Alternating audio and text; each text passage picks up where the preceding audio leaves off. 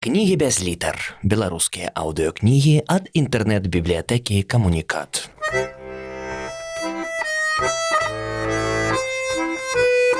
Вяртанне. Хацелася напісаць пра, але не мог, не наважваўся. Мастак памёр на пероне яшчэ таго старога мінскага вакзала. Пасадзіў жонку ў вагон, цягнік крануўся, ён узмахнуў на развітанне рукой, схапіўся за сэрца, і чалавека не стала. Мастак быў маім настаўнікам. На апошнім курсе вучэльні я напісаў алейнымі фарбамі на палатне карціну памерам метр на метр. Яна, тая карціна, напісалася вельмі хутка, ці не за адзін дзень.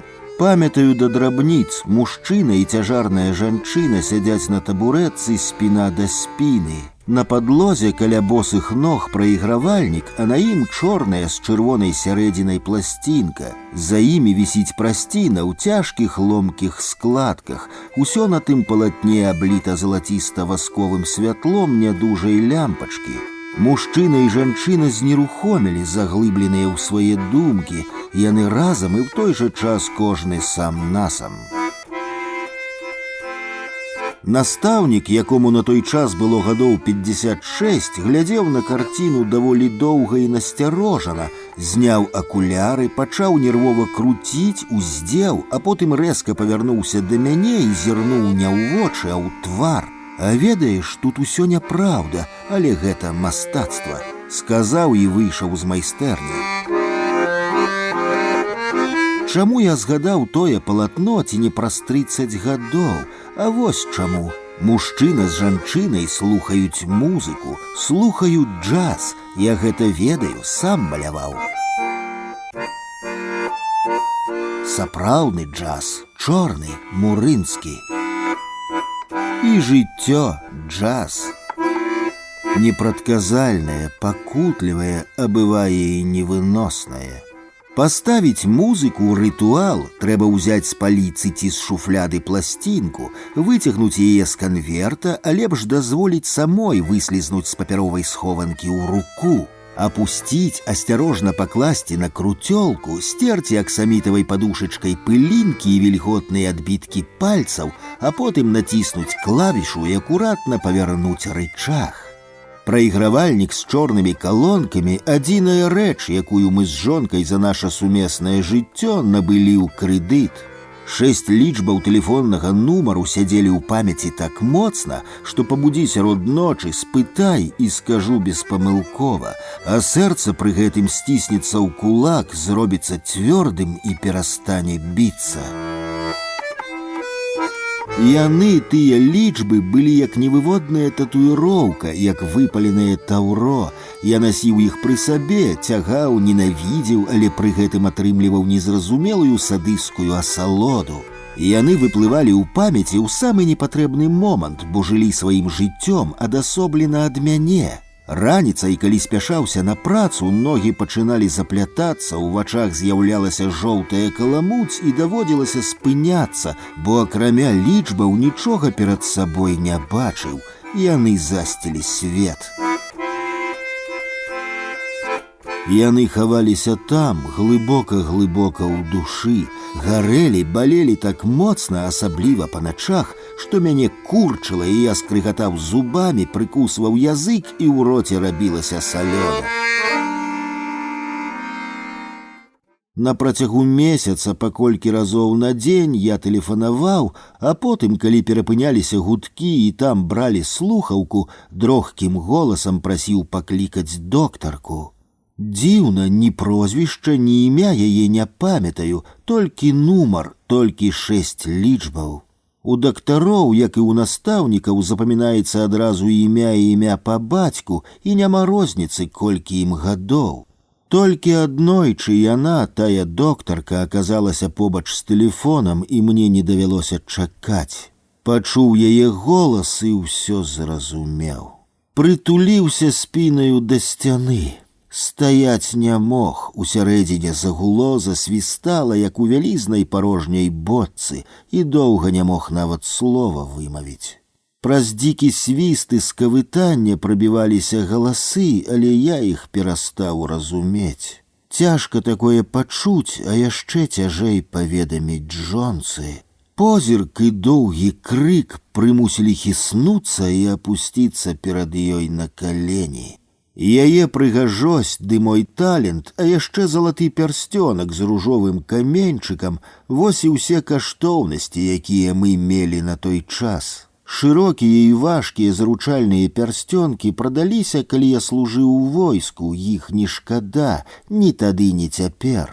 Пры даволі рэдкіх сустрэчах з доктаркай нястерпна хацелася перапыніць яе перасыпаную, перанасычаную медыцынскімі тэрмінамі размову, за якой дактары хаваюць сваю бездапаможнасць. Выцягнуць з кішэні загорнуты ў бялюткую насоўку той залаты пярсцёнак і прашаптаць, прамовіць, але так, каб не пачуць адмоўнага адказу: «Вось, возьміце, бярыце, бярыце, больш нічога каштоўнага ў нас няма, зрабіце толькі, каб ён жыў».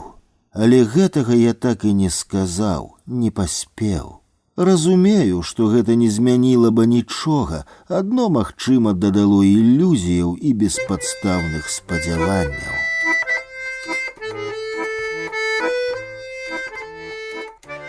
Музыка загучала раней, чым ён з'явіўся на палубе. Цёмныя пальцы беглі па клавішах і кнопках старога дабітага акардэона.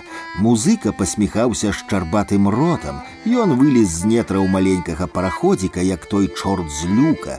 На параходзіку людзей па пальцах пералічыць. Вецер з мора, спёка, хвалі блакітна-зялёныя, музыка. Што яшчэ трэба? Параходзік гайдае як трэсачку, хвалі бухаюць у левы борт, ляцяць салёныя пырскі, зіхцяць на белых парэнчах, на дошках палубы, пабліскваюць прахалодным пылам у паветры. Яшчэ адна хваля, і яе кідае ў мае абдымкі, лаўлю, быццам чакаў, прыціскаю да сябе і хутка цалую ў прахалодную шчаку. Чарнявы, лысаваты, расхрыстаны музыка, апрануты пад аперэтачнага марака, пачынае абыходзіць пасажыраў. Спрактыкавана, яму дастаткова хуткага позірку на адпачынніка, каб вызначыць, з якой краіны той прыехаў. І тады музыка усміхаецца яшчэ шырэй, яшчэ больш прыязна і ветліва. Ён усё разлічыў, параходзік маленькі, не схавацца, людзей няшмат, так што за яго музыку давядзецца плаціць кожнаму. З намі ў іспанца-каталонца атрымаўся пракол. Ён прыняў маю жонку спярша за мадам, заіграў французскую мелодыю і атрымаў адно яе бесклапотную усмешку, потым за фрау, потым за пані, і замест аднаго музычнага нумару для яе прагучала ажно цэлых 4. На ілбе музыкі высыпалі кроплі поту, ён, бедалага, нечакана расхваляваўся, нават пачырванеў. Перад прыгажосцю заўсёды пачуваеш сябе крыху спалохана і разгублена. Ён тады пайшоў ва-банк, загучала бяспройгрышная галубка. А яна смяялася і фатаграфавала яго з капітанскай фуражкай у руцэ. Тэракотавыя форты Барселоны, белыя вежы маякі, малахітавага колеру марская вада, сіняе неба — усё гэта плыло, гайдалася ў яе вачах, якія штохвілінна мянялі свой колер. Насцярожанасць і лёгкі сполах, відаць, яна баялася, што шчасце можа раптам скончыцца, з'яўляліся то ва ўсмешцы, то ў позірку, але хутка раставалі. А музыка расцягваў стракатыя мяхі дабітага акардэончыка, дужыя і няспрытныя пальцы прабягалі па кнопках клавішах. Яго, як і іншых, хістала, але ён усё адно яшчэ паспяваў прытоптаваць у такт мелодыі. Жонка дала яму грошай, поўную жменю манетак, усе якія былі. За шчасце трэба плаціць, за няшчасце расплачвацца.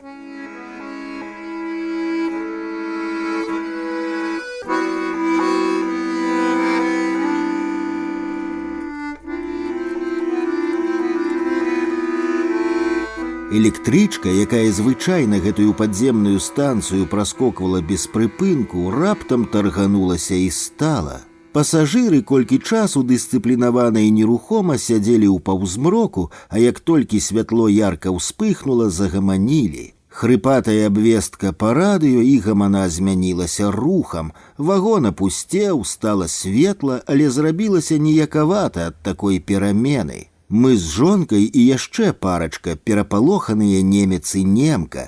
Яны цікуюць за намі, а падысці не наважваюцца. На падземным пероне людзі паспелі паразыходзіцца, скразняк смецце папяровае туды-сюды ганяе. Адзінае, што мы з жонкай зразумелі, электрычка па незразумелай прычыне спынілася на краі сталіцы Каталоніі, далей не пойдзе, а таму выбірайся як ведаеш. Ведаю, над намі прамысловыя кварталы, і рабіць там няма чаго, бо прамысловыя зоны паўсюль аднолькавыя, шэрыя, што ў Мінску, што ў Віцебску, што ў Барселоне. З дапамогай нязвыклага задушлівага і бруднага метро дабіраемся да патрэбнай станцыі ў цэнтры горада і з уздыхам сапраўднай палёгкі рушым рука ў руцэ на паверхню. Немец і яго ружаваскурая фрау, акуляры на ланцужку, ідуць па нашых слядах. Разумеюць, што мы больш за іх абазнаныя і спрактыкаваныя, потым яшчэ тройчы мы з імі сустрэнемся. І зноў злаўлю, перахаплю зайздросныя позіркі. Немец стане есці вачамі маю жонку, а немка будзе глядзець на яе праз акуляры, так, як можа глядзець адно жанчына на жанчыну, з непрыхаванай варожасцю, насцярожанасцю і здзіўленнем. Азірнуся і ўбачу, як фрау таргане свайго мужа за плячо, так злосна і непрыгожа, а потым яшчэ пачне выгаворваць. А мы хацелі з імі, як з сябрамі па няшчасці, пазнаёміцца і, можа, нават выпіць. Не перасекчыся ў пустым вялізным горадзе немагчыма, чалавека відаць здалёк. Горад звычайна перапоўнены, гаманкі, верлівы, пусты і светлы, як той святочны стол на раніцу. Горад, як кватэра без гаспадароў. Горад, у якім спыніўся час, начное жыццё сышло, а дзённае не пачалося. Ён належыць нам, а мы яму. Трымаю жонку за руку, а дакладней трымаюся яе рукі, хоць выдатна разумею, што сёння, калі нават моцна пажадаеш згубіцца ці знікнуць, не атрымаецца, вуліцы амаль бязлюдныя, вецер з блізкага мора і яркае гарачае сонца. Нашы адлюстраванні ў вымытых вітрынах крамаў, кавярняў, офісаў здзіўляюць, бо ўсе нагадваюць урачыстыя парныя партрэты на фоне горада, дзе ў поўны рост з брукаванкай пад нагамі, а дзе толькі галовы. Крамы зачынены ўсе чыста, кавярні і бары з 5 працуе адна, але гэтак нават і лепш, у кожнай кавярні стануць вітаць нас так, нібыта мы самыя чаканыя, самыя жаданыя госці, і куды толькі падзенецца заўсёдная каталонская стрыманасць. Сіеста, якую не шануюць адно французы ды сабакі. Але ж якая сіеста зрання? Пытанне, на якое мы так і не знайшлі адказ, а хутка і шукаць перасталі, занадта добра і спакойна ў напоўненым сонцам і ветрам горадзе, каб яшчэ пра нешта думаць, перажываць. Залацістыя вежы Саграды, як вышытыя на шоўку напятага ветрам сцягу, паказаліся ў канцы вуліцы і з кожным крокам пачалі набліжацца. Побач з саборам тузін турыстаў на зялёным газоне ды мужчына ў памаранчыкавай камізэльцы, які старанна паліваў ярка-зялёную траву і апельсінавыя дрэўцы, а на сабор нават не глядзеў. Побач з каменнай грамадзінай мы пачуваліся дробнымі казюркамі-мурашамі, але неверагодна шчаслівымі. Хацелася ўпасці на мяккую траву, схапіць любую жанчыну, сціснуць у абдымках і цалаваць. А залацістыя вежы Саграды няхай хістаюцца, ляцяць, плывуць, плавяцца ў шаўковай сінечы.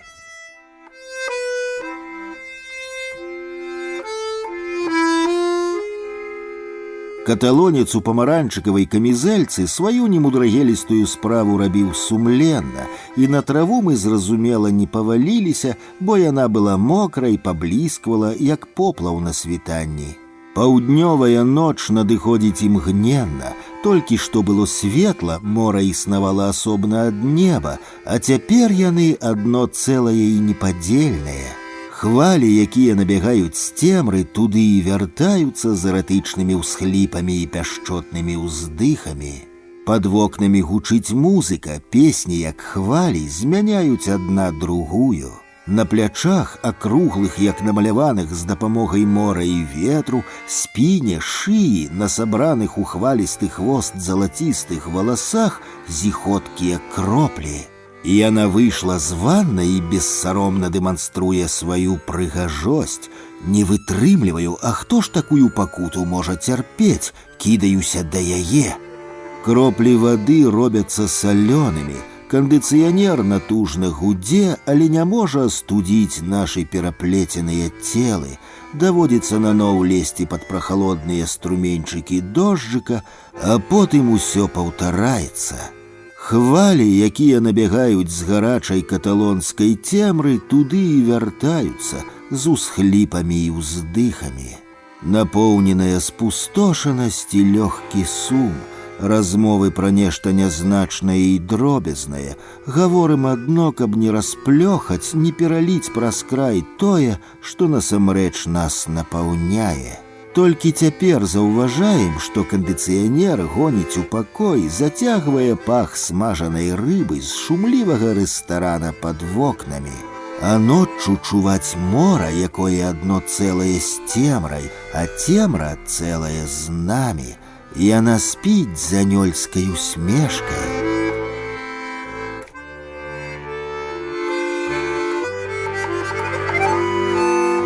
Такой залевы, колькі жыву, не памятаю. Шаша кіпела ў святле фараў. Вада, вада, вада. Яна плыла па ветравым шкле, і дворнікі ўжо не дужалі яе змахваць, адно сутаргава ўздрыгвалі. Яны, як рукі, стомленыя, напрацаваныя, спрабуюць падняцца, а потым ападаюць, апускаюцца. Грукат перуна, шалёныя сполахі маланкі і шоргат, хліпанне, сычэнне вады. Машына не ехала, а плыла, святло фараў выхоплівала, выдзірала з мокрай цемры зусім мала прасторы, толькі ўсяго некалькі крокаў. Вялізная, як тая гара, фура вынырвае з дажджу, выскоквае насустрач. Сляпучае святло б'е па вачах, і яны інстынктыўна заплюшчваюцца, а пальцы сутаргава яшчэ мацней сціскаюць ручку гаспадарчай сумкі. Удар, скрыгат металу, звон разбітага шкла, і наша разбітая знявечаная машына ляціць з шашы ў кювет. Тады я не баяўся смерці, яна падавалася лягчэйшым і лагічным выйсцем, прычым хуткім. Трое забітых, два мужчыны і маладая жанчына. Потым высветліцца памылка. Потым, пасля таго, як расчэпяць мае і яе пальцы, расшпіляць маланку гаспадарчыя сумкі. Там у сумцы знойдуць загорнутае ў навюткія пялёнкі мёртвае дзіця. Усю доўгую дарогу 6 гадзін мне бачылася аварыя, катастрофа. Гэта было і магчыма, і больш чым верагодна. Машына з'ехала з шашы, спынілася, хапіла такі розуму, а дождж шумеў і шумеў, хвастаў маленькі памаранчыкавы легкавічок з 3 няшчаснымі ў задушлівым салоне. Я глядзеў на яе, калі маланкі рассякалі сцяну залевы, калі святло машын, што ішлі насустрач, выхоплівала з цемры яе спалатнелы, ні крывінкі твар, і не мог знайсці слоў, каб суцешыць. А якія словы маглі дапамагчы? Усе яны прагучалі без водгуку раней, яшчэ там, у інтэрнатаўскім пакойчыку, калі прымушаў яе ледзь не сілай піць гарэлку і піў сам. У мяне не засталося ані кроплі мужнасці. Я хацеў знайсці яе ў сваёй душы, не знаходзіў. Кроплю толькі адну, а яе не было. Санітарка, круглатварая немаладая жанчына, разгубілася і не адразу паверыла, што я гэта я. Доўга круціла, вывучала мой пашпарт, параўноўвала фотаздымак з тым, хто стаяў перад ёй. У яе позірку было поўнае непаразуменне, і яна яго нават не хавала. Я ніколі і нікому не расказваў пра маленькае цельца свайго сына, тым больш жонцы. Яно, распоратае ад шыі да паху, было на хуткую руку сшыта тоўстымі ніткамі. Так не сшываюць нават разадраную ляльку. Не расказваў, як няўмела спрабаваў загарнуць у пялёнку маленькі трупік, чым больш спяшаўся і стараўся, тым горш атрымлівалася. Санітарка адсунула мяне ад жалезнага стала з халоднай, як брудны лёд, бляхай, запакавала мёртвае, як жывое, і аддала мне. Жончыны пальцы колькі не спрабаваў расціснуць не мог. Яна трымалася за сумку аберуч і адно пакутліва ўздрыгвала. І, як мне здавалася, не разумела, нідзе мы нікуды едзем начной залевай. Для мяне прайгравальнік істота жывая, амаль чароўная, цудадзейная. А чорная пласцінка, начное неба, палёты, падзенні. У кожнага прайгравальніка, нават не самага дасканалага, ёсць рычаг, які паварочваецца як рука, і вастрыё голкі мякка і чуйна датыкаецца да ледзь бачнай дарожкі. Плытка ціха кранаецца і пачынае свой танец. Час устае адно на тое, каб набраць у грудзі паветра, гучыць музыка. Ды і музыка на чорных вінілавых пласцінках, на маю думку, жывая, бо іголка бяжыць па драпінах, незаўважных пылінках, падскоквае, а часам спыняецца, каб потым, калі не паспяваеш падысці, ізноў прахапіцца, абдумацца і нарадзіць гук, пяшчотны ці трывожны. З гэтым нічога не зробіш. Я чалавек мінулага стагоддзя і нават тысячагоддзя, той эпохі, якую варта назваць вінілавай, а носьбітамі музыкі той эпохі былі чорныя пласцінкі з яркімі, часцей глянцавымі кружкамі-сярэдзінамі. Папярова-вінілавая эпоха. Вось таму, а не з якой іншай прычыны, на той карціне з цяжарнай жанчынай і мужчынам, якія сядзяць спіна да спіны, ёсць і ён, прайгравальнік. Гучыць блюз, а што ж яшчэ яны могуць так засяроджана слухаць?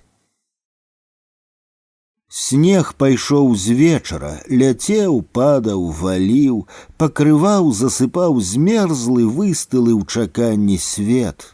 Зямля была холодная, высохлая ад сцюдзёнага ветру, як жалеза ці камень. А таму снег, першы за восень і зіму, выдаваў лёгкім, пульхным і неверагодна белым. Я глядзеў на яго праз вокны, пераходзіў з пакою ў пакой і не мог паверыць, што нарэшце пачалася чаканая зіма. Не будзе надакучлівага скавытання ветру, бомкання цяжкіх кропляў па бляхах карнізаў, такога аднастайнага і варожага. На раніцу той першы снег храбусцеў, як капуста пад лязом нажа спрытнай гаспадыні. Я спяшаўся ў краму, якая месцілася ў суседнім мікрараёне, ішоў праз поле белай цаліной, не кранутай, не сапсаванай чалавекам, падумаў, што дзень пачынаецца з белага ліста. Набываў крамяныя зялёныя яблыкі, выбіраў лепшыя, вялікія, як мужчынскі кулак, памідоры на зялёных галінках, сок, мінеральную ваду. А ў душы нарастала дзіўнае пачуццё, разабрацца ў якім, заняты будзённымі клопатамі, не паспяваў. Пальцы намацалі ў кішэні тэлефонны жэтон, звыкла набралі хатні нумар доктаркі, і ў той жа час ён рассыпаўся ў памяці. Камбінацыя лічбаў зрабілася амаль бясконцай, а таму бессэнсоўнай. Слухаўка ў левай руцэ, пластыкавы пакет з ежай у правай, а вакол снег. Бадзёрым голасам доктарка павіншавала, а далей я не памятаю. Белы свет перакуліўся. Мужчыны і жанчыны на небе, спалоханыя твары, зялёныя яблыкі, чырвоныя шарыкі памідораў без галінак, снег. І разуменне таго, што там, за бетоннай сцяной мікрараёна, за аднолькава шэрымі шматпавярховікамі ў мяне нарадзілася, ты нарадзіла. Дакладна памятаю вагу і рост дачкі, іх захавала памяць. Іду па снезе, гляджу на снег, ем снег, на шчаках слёзы, выціраю іх снегам. Снег, які выпаў з 5 на 6 лістапада 1995 года, сцёр з памяці, як хваля з пяску, лічбы, якія заміналі глядзець на свет 6 гадоў. Сонца схавалася за лес, шарая гадзіна — улюбёны час мастакоў. Свет ясны, амаль без ценяў, зразумелы, але ўсё адно з лёгкім прысмакам таемнасці. Старыя сосны, прамаляваныя святлом дня, які адыходзіць, дробныя кветачкі, травінкі, пчолы і казюркі нагадваюць дасканалыя ювелірныя ўпрыгожанні. Нават звычайны шэры каменьчык на дарозе і ён, абліты цудадзейным святлом, твор мастацтва, бо выдае каштоўным. Нават не надта прыгожыя людзі ў залацістым святле шарай гадзіны і тыя выглядаюць як мадэлі мастакоў адраджэння, а што казаць пра маладую жанчыну, прыгожую і дасканалую ад нараджэння. Я гляджу на яе моўчкі, крыху спалоханы, уражаны, разгублены да такой ступені, што па колькі разоў перапытваю. Разумею, што мастацтва пры ўсёй велічы і магутнасці здатнае ў лепшым выпадку спыніць імгненне, але яно не можа змагацца з жыццём, з трымценнем цёплага паветра, напоўненага пахамі доўгага летняга дня, з гукамі далёкімі і блізкімі, з шоргатам крокаў, з ціхай размовай. Мастацтва будзе імкнуцца, але ластаўку так і не дагоніць. Гэты час кароткі, хуткаплынны, кіношнікі называюць яго рэжымам. Час паміж святлом, якое хутка сыходзіць, і змрокам, цемрай, якія пакуль хаваюцца, але не паспееш азірнуцца, запоўняць свет, запануюць да першых світальных промняў. Залаты акраец стромы пясчанага кар'еру ў чорных кропках ластаўчыных нораў, як святочны хлеб, спечаны з макам. На строме велічныя сосны з чырвонымі камлямі, носяцца імклівыя і нястомныя ластаўкі, ціўкаюць.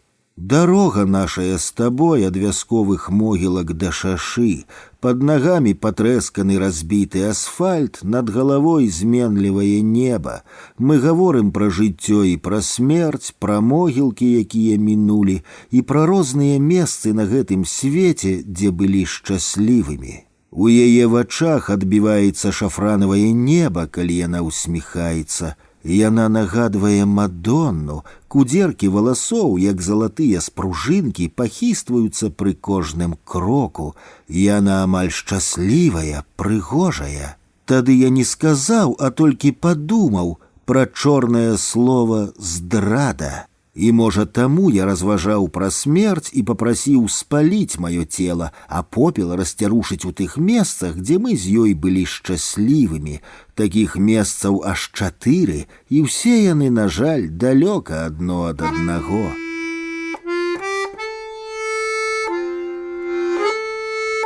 Вакацыі пасля першага курса інстытута у Гомелі дапамагаў састарэламу мастаку-афармляльніку павялічыць пенсію. Маляваў вялізныя агітацыйныя плакаты і сёння памятаю заклікі папярэджанні ад неасцярожнага абыходжання з газам і газавымі балонамі. Пад вечар вяртаўся ў бацькоўскую кватэру. У пад'ездзе сустрэў суседку, і яна з усмешкай паведаміла, што да мяне прыехала прыгожая дзяўчына. Нават не спытаў, якая дзяўчына, ведаў напэўна, яна тая самая прыгожая.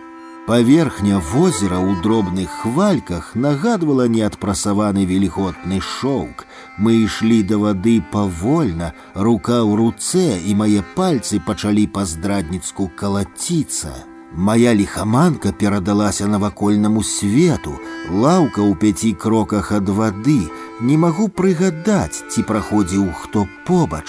Калаціла так моцна, што зубы ляскалі, а цела зрабілася непаслухмяным, як не маім, па скуры прабягалі сутаргавыя хвалі. Я хацеў яе, хацеў, і жаданні нашыя супалі, бо і яе калаціла нястерпна. Там наперадзе няхай будзе, што будзе, а мы тут і цяпер. Нашы жаданні супадаюць, прыціскаюць адно да аднаго так моцна, што не разарваць. Чаму яна абрала менавіта мяне? чаму прыйшла на мой інтэрнатаўскі ложак з рыпучай правіслай да падлогі панцырнай сеткай. У яе ж быў выбар, за ёй бегалі, хадзілі, вакол яе круціліся інстытуцкія выкладчыкі, акторы і мастакі. Можа, з кім іншым яна магла быць больш шчаслівай?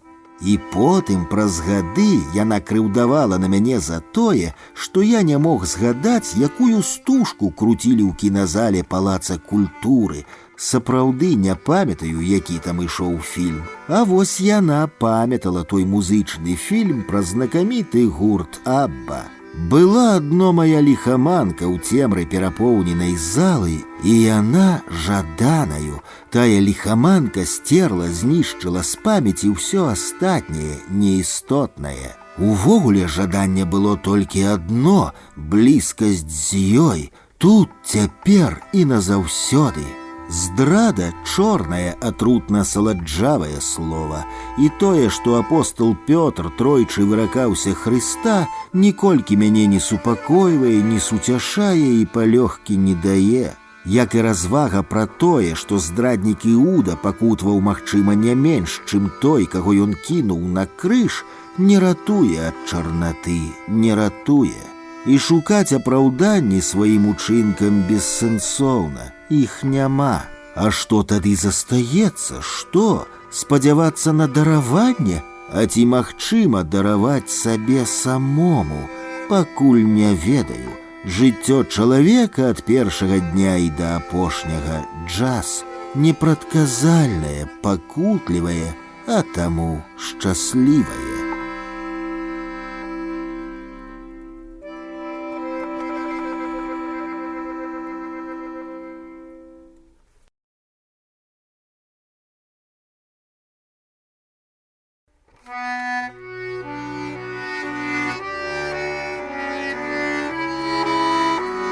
Мінскі альбом. Рэрых і Ліўшыц. Любое сховішча з карцінамі мае пэўныя памеры. Надыходзіць час, і старыя палотны павінны саступіць сваё месца новым. Так было і так будзе. Мне даводзілася записываць палотны з фонду кафедры станковага жывапісу Беларускага дзяржаўнага тэатральна-мастацкага інстытута.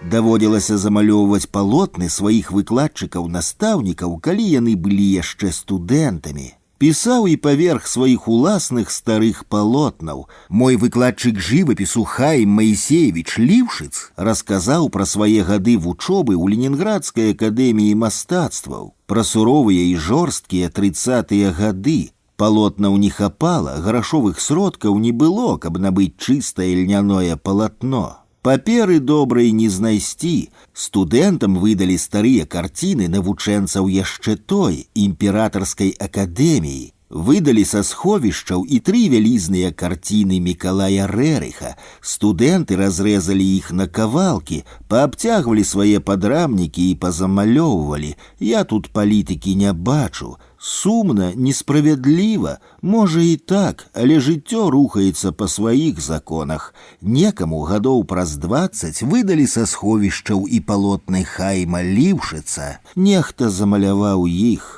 Адкуль апантанаму студэнту 50-х-60-х гадоў было ведаць, што ён весела квэцае фарбай па палатне Мікалая Рэрыха.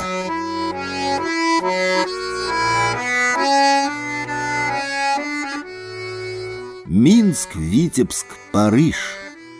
Калі табе 19, то выкладчыка, якому 65, успрымаеш неверагодна старым. У 1977 годзе столькі і было майму інстытуцкаму настаўніку жывапісу і кампазіцыі Хайму Маісеевічу Ліўшыцу. Гэта яго пераняў на параднай лесвіцы пры вялізным акне глобус і паказаў невялікага памеру фотаздымак кепскай якасці. На той картачцы быў сам глобус, які праходзіць па местачковай вуліцы ля аднапавярховага цаглянага дамка. Я стаяў праваруч і маўчаў. Хайм Маісеевіч уздзеў акуляры з тоўстымі шкельцамі, адставіў здымак на даўжыню рукі. «Што гэта, Хайм Маісеевіч?» — спытаў мой сябар у майго выкладчыка. «Дзе?» «На здымку. Чалавек ідзе па вуліцы. А што гэта за дом? Тыцнуў пальцам у картачку глобус. Ну, дом, і што? Аднапавярховы? Хай, Маісеевіч, гэта ж дом Шагала, сказаў я расчаравана. Ліўшыц паглядзеў спачатку на мяне, потым на майго сябра, потым на здымак, потым падышоў бліжэй да акна. Раптам з яго тварам нешта зрабілася. Я не магу гэта апісаць дакладна, трэба доўга і старанна падбіраць словы. Карацей, Хаім Майсевіч на вачах памаладзеў, таргануўся, на паўгалавы зрабіўся вышэйшы, акуляры зляцелі з носа і павіслі на шнурку. «И вы что, думаете, я не знаю, что это дом Шагала? Думаете так? Мой дом, наш дом, мы жылі праз 2 ад гэтага, вось тут». Кароткі указальны палец зрабіў пятлю і завіс у паветры, быццам да сцяны дакрануўся. 77-й год, Мінск. Пра Шагала ў голас лепей было не гаварыць. Вучылі сацыялістычнаму рэалізму, навуковаму камунізму і гісторыі партыі. Парыж здаваўся недасягальным. Мы з глобусам ішлі па праспекце і гаварылі пра Парыж, пра Шагала і Пікасо, пра Жоржа Брака і Фернана Леже. Мы гаварылі пра выдатных мастакоў, купілі ў гастраноме партвейна і напіліся, але і п'яныя працягвалі гаварыць пра карціны і Парыж. Большасць інстытуцкіх выкладчыкаў прафукалі свой талент на партрэты перадавікоў, брыгадзіраў, калгасніцы калгаснікаў, партызаны чырвонаармейцаў. І калі яны бачылі, што нехта збіраецца пайсці не іхнім шляхам, то раздражняліся. Яны як тапельцы хапалі за рукі жывых і цягнулі на дно. Мы пачыналі вучыцца падманаваць настаўнікаў, уладу, пачалі вучыцца выжываць. Мы не баяліся будучыні. Праз пару месяцаў я сядзеў у майстэрні і маляваў. Прыйшоў Ліўшыц. Час быў позні, нават вячэрні, малюнак скончыўся. Я маляваў Мінск, маляваў як Парыж. Маляваў тэлевежу і хацеў, каб яна была падобная да Эйфелевай. Хаім Маісеевіч сеў на табурэтку, доўга разглядаў мае эскізы і накіды, потым закрыў твар рукамі. Потым мне падалося, што ён заплача. Потым, калі адыме далоні ад твару, то яго рот стане крывіцца, а вочы мружыцца, як ад сляпучага святла.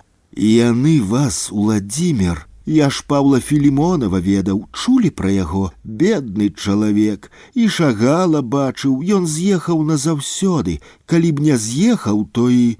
Паслухайце мяне, я вам добра жадаю, не піце столькі віна, не трэба. Я ў Ленінградзе напіўся ў 33-м, ледзь не памёр. Віно добрае было, старое, сапраўднае.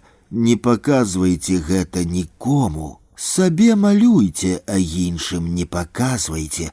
Можа, потым калі-небудзь. І сябру свайму скажыце. І я быў левы, такі левы, ну такі. Бачыў эцюд Веласкеса, той з Эрмітажа, які прадалі амерыканцам. Яны шмат прадалі, лепшае прадалі. Я ўсе тыя карціны бачыў на свае вочы, як вашы. А Шагал, што Шагал? Рэмбрандт ёсць, начная варта, самая лепшая карціна ў свеце.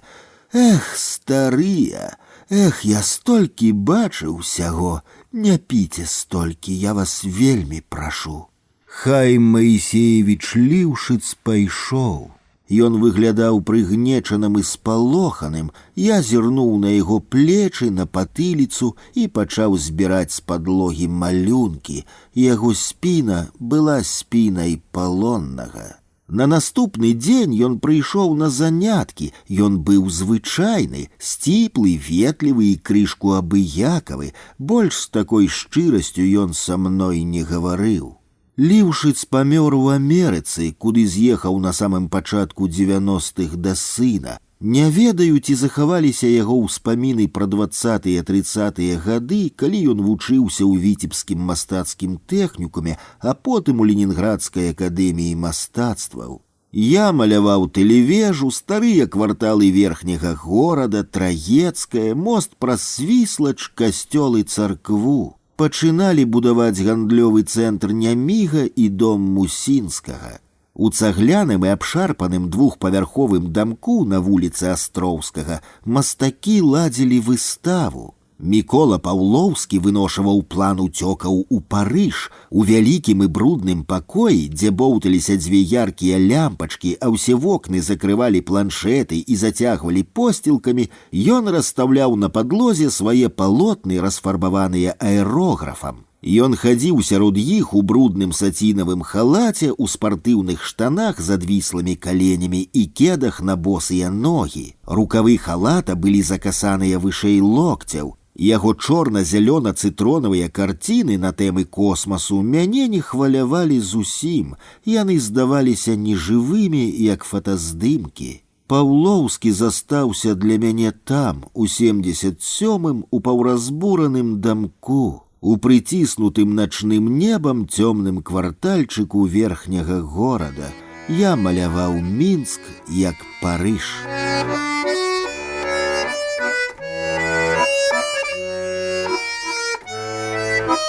Дзённы сеанс. Змена. 1974 год. Пачатак красавіка. Ёсць у Мінску месцы, якія я ненавіджу, люта ненавіджу. Як па мне, то лепш бы іх не было. Але яны ёсць, і цяпер кінатэатр «Змена» падаецца месцам далёкім, як не ў Мінску. Не памятаю, які там круцілі фільм, але, відаць, вельмі цікавы, што мы з глобусам вырашылі паглядзець. Доўга калаціліся ў трамваі нумар 3, даехалі, гаварылі пра сваё, пра мастацтва і карціны, пра настаўнікаў і аднакурсніц, пра алейны жывапіс і будучыню. Перад гэтым пабылі на Камароўцы, памалявалі вясковых цётак у клятчастых хустках і мужикоў у ватоўках. Падзівіліся на агромністыя гарбузы, на свінячыя галовы з заплюшчанымі вачамі і крыўдліва падціснутымі пашчамі, на рэбры свінячыя ружова-бэзавыя. Паелі пончыкаў з павідлам па 5 капеек, хацелі патрапіць у вучэльню, ў сваю майстэрню, але злосная вахцёрка дзверы не адчыніла. Нядзеля. Які ж там ішоў фільм, як тады, так і цяпер, праз 35 гадоў, мне гэта не дае спакою. Бывае, што адной дэталі і не хапае, каб успамін выглядаў пераканаўча. Мінск быў шэры, расплывісты, як малюнак тушу на абгортачнай вогкай паперы. Ну, ведаеце, калі туш расплываецца і лінія губляе дакладнасць. Пакамечаным, як тая абгортачная папера, выглядаў красавіцкі Мінск, і мы з глобусам былі абгорнутыя той паперай. Перайшлі рэйкі, павярнулі за рог, прайшлі побач з тэлефоннымі будкамі. Шкло павыбіванае, а самі тэлефонныя апараты на 2 капейкі выглядалі калекамі, знявечанымі і непатрэбнымі. Касы кінатэатра зачыненыя, сеанс адмянілі. Кіно не прадбачылася, мы пахадзілі побач, падзівіліся і вырашылі паспрабаваць вярнуцца ў вучэльню, каб памаляваць у цёплай майстэрні цукрова-снежныя гіпсы. Можа, нарэшце хоць там пашанцуе, але кіно нас чакала. Сапраўднае, рэальнае, жывое, а не на чыстай прасціне экрана. Кіно мусіла адбыцца тут, на шэрай мокрай вуліцы, на бруднай пакамечанай абгортачнай паперы, на шурпатым асфальце. Спачатку з'явіліся 2 падшыванцы гадоў па 13, дробныя і мітуслівыя. Яны папрасілі капеек, мы не далі. Пераглянуліся з глобусам, плячыма перасмыкнулі, хацелі да прыпынку рушыць. Тут падышлі 3 юнакоў нашых гадоў, мясцовыя і нахабныя, з цыгаретамі. Па іх разуменні мы пакрыўдзілі меншых сяброў, да прыпынку метраў 100, але для гэтага трэба павярнуць за рог. Не, мы не спалохаліся, удвух можна супраць 3, лёгка, меншыя падшыванцы некуды зніклі, слова за слова і бойка пачалася. Глобус выхапіў нож, яго сцізорык ляжаў у кішэні, лоўкі, нагойстраны як брытва. У мокра-хрыпатым гомане і крыках нож бліснуў кароткім лязом суха і колка. Мясцовыя адхінуліся, адскочылі, спалохаліся, бо не чакалі такога сцэнарыя. Помню вочы іхнія і твары, якія згубілі афарбоўку, імгненна спалатнелі. Нож — гэта не жарт, гэта моцны жэст. Глобус хутка секануў паветра. Нож! Здзіўлена прашаптаў адзін з мясцовых і азірнуўся. З-за рога дома выбегла трое меншых і пара дарослых 20гадовых хлопцаў. У аднаго на шыі матляўся шалік колеру варанай морквы. Глобус адступіў на крок, хутка склаў нож, закінуў кішэнь. Тут і пачалася сапраўдная бойка, тупая і бяздарная, з крыкам, лаянкай, вулічная. Мяне павалілі першага, пачалі мясіць. Калі я здолеў вырвацца і падхапіцца на ногі, то глобус ляжаў, а яго білі. Я ўчапіўся ў шалік колеру варанай морквы і пачаў адцягваць хлопца. Ён захроп, заторгаўся, але глобуса біць не кінуў. Мяне павалілі на спіну і зноў пачалі біць нагамі. Нож! У гэтага нож! Апошняе, што я пачуў. Глобус размазваў па твары яркую кроў. Мы цягнуліся да прыпынку, і тут зноў з'явіліся падшыванцы. Мы пабеглі, уваліліся ў трамвай, брудныя і ў крыві. Глобус закрываў твар рукамі, а кроў выцякала між пальцаў. На другі дзень у інтэрнаце архітэктурна-будаўнічага тэхнікума, дзе я тады жыў, мне зробіцца млосна. Знаёмы студэнт-в'етнамец абмажа мае жоўта-бэзавыя бакі смярдзючай маззю з металічнай пушачкі. Я буду моршчыцца ад болю і дзівіцца на фотакартачкі ў пакоі в'етнамцаў. Ён, мой лекар, стаіць з аўтаматам пад дрэвам, на галаве саламяны капялюш. Мае сінякі праз тыдзень сыдуць, а рэбры перастануць балець. Глобусу застанецца зламаны нос. У маёй сумцы ляжаў скальпель, у кішэні балоневай курткі глобуса ножык з блакітнымі тронкамі. Усё магло скласціся інакш, зусім кепска. Гнюснае месца, кінатэатр «Змена». Ненавіджу. Здаецца, там побач жылі Сергей Шупа і Альгерд Бахарэвіч. Постскрыптум, а кіно называлася «Францісκα Гоя ці цяжкі шлях пазнання». Нафталінавыя цукеркі. У той вечар ішоў снег, нават не ішоў, а валіў. Вішня ў бэзавым змроку, залаты ліхтар. Дрэўца так абляпіў снег, што яно выдае несапраўдным, казачным, падобным да дэкарацыі лялечнага мультфільма. Вішня і ліхтар за акном, а я за сталом.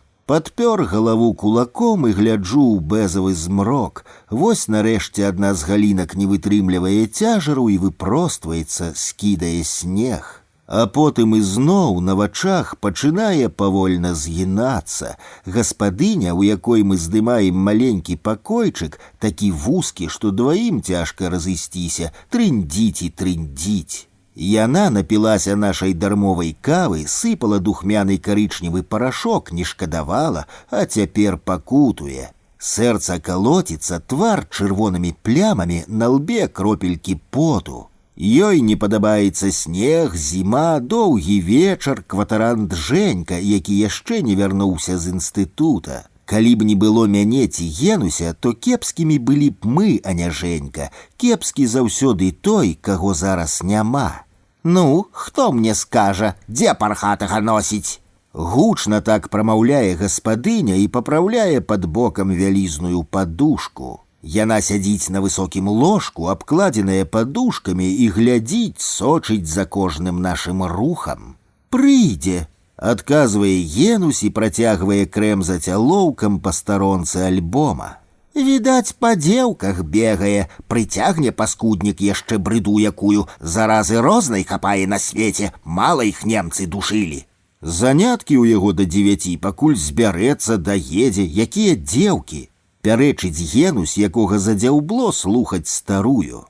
Снег прымушу зграбаць, як толькі прывалачэцца, а ў пятніцу выпраўлю ў лазню, каб свае пархі памыў.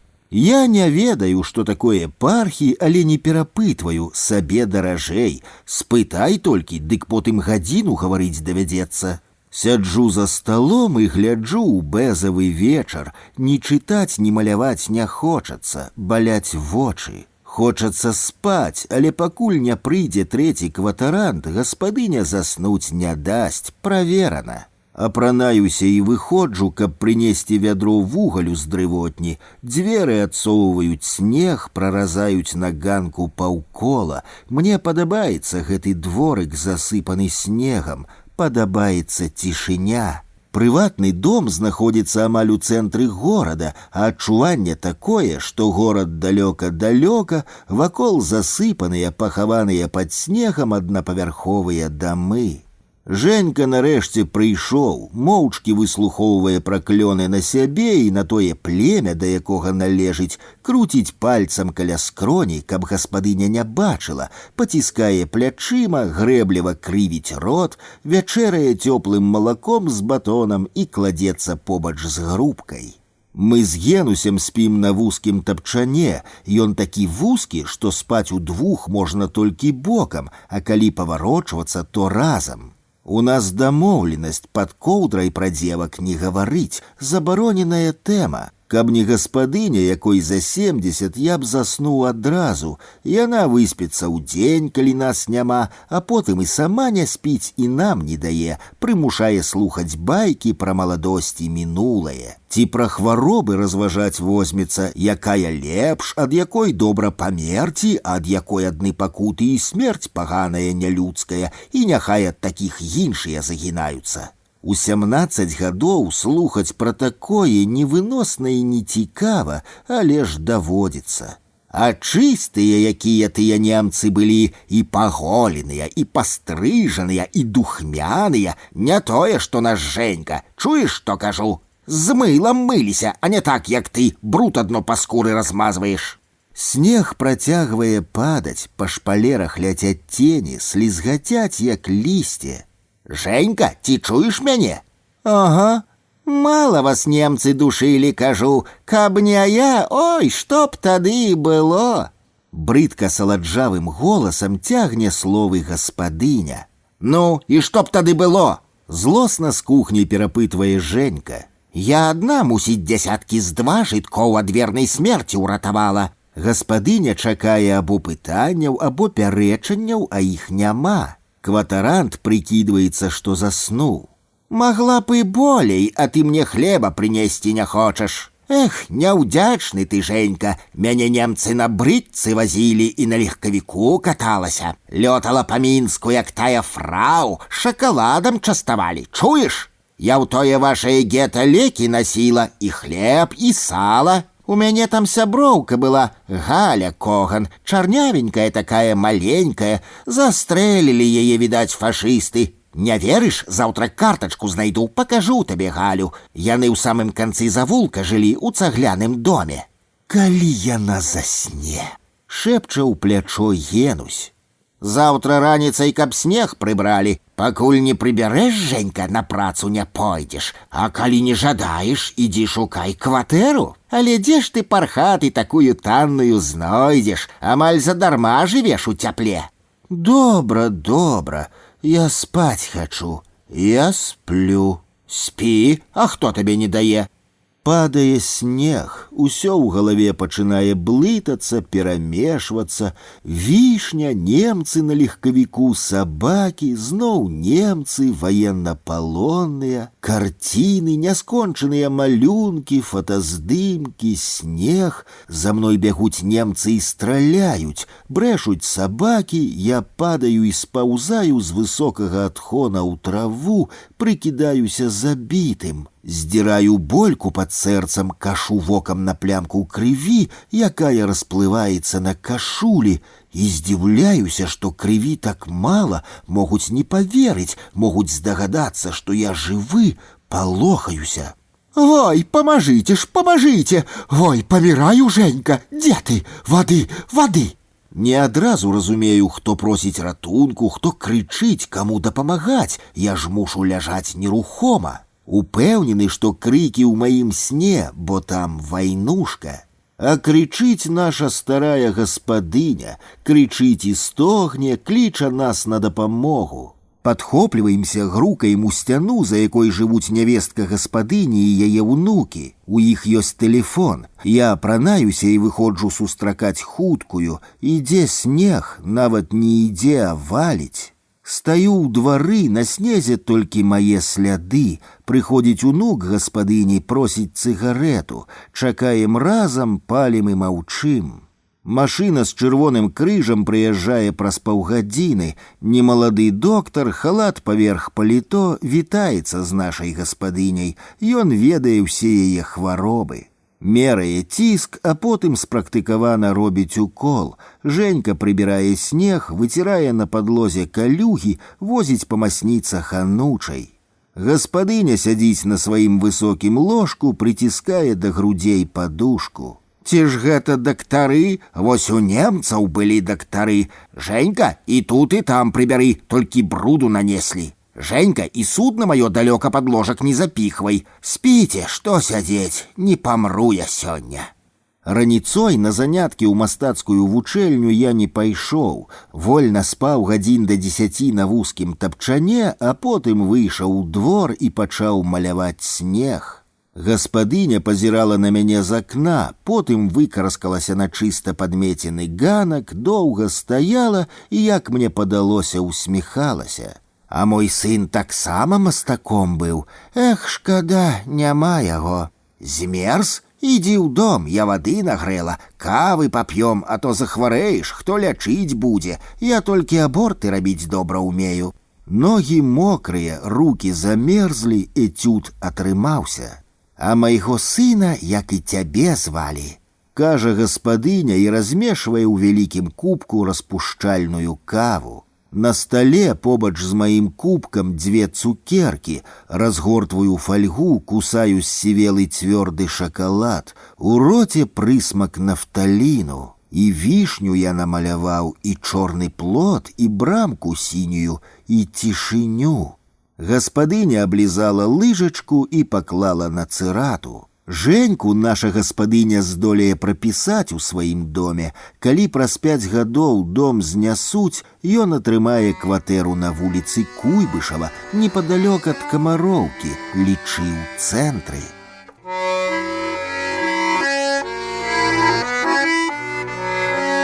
Ядзя ела яблык. Мастак і мадэль — вечная песня, ёй 1000 гадоў.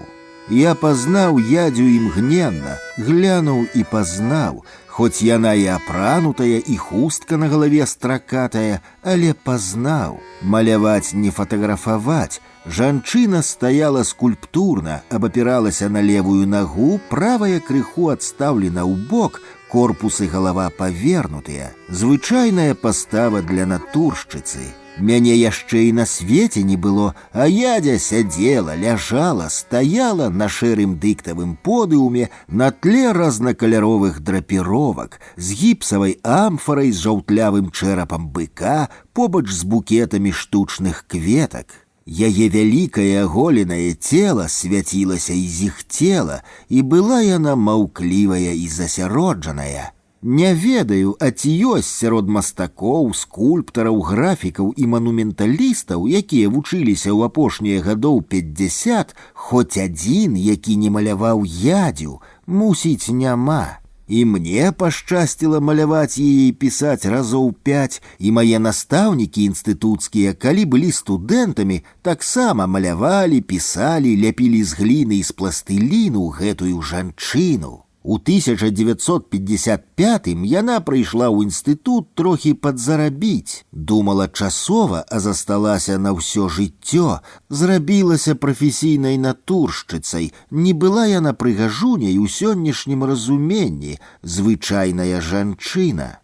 Я маляваў ядзю ў вучэльні, потым некалькі разоў, але падоўгу ў інстытуце.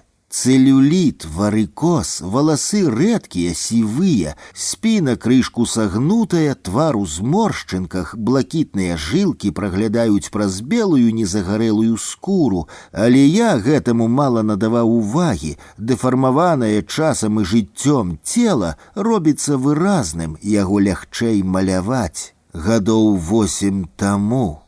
Так у новым тысячагоддзі сустрэў яе на аўтобусным прыпынку на вуліцы Сурганава, побач з акадэміяй, побач з домам друку, побач з уваходам у інтэрнат. Не магу прызвычаіцца да назвы акадэмія. Ну, не акадэмія яна для мяне. Запарыце мяне алоўкамі, не акадэмія. А калі і так, то пухавіцкая, як яе абзываў мастак Малішэўскі. Ядзя ела жоўты яблык, няспешна, з асалодай, але і асцярожна. Стаяла на прыпынку, як скульптура. Вакол былі людзі, яны ўсе рухаліся, а ядзя стаяла. Ядзя магла паглядзець на малюнак ці палатно, напісанае студэнтам любога курса, і беспамылкова, як загадчык кафедры, вынесці вердыкт. Табе паставяць 3, а табе 4, а гэты малюнак у фонд забяруць, а табе стыпендыі не дадуць, чуеш? Спакойна разважала голая натуршчыца. На прыёмных іспытах яна казала маладым мастакам, хто і што атрымае. Па яе позірку можна было здагадацца, стане абітурыент студэнтам ці не. Натуршчыца ніколі не памылялася, пра карціны не выказвалася, бо ў кампазіцыі не разумела. Яна была надзейная і спакойная, не спазнялася, магла затрымацца, калі вельмі прасілі. Нехта мне сказаў, што яна адмовілася пазіраваць апранутай, пакрыўдзілася і сышла з акадэміі, а пайсці пазіраваць у вучэльню ці мастацкую школу гонар не дазваляў.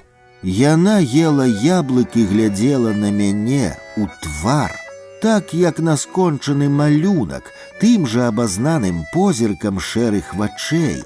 Магчыма, яна маё імя спрабавала згадаць, прозвішча.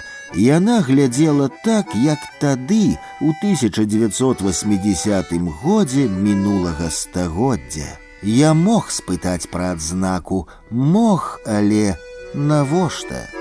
Доўгі зялёны аўтобус павёз старую жанчыну, якая ведала маё мінулае і маю будучыню. Мастак і мадэль — вечная песня, ёй 1000 гадоў.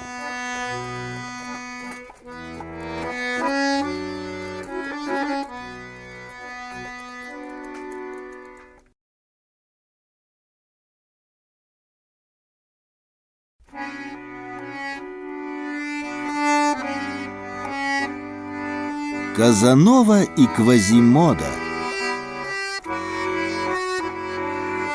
У жанчыны сабраныя ў худы хвост жоўтыя валасы. Яна шые на машынцы зінгер, хітае босай нагой педаль. А бліскучая іголка чыкае і чыкае, прабівае тканіну. Белай ніткі на белым не відаць. Прасціна павольна сунецца і спаўзае на падлогу. Гэты сюжэт, выява жанчыны, якая шые, вышывае, штамп для мастака пры акне, побач са свечкай, пад абажурам. Такіх малюнкаў і карцін бачыў-перабачыў. Я ляжу з тэмпературай і гляджу на Зіну, дачку гаспадыні, і мне хочацца яе намаляваць, але я толькі разглядаю, быццам запомніць вырашыў, гляджу і всё. Каб маляваць, то трэба паперу браць, аловак гайстрыць, трэба з-пад коўдры вылазіць. Маляваць цяжка, маляваць доўга, намаляванае застаецца ў маёй памяці. Не буду сцвярджаць, што назаўсёды, але застаецца. Дачка гаспадыні няшчасная, але спадзяецца, што лёс да яе пераменіцца. У яе хлопчык і дзяўчынка, а мужа няма, кінуў і пайшоў да другой. Магчыма, каб не кінуў яе муж, то і не жыў бы я ў гэтым доме. Навошта здаваць пакой чужым людзям, калі ў доме ёсць грошы? Каб маляваць, трэба святло. Хто ж у цемры маляваць будзе? Я па вечарах, калі прыходжу з мастацкай вучэльні і збіраюся маляваць, то выкручваю слабенькую лямпачку і закручваю яркую. Калі сыходжу на заняткі, то гаспадыня маю яркую выкручвае і заварочвае сваю нядужую і цьмяную. Але гэта не гульня, гэта сквапнасць, беражлівасць. Адно добра, што ў гэтым цагляным прыватным доме цёпла. Гаспадар, яго партрэт стаіць на этажэрцы ў зале, паставіў добры кацёл і пусціў радыятары па ўсіх пакоях. Але не для кватарантаў гаспадыня стараецца і дом грэе. Унукі малыя хварэюць, вось і даводзіцца паліць вугаль і торф. Пакой доўгі, панылы і цёмны, шафа, машынка, 2 крэслы, канапа, ложак і доўгі рудны дыванок мышынага колеру. Одно окно, за окном яблоневый сад и паркан, шторы у дробные кветочки до подвоконня. На канапе спит Игорь, а я сплю на высоким ложку с железными билами. Коли канапа раскладается, то доводится шчаміцца. Вось такі вузкі той цёплы пакой. Ігар працуе інжынерам у парку чалюскінцаў. Ён адказвае за працу замежных атракцыёнаў. Ігару падабаюцца бландзінкі, але водзіць ён на сваю чырвоную канапу і брунетак, і рудых. Лысых не бачыў і казаць на суседа не буду. Мне 16, а Ігару 27. У яго ёсць жонка і дачка, але ён з імі не жыве. Дачка гаспадыні, а часам і сама гаспадыня, запрашаюць Ігара павячэраць, але ён заўсёды адмаўляецца. У Ігара жанчын лічыць не пералічыць, хоць дачка гаспадыні і светлавалосая, але ёй 26, тым больш з дзецьмі.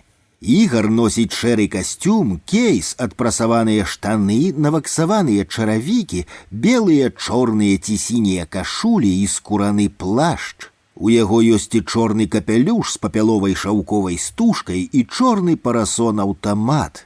Знаёмыя жанчыны ў майго суседа паўсюль, у краме, газетным кіёску, пральні, гастраноме, міліцыі, пашпартным стале, аптэцы, паліклініцы, на Прылуцкай. Гаспадыня прыводзіць жанчын забараніла, але жанчыны трапляюць у наш вузкі пакой праз акно. Ігар грукае ў шыбку, я адчыняю шпінгалеты, запускаю халоднае восеньскае паветра, а следам з'яўляецца дзяўчына-жанчына. Худыя і поўныя, маладыя і не вельмі, гаваркія і спалоханыя, цвярозыя і п'янаватыя. Мне тады даводзіцца рабіць выгляд, што я моцна сплю. Гэта цяжка. Добра, што такая радасць не кожны дзень. Ігара я маляваў двойчы. Адзін малюнак ён забраў на працу, паклаў пад шкло пісьмовага стала, а другі прышпіліў да сцяны, насупраць канапы, каб на сябе глядзець. Ён можа чвэрць гадзіны на той малюнак, зроблены чорным алоўкам, дзівіцца і пасміхацца загадкава. У Ігара ёсць сціплы і магутны сябар Саня, і Саню я намаляваў, бо Ігар папрасіў. У Сані шырокія плечы, амаль кубічная галава і прамыя валасы колеру навошчанага паркета і яркі залаты зуб. Але Саню гэтыя дэталі зусім не псуюць, а наадварот дадаюць мужнасці. Саня з нянавісцю ставіцца да міліцыянераў, а ён ім не падабаецца, выклікае трывогу і неспакой. Можа таму, як вып'е мужчына волат, так і трапляе ў розныя непрыемнасці. Ігару тады даводзіцца сябра ратаваць. У Ігара гэта атрымліваецца. Ён тэлефануе патрэбным жанчынам, сустракаецца, і яны яму дапамагаюць. Потым Саня прыносіць валізу з бутэлькамі і хатняй ежай. На машынцы «Зінгер», зробленай у 1916 годзе, накрываецца стол. П'юць Саня з Ігарам па-сапраўднаму, заўсёды як у апошні раз. Саня клянецца бажыцца, што больш ні-ні, больш ніколі ён людзей у шэрых шынялях і з пагонамі чапаць не будзе. Звычайна пасля другой бутэлькі віна Саня расказвае пра вайну, на якой ён біў амерыканскіх марскіх пехацінцаў прыкладам свайго аўтамата АК і нагой 45-го памеру. І ні каратэ, ні другія прыёмчыкі амерыканскім хлопцам супраць яго не дапамагалі. У нейкай невядомай краіне адбываўся той лакальны канфлікт, тая кароткая, але жорсткая сутычка. Саня добры. Ён адразу будуе мне вялікі смачны бутэрброд, такі высокі і шматслойны, што ў рот не месціцца. Ён сочыць, каб я шмат не піў і добра закусваў. Ён угаворвае Ігара вярнуцца да сям'і, бо там жа дачка 3гадовая. У Сані жонка ёсць, а вось дзяцей няма. Ігар неяк сказаў, калі мы завялі Саню на прыпынак і пасадзілі ў тралейбус, што ягонаму лепшаму сябру на той выспе пасярод мора трапічнага амерыканцы адбілі памідоры, і таму дзяцей няма. Пры гэтым твар у Ігара выглядаў задуменным, хоць партрэт малюй.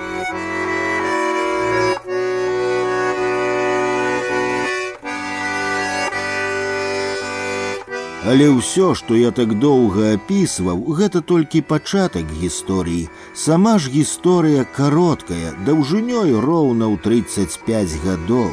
Пачалася ў восень 1975, а скончылася праз 35 гадоў у новым тысячагоддзі. Вось так. Дачка гаспадыні скончыла шытво, падняла рукі і прасціна ломкімі складкамі выпрасталася, завісла ў прасторы. Жанчына нягучна засмяялася, прасціна вісела прыхопленая за ражкі пальцамі, як прышчэпкамі, а Зіна стаяла за ёй. Потым яна перахапіла ільняную тканіну, пераламіла і склала. Гэта ўсё паўтаралася тройчы па колькасці прасцін. Склала стос на канапу і спарадкавала машынку. На развітанне яна дакранулася прахалоднай далонню да майго лоба і сказала, што тэмпература, калі і ёсць, то не надта вялікая. Праз чвэрць гадзіны яна прынесла кубачак гарачага малака з жоўтай пенкай і падала мне ў рукі. Я сядзеў і піў малако, а яна глядзела ў акно і пастуквала пальцамі па машынцы. Яшчэ яна спытала, а ці пайду я заўтра на заняткі. Потым колькі часу дзівілася на малюнак, прышпілены да сцяны кнопкамі. Было зразумела, што Ігар ёй падабаецца, а калі забірала цёплы кубак, то заўважыла, што нос у Ігарка большы, чым я намаляваў. Мне заставалася адно паціснуць плячыма і вінавата пасміхнуцца. Мы мала з ёй гаварылі. За акном неба зрабілася цёмна-сцюдзёным, а дрэвы чорнымі. Прыйшлі Ігар і Саня. Запалілася святло, Ігар чмыхнуў носам і паглядзеў на мяне з усмешкай. «Тут пахне жанчынай», — сказаў ён і захінуў шторы. «Зіна заходзіла, шыла», — патлумачыў я.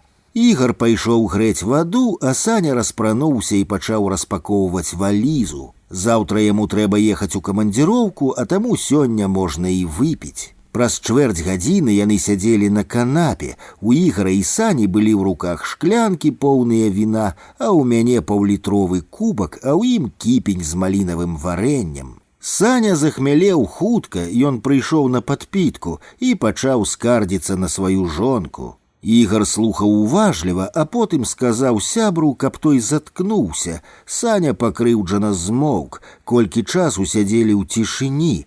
Было чуваць, як гаспадыня грыміць посудам і сварыцца на ўнучку, якая плёхаецца ў халоднай вадзе.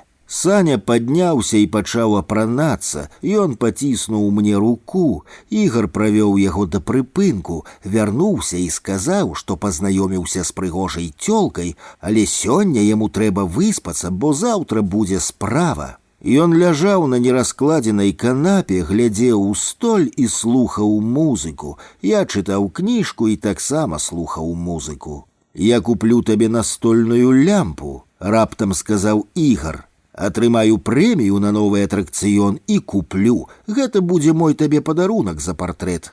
Зіна сказала, што ў цябе нос большы, чым я намаляваў. Усё адно я з ёй звязвацца не буду, хопіць і без яе праблем. З бландзінкай пазнаёміўся, квіткі на чыгуначным вакзале прадае. Так што, калі трэба ехаць куды, то возьме, а завуць яе Джэма, імя як у сабакі. А да нас Фаіна ўладкоўваецца, і мужа няма, разышліся. Нішто сабе такая Фаіна. Да вясны мне пакой у інтэрнаце абяцаюць. Абяцаюць, усе толькі абяцаюць, абяцаюць».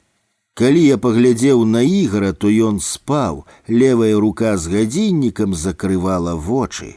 Мне засталося выключыць музыку і патушыць святло. Раніцай Ігар спытаў, калі я збіраюся вярнуцца з заняткаў, патлумачыў, што будзе не адзін.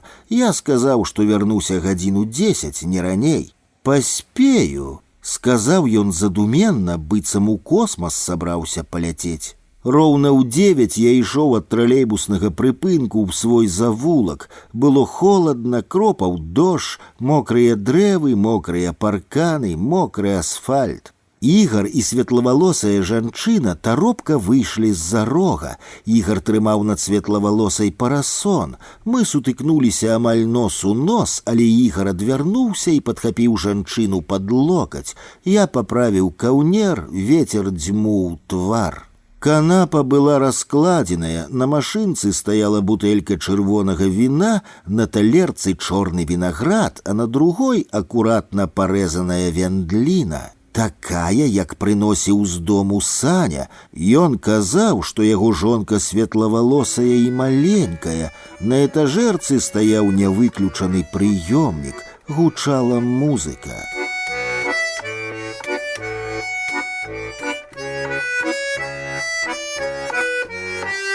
Я разумею, што па літаратурным сюжэце гэта няправільна, але... Мне далі інтэрнат раней, чым Ігару, і я з'ехаў з вузкага і панылага пакойчыка з адным акном. Хацелася напісаць пра пакой аднавокі.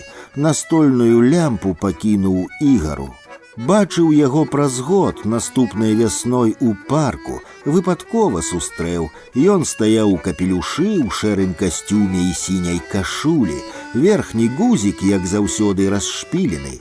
Ігар абапіраўся локцем на агароджу і глядзеў, слухаў, як носяцца бляшаныя тарпеды аэрадынамічнай формы, як вішчаць і смяюцца дзяўчаты, калі тарпеда саслізвае з вышыні і ляціць. Ён слухаў, як грымяць ланцугі і гудзе рухавік.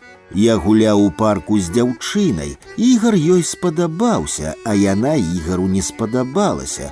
Яго доўгі нос зморшчыўся. Ён правёў нас праз шчыльную чаргу і кантроль пасадзіў тарпеду. Мы насіліся на супер-8, пакуль Ігар не вярнуўся. Маёй сяброўцы было млосна, выглядала яна кепска, і каб я не падтрымліваў, магла б паваліцца.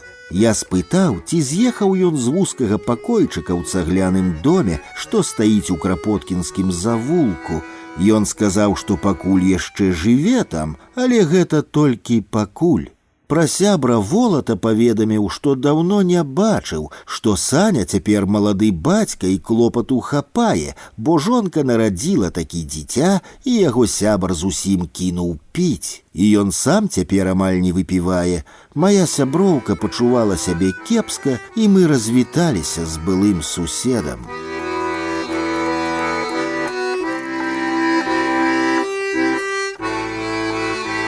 Маляваць цяжка, маляваць доўга. Намаляванае застаецца ў памяці надоўга, можа, назаўсёды. Я пазнаў яго адразу, як гэта не дзіўна. Ён сядзеў насупраць увахода ў гастраном, сядзеў на слізкім гранітным парапеце газона. Твар яго быў жудасны, азызлы, у сіняках і крывападцёках. Бомж глядзеў на дзверы і сціскаў кулакі. Вялікі рот расцягваўся ў гумовай усмешцы, сапраўдны квазімода. Гэта быў Саня.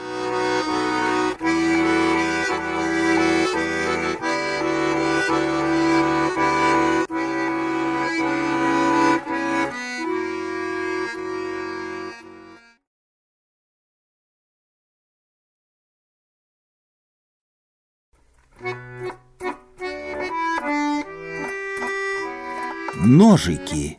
Борхесу прысвячаецца.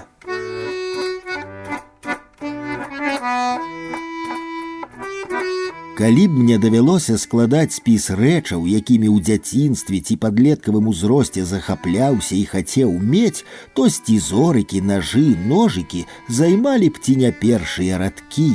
У іерархіі сапраўдных каштоўнасцяў халодная зброя значна пераўзыходзіла кніжкі, асадкі самапіскі, модную вопратку, ровар, прыёмнік спідолу, скураны футбольны мячык, гадзіннікі.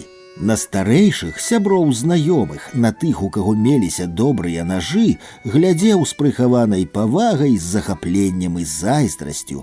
Нож святое. Такая тады напрыканцы 70-х і самым пачатку 80-х у маім гарадскім пасёлку была мода. Няма сапраўднага нажа, ты не чалавек. Нажамі хваліліся, ганарыліся, забаўляліся, палохалі. Вітька з Лёнькам у свае 17 баяліся, можа, толькі міліцыі. 1982 год. Чэрвень, бераг штучнага возера. Лёнька гаварыў з ледзь заўважнай, амаль няўлоўнай грэблівасцю да свайго мінулага. У мяне быў нож, і ў майго стрыечнага брата Вітькі быў нож. Мы іх разам зрабілі, стараліся, сабе ж. У мяне з чорным вузкім лязом і касцянымі тронкамі, з цвёрдага ласінага рога. Зграбны такі ножык атрымаўся, а Вітькаў з лязом шырокім на 2 пальцы, бліскучым, як тое люстэрка. Пры вялікай ахвоце паглядзецца ў халоднае жалеза можна, а пры жаданні зайчыка ў вочы пускаць. Вітька на паўгалавы за мяне вышэйшы, і рукі ў яго, вядома ж, даўжэйшыя, а мяне і тады, і потым малым клікалі. Я свой так нагайстрыў, што правядзеш па руцэ ледзь чутна, кропелькі крыві праз імгненне высыпаюць. А Вітькавым паперу можна было кроіць такі гостры. У майго ножа лязо на 2 кулакі, а ў Вітькавага на 1,5. Мералі ўсё, ці дастане да сэрца. Схапіліся з братам стрыечным за танцпляцоўкай у парку. Вясной, напрыканцы траўня. Танцы яшчэ з палаца культуры ў парк не перанеслі. Вечар выпілі віна, слова за слова, як заўсёды і пачынаецца. Я не хацеў, ён першы пачаў. Сказаў, каб я да яго сястры не лез, не чапаў. Казаў так, нібыта і не ведаў, што ў мяне з ёй даўно ўсё было. Мне ж 17, а ёй 16. Вітька выкапіў свой бліскучы ножык, махнуў мне перад тварам, секануў паветра, як нос не адцяў. Я ж гэтаксама свой чорны выцягнуў. Кажу яму, каб суняўся і не лез. Дзе там? Кажу, што з малой ягонай мы без яго парадаў разабрацца зможам, а ён не, насядае, лезе, з твару збялеў, як той сыр зрабіўся, адно вочы чарнеюць. Кідаецца на мяне, у горла пацэліць хоча. Я, вядома ж, адскокваю, крычу, каб ён суняўся ды супакоіўся, падла. Дзе там? Вітька ж шалёны, калі што не па яго, адразу біцца лезе. Натура такая, кроў гарачая, не глядзіць, хто перад ім, стары ці малы, яму без розніцы. Каб я тады уцёк, не зразумелі б, як тады жыць, свае і засмяюць. Адыходжу, а ён хрыпіць, зыркае, як мяне не бачыць ці не разумее, хто я такі. Ножыкам сваім бліскучым паветра сячэ, бух, а за спінаю пруты жалезныя, агароджа танцпляцоўкі. Няма куды далей сунуцца. Вітька перакрывіўся радасна, як пад нагамі знайшоў нешта каштоўнае. Прыгнуўся і на мяне кінуўся. Я хоць і худы тады быў, але не настолькі, каб праз пруты ржавыя прашчаміцца. Мой нож па самыя вусы ў Вітька ў жывот увайшоў. Лязо ж вузкае, як той палец. А ён мне сваім бліскучым плячо разваліў, да самай косткі раскроіў.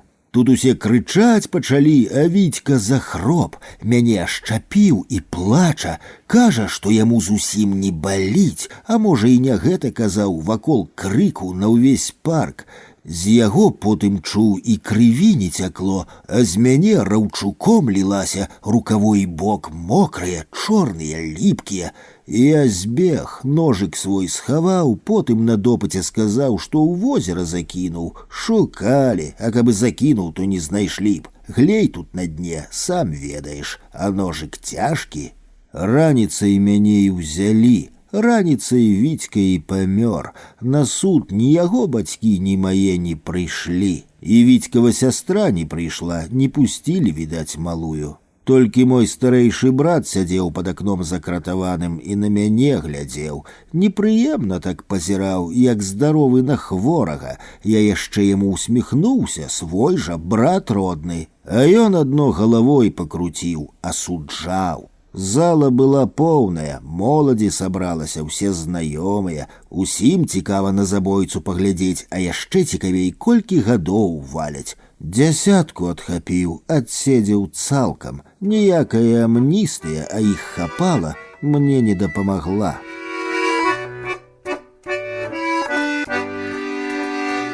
Жыццё за 10 гадоў, пакуль Лёнькі не было ў гарадскім пасёлку, моцна змянілася. Знакамітай танцпляцоўкі ў парку не стала, дошкі згнілі, а іржавую агароджу разабралі.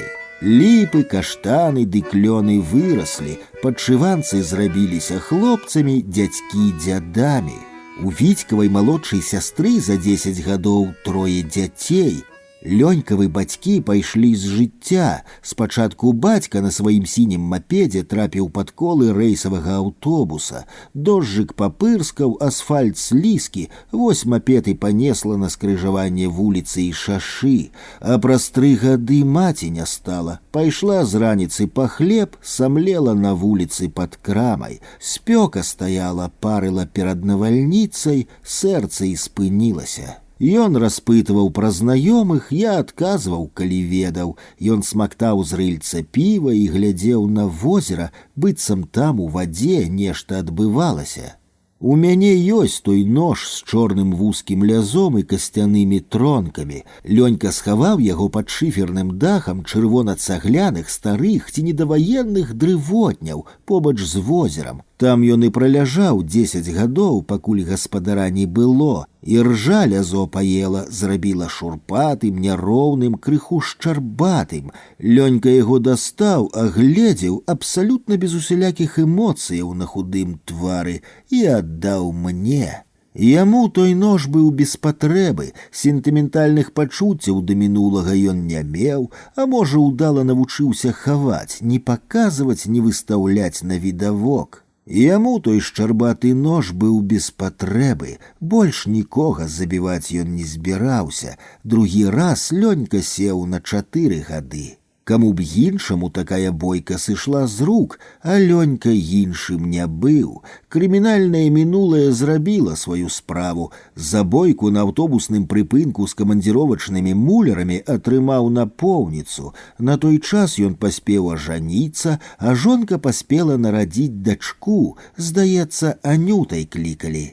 Ні дзіця малое, ні жонка маладая дапамагчы яму не маглі. Яны засталіся ў бацькоўскай кватэры на першым паверсе старога абшаляванага барака. Старэйшы Лёнькаў брат на той час жыў з сям'ёй асобна на суседняй вуліцы у белым кааператыўным доме. Ён пачаў заходзіць да братавай жонкі і пляменніцы, дапамагаць, дзе кран наладзіць, замок адрамантуе, дзе лямпачку заменіць, цукеркай ці яблыкам пляменніцу пачастуе. Карацей, закруціліся адпаведныя адносіны. На зону да Лёнькі, калі ездзілі, то паасобку, а каб разам, дык ніколі. Далей я магу адно ўявіць. Лёнька выйшаў датэрмінова на колькі тыдняў. Яго ніхто не сустракаў і ніхто не чакаў. Ноччу самым апошнім аўтобусам прыехаў у пасёлак. Канец траўня, цёплая ноч, бэз, язмін, каштаны ў кветені гронкамі бялеюць. Хрушчы, як кулі, носяцца, гудуць, пад ліхтарамі круцяцца. Ён прайшоў побач са сваім домам, паглядзеў на цёмныя вокны бацькоўскай і яго і жончынай кватэры. Фіранкі на вокнах былі тыя ж, у дробныя кветачкі-ягадкі. Можа, каб ён убачыў дачку ці жонку з дачкой на руках, усё б склалася інакш. Не ўбачыў. Спалі, нават моладзь і тая цёплай ноччу па вуліцах не швэндалася. Прыйшоў да старэйшага брата, дзе была жонка з дзецьмі, чаму дома не аказалася, не ведаю, але старэйшы, якому раніцай на завод, сустрэў брата радасна. Селі піць гарэлку, Лёнька з сабой прывёз. Пляшку не дапілі. Лёнька схапіў са стала нож, звычайны такі нож, самаробны. На заводзе ў слясарным такія і робяць. Шырокае лязо з нержавейкі, наборная ручка стракатая, такім і хлеб добра рэзаць і бульбу абіраць. Лёнька сам міліцыю і выклікаў, патэлефанаваў і патлумачыў, што да чаго, каб сумненняў не мелі. Сеў на падлогу, запаліў і стаў чакаць, пакуль да яго прыедуць. А нож на стале ляжаў, лязом пабліскваў. Самы звычайны нож, у кожным доме такі ёсць.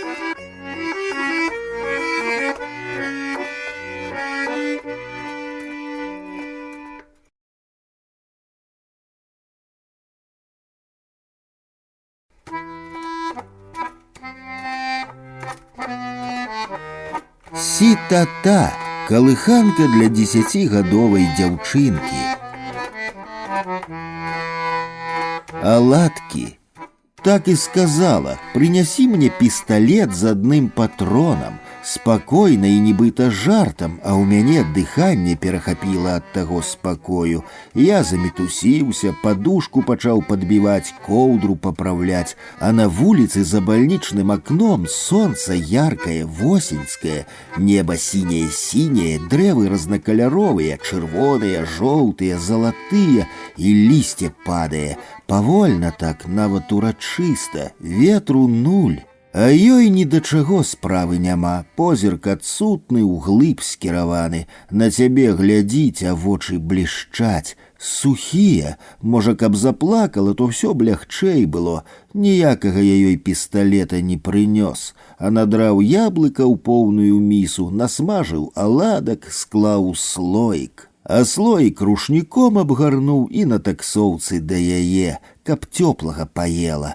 Яны тыя аладкі, можа, і ўратавалі. Больш пра пісталет размоў не было.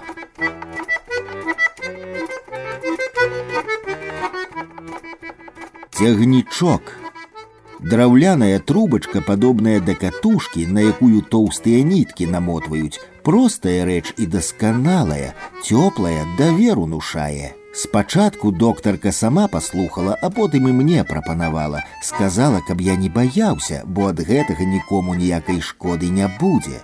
Апусціўся я на каленцы, вуха асцярожна да трубачкі прыціснуў. Можа, ты і чула, як цёплае далонню сагрэтае дрэва да мамінага жывата прыціснулася.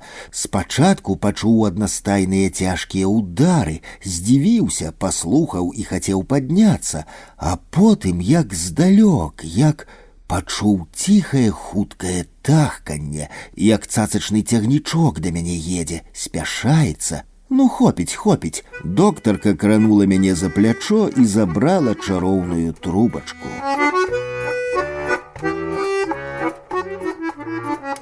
Гадзіннік. Чуеш, як ён ціхенька цікае, амаль нячутна, як цвыркунок. Вы з ім аднагодкі, мама твая была цяжарная, але ведалі пра тое толькі мы з ёй, ведалі і нікому не расказвалі. Баяліся, каб не сурочылі наша шчасце. Летні дзень, на небе круціліся хмары, горача, а мы пайшлі гуляць. Дождж пачаўся нечакана, сапраўдная чэрвеньская залева. Мы схаваліся пад кінатэатрам «Перамога», што на рагу Камсамольскай і Інтэрнацыянальнай. А калі дождж крыху прыціх, то мы пабеглі і перахаваліся ў краме. Пачалі глядзець гадзіннікі, іх там было шмат, яны цікалі з усіх бакоў, як конікі ў траве, як цыкады. Мама гэты японскі гадзіннік і наглядзела, выбрала. Гэта цяпер я кепска бачу маленечкія рысачкі, лічбы, значкі, а тады мы набылі яго, і з таго дня ён цікае, цікае, цікае, адлічвае хвіліны, дні, гады твайго жыцця. Я не прамяняю яго ні на які іншы.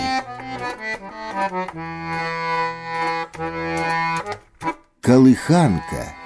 Калі цябе толькі прывезлі дамоў, ты кепска спала, прачыналася, расплюшчвала вочкі і адразу пачынала плакаць. Маленькая, а голас незадаволены, нават, як нам здавалася, злосны. Я пачынаў гушкаць твой ложак люльку, але табе гэтага было мала, ты хацела на рукі, ты любіла, каб цябе насілі, вазілі. Я акуратненька і асцярожненька даставаў цябе з ложкай і пачынаў хадзіць па пакоі з кута ў кут па дыяганалі. На зялёным дыване нават сцежку пратаптаў, спыняўся перад акном і расказваў табе ўсё, што бачыў, усё, што прыходзіла ў галаву.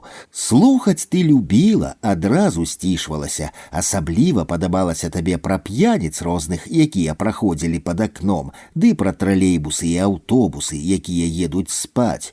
Пра снег, не ведаю чаму, табе зусім не падабалася, а снегу ў першы год твайго жыцця нападала шмат. Ён растаў аж у красавіку, а калі я стамляўся хадзіць, стамляўся гаварыць, то пачынаў адно толькі ціхенька паўтараць замест калыханкі «сі-та-та, сі-та-та, сі-та-та».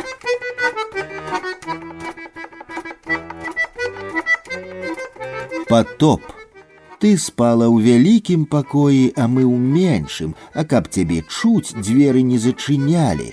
Пад раніцу 9 траўня мама прахапілася ад незразумелых гукаў, пабудзіла мяне, вакол плёхалася вада. Вода была на подлозе, вода была гарачая, яна бегла па сценах, цурчэла з разетак, кропала са столі. На вуліцы днела, котка ляжала на спінцы канапы і назірала за нашымі мітуслівымі дзеяннямі. Па мокрай сцяне прабягалі іскры, сінія, як мігалка хуткай дапамогі, святла не было.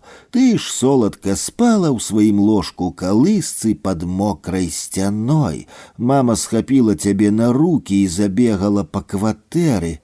А вада ўсё прыбывала і прыбывала.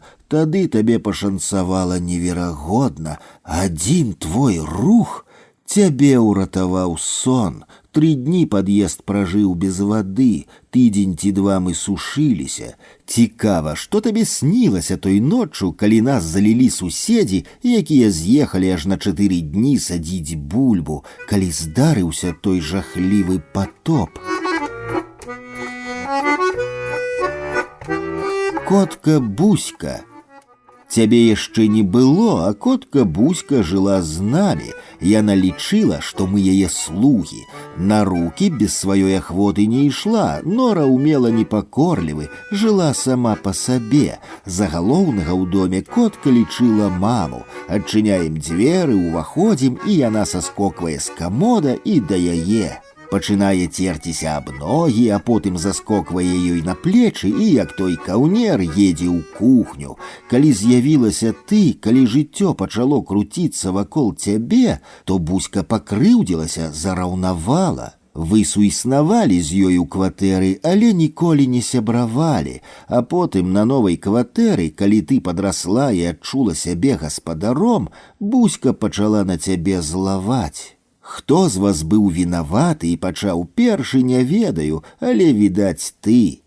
Аднойчы яна моцна цябе падрапала. Калі ты набліжалася і хацела з ёй пагуляць, то яна пачынала сычэць, а на карку ўздымалася поўсць. Карацей, вас трэба было разводзіць. Колькі мы табе не тлумачылі, што да коткі лезці не варта, ты не слухала і рабіла насуперак. Котка бараніла сваю незалежнасць. Хоць і не хацелася, хоць за 8 гадоў да Буські прывыклі, а давялося рабіць выбар.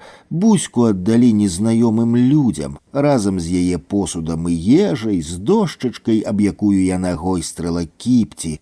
Нам без яе было сумна, мы адчувалі перад ёй сваю віну, а ты нават і не заўважыла яе адсутнасць.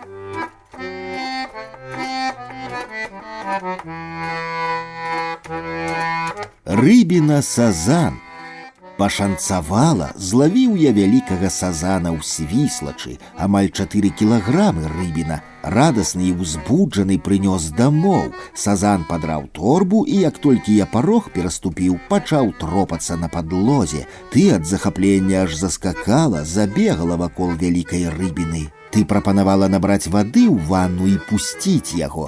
Вырашылі, зрабілі. Спачатку ён ляжаў на баку і зебрамі хліпаў, а потым ачуняў і пачаў плаваць. Ты стаяла над ваннай і сачыла за кожным яго рухам, асцярожна адным пальцам, як да гарачага, узялася да яго дакранацца, потым смялей. Ты пачала гуляць з ім, цесна яму было ў ванне, ён насіўся, выскокваў, пырскі ляцелі ў розныя бакі. Ты смяялася і спрабавала яго схапіць, развесялілася, не суняць, а пасля мы яго елі, і ты не магла даць веры, што гэта той самы вялікі сазан, з якім ты забаўлялася, якому ты спрабавала запіхаваць у рот размяклы хлеб.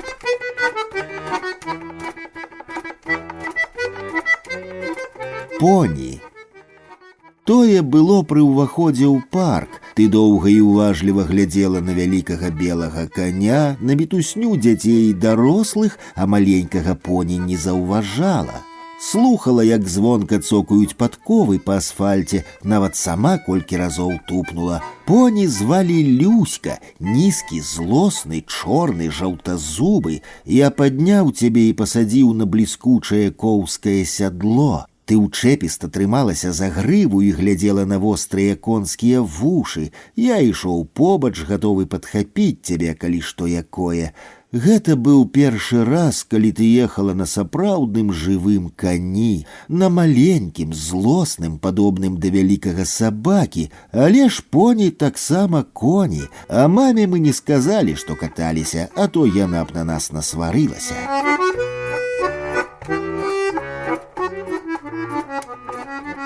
Ліхтарык.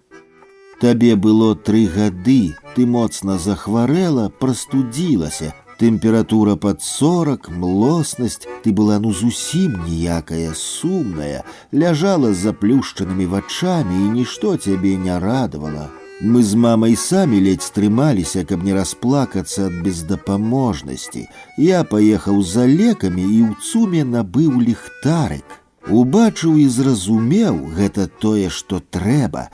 Звычайны кітайскі ліхтарык, ярка-зялёны, з шэрай пімпачкай-кнопкай, не ляльку, не сабачку ці вавёрку, а ліхтарык набыў і прывёз. Ён і стаў надоўга тваёй самай улюбёнай рэччу. Ты разглядала яго, свяціла ў твар сабе і тым, хто да цябе падыходзіў, маме, мне, доктарцы. Залаты шар светла лётаў па столі і сценах, па мэблі і кветках. Ты ж не выпускала яго з рук, той ярка-зялёны ліхтарык, нікому не давала. Прыкладала да шкельца вузенькую далонь, і яна чырванела. І відовішча тое цябе заварожвала. Гэта няпраўда, што дзеці ведаюць нейкую таямніцу жыцця, а падзяліцца ёй з дарослымі не жадаюць. Проста гэта вельмі прыгожа, ярка-малінавае святло, якое ледзь заўважна пульсуе. Ноч, а ты глядзіш на чырвань, глядзіш і спрабуеш зразумець, засяроджана так глядзіш і не плачаш.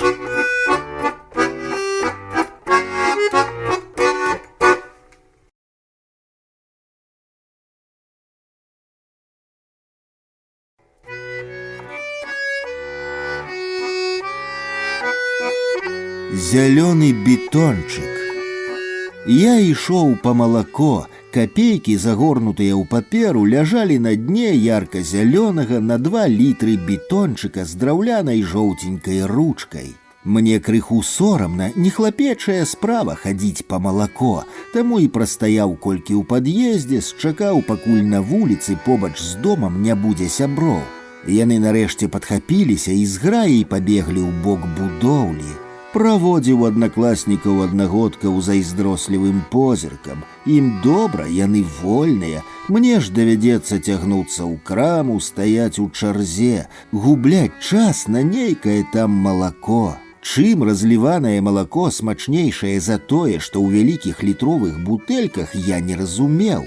Мама ж пераконвала, што малако з вялізных бляшаных бетонаў лепшае і смачнейшае. Таму мяне выпраўлялі менавіта за ім, давалі грошы, звычайна без рэшты, і я ішоў. Акрамя малака трэба купіць і бохан хлеба, бо не будзе з чым павячэраць. Прайшоў вуліцай, а на плошчы сустрэў суседа, які нёс поўны 3-літровы слоік малака.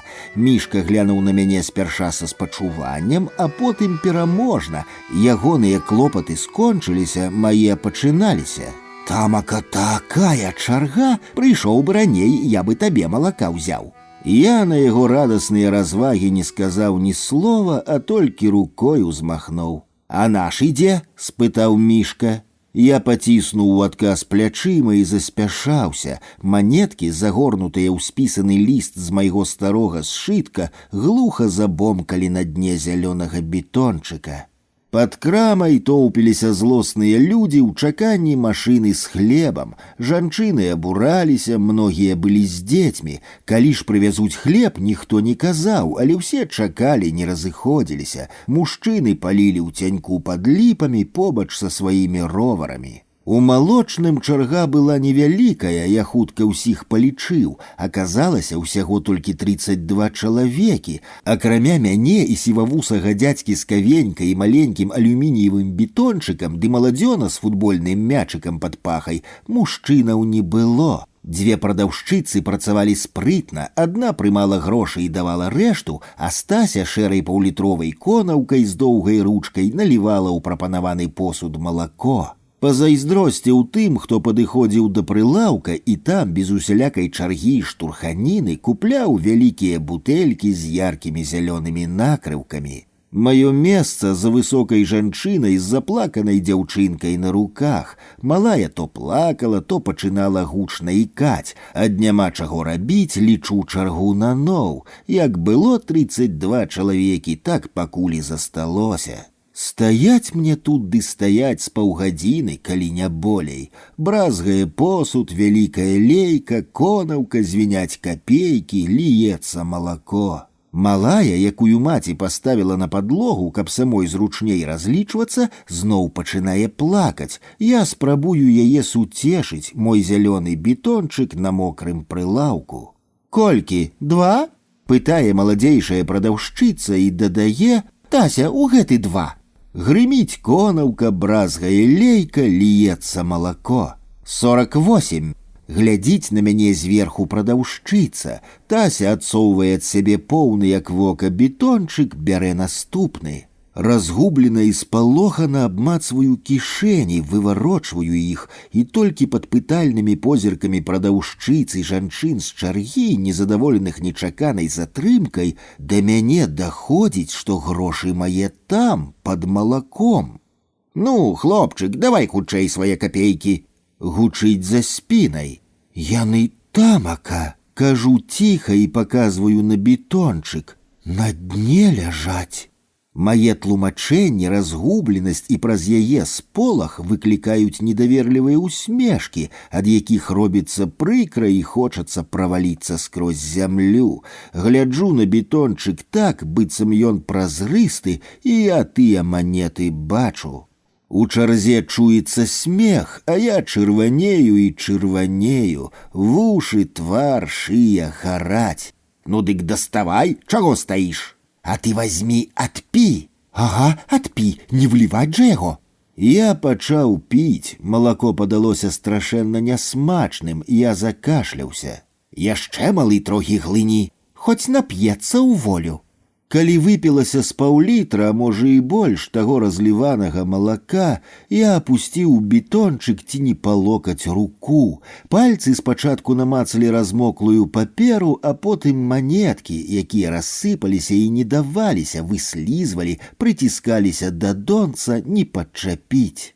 У чарзе смяяліся, малако выплёхвалася на прылавак, на кашулю. Стася незадаволена хітала галавой. Папера размякла, чарніла расплылося, малако набыло светла-бэзавы колер.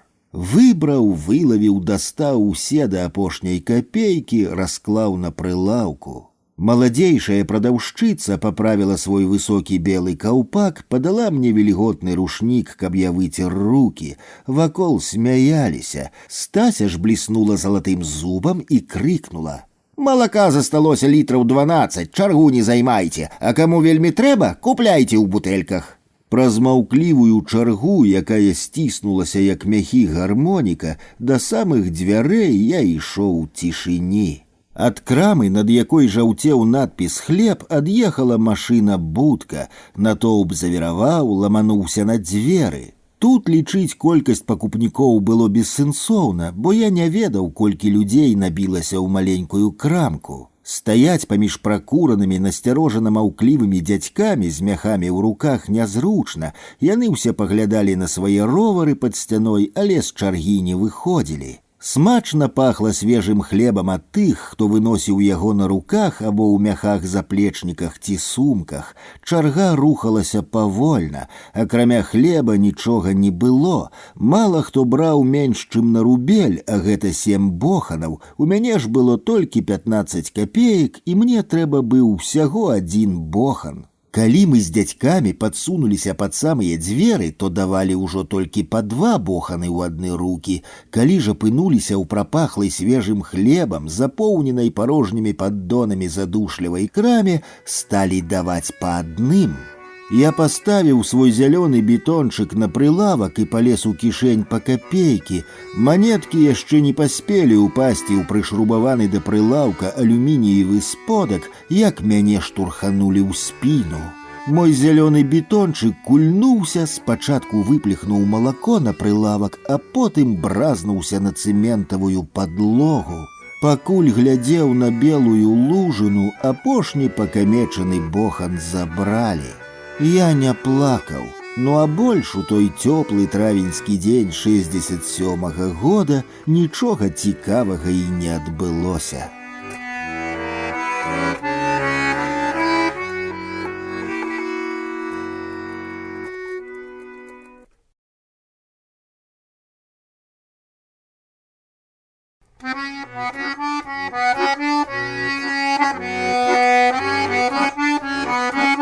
Парта. Снег павольна падаў буйнымі і цяжкімі сняжынкамі. Раптоўнаму снегу радаваліся толькі дзеці, якія спяшаліся ў школу. 40-гадовы бомж па мянушцы Камар нечаканаму снегу не толькі не здзіўляўся, але і не заўважаў яго. Камара моцна смажыла і круціла, яму было кепска. Так пагана бывае чалавеку толькі на раніцу, але гэтак жа яму было і учора, і заўчора, і шмат дзён. Ён пахадзіў пад крамай, якая яшчэ і не думала адчыняцца, потым дварамі дайшоў да прыёмнага пункта шклатары. На жалезных дзвярах вісеў добра знаёмы, а таму ненавісны замок, а на снезе былі толькі сабачыя ды птушыныя сляды. Снег павольна падаў буйнымі і цяжкімі сняжынкамі. Камар ізноў давалокся да крамы. Сённяшні дзень быў не яго. Але бомж пра гэта стараўся не думаць. Падобныя непатрэбныя развагі яго не займалі. Ды і хто стане напружвацца і філасофстваваць, калі гарыць шлунне, калі засмяглы рот прагне таннага віна, якое і пітво, і наедак адначасова.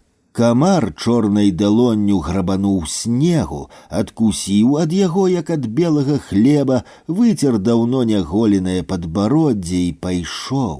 Не бязмэтна, а накіравана, хутка так, дзіўна, паліць не хацелася зусім.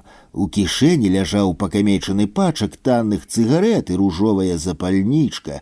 Нікога са знаёмых пакуль не трапілася. Камар спісваў нешанцаванне на холад і раптоўны снег. Міліцыянераў бомж заўважыў першым. Яны ішлі па вуліцы і гаманілі, сытыя, цёпла апранутыя, упэўненыя. Камар прыціснуўся да сцяны, а потым схаваўся за рог дома. З ахоўнікамі парадку сустракацца не хацелася, і не таму, што маглі пабіць, затрымаць і пачаць разбірацца. Камар не любіў, хоць час ад часу і даводзілася, расказваць сваю біяграфію.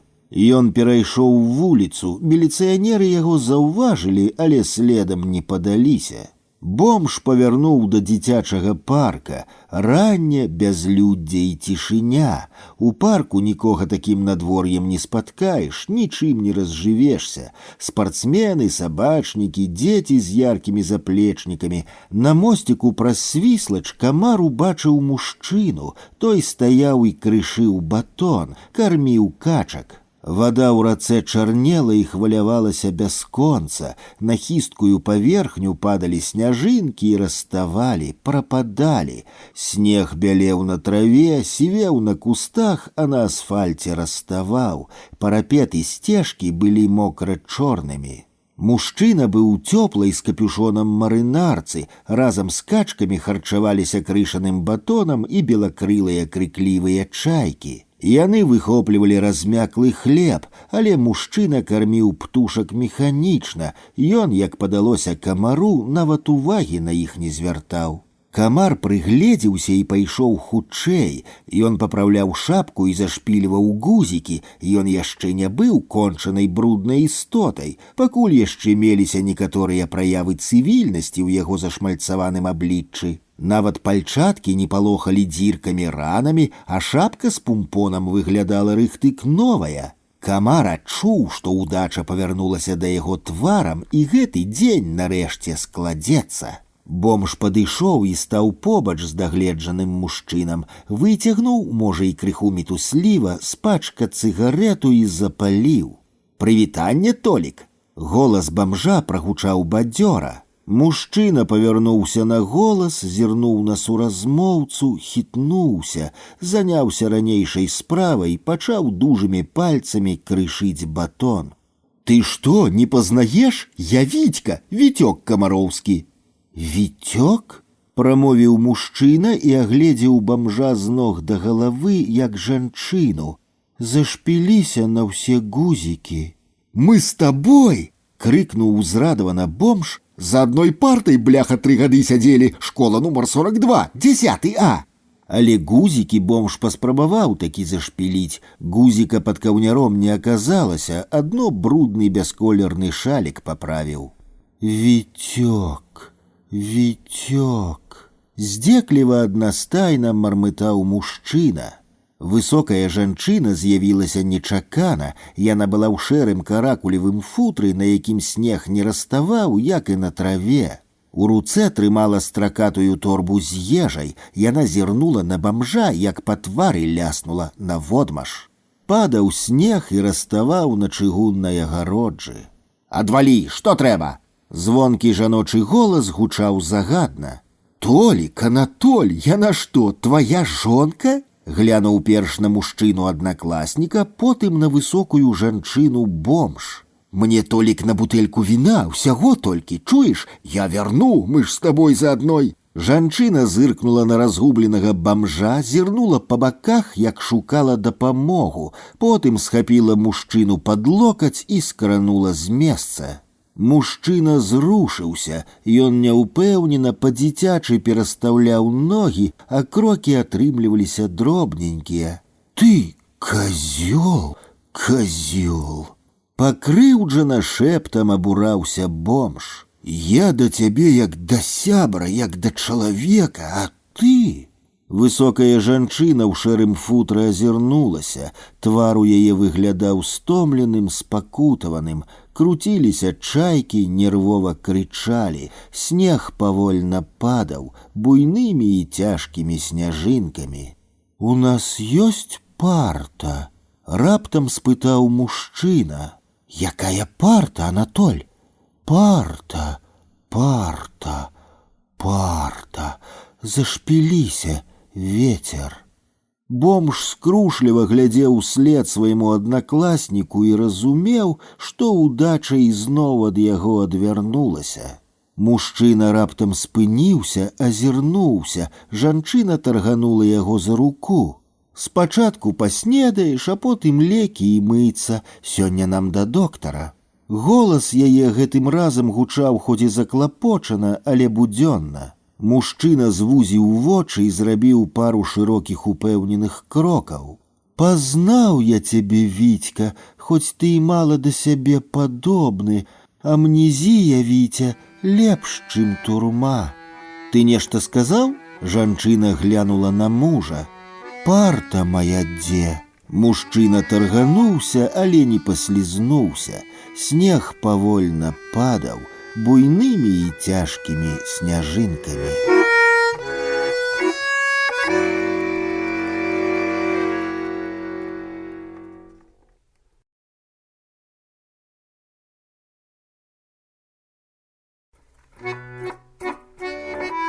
Чырвоны мячык. У 1973 годзе я паступіў у мінскую мастацкую вучэльню імя Глебава. 4 хлопцаў гулялі на школьнай пляцоўцы ў футбол, ім было па 17, і яны ляніва, адно каб змарнаваць час, перакідалі мячык адзін адному, лупілі ў сцяну, штурхаліся, крыху вадзілі. Адзінаму гледачу і гаспадару чырвонага мячыка было 8. Ён сядзеў на мулкай парэнчыне зламанай лавы, слініў далоні, прыгладжваў віхры і сачыў за палётамі свайго мячыка. Калі той адлятаў кусты пад плот ці пад дрэвы, то малому даводзілася бегчы. Хлопцы не прыспешвалі, цярпліва чакалі. Яны сноўдалі па пляцоўцы, уздымалі цёплы пыл, але ўсё гэта адбывалася нявесела і неяк нервова. Мячык адкаціўся далёка, пад вокны жоўтай аднапавярховай школы, і Сярошка пайшоў, а потым пабег. Фэд паглядзеў на гадзіннік, толькі ён адзін з 4 і меў яго, і пачаў перабэрсваць чаравікі.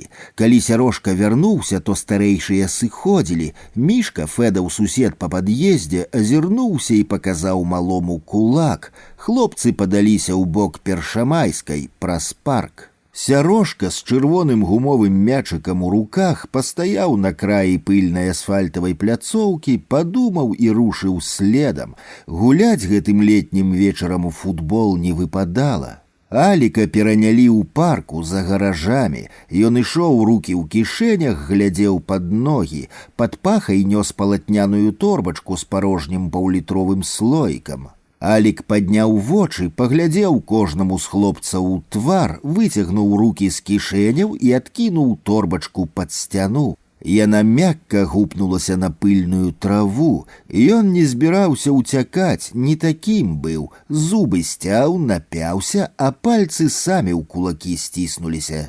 Ён яшчэ слінай імгненна загуслай цвыркнуў сабе пад ногі. Тут усё і пачалося. 4 на аднога — гэта не раз на раз. Аліка збівалі з ног, валілі, а ён уставаў, глядзеў шалёнымі вачамі на Фэда, на Мішку і кідаўся наперад. Ён не сказаў ні слова, не папрасіў, каб яны спыніліся, не прашаптаў кароткае «хопіць». Ён падцягваў ногі, станавіўся перш на каленцы, а потым на локці і падымаўся. У Фэда пачалася сапраўдная істэрыка. Фэд, можа, адзін з 4 ведаў, што Алік баец, але ж не настолькі. Каб Алік ляжаў, то яго бы кінулі біць, можа, нават і падняцца дапамаглі б і дадому давялі. «Заб'ю, падла!» — закрычаў Фэд і адставіў за спіну руку. У далонь лёг нож. Гэта быў апошні аргумент у спрэчцы, хто, як цяпер кажуць, круцейшы.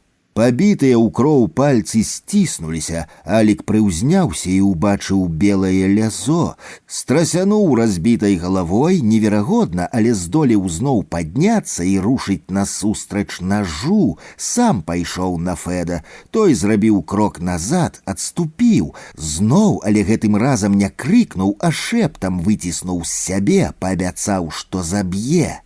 «Падай!» — спалохана крыкнуў Мішка. «Падай, паўдурак, а то заб'е!» Фэд не хацеў, але не было ў яго іншага выйсця, як не меў яго і Алік. Крок, і нож увайшоў у жывот.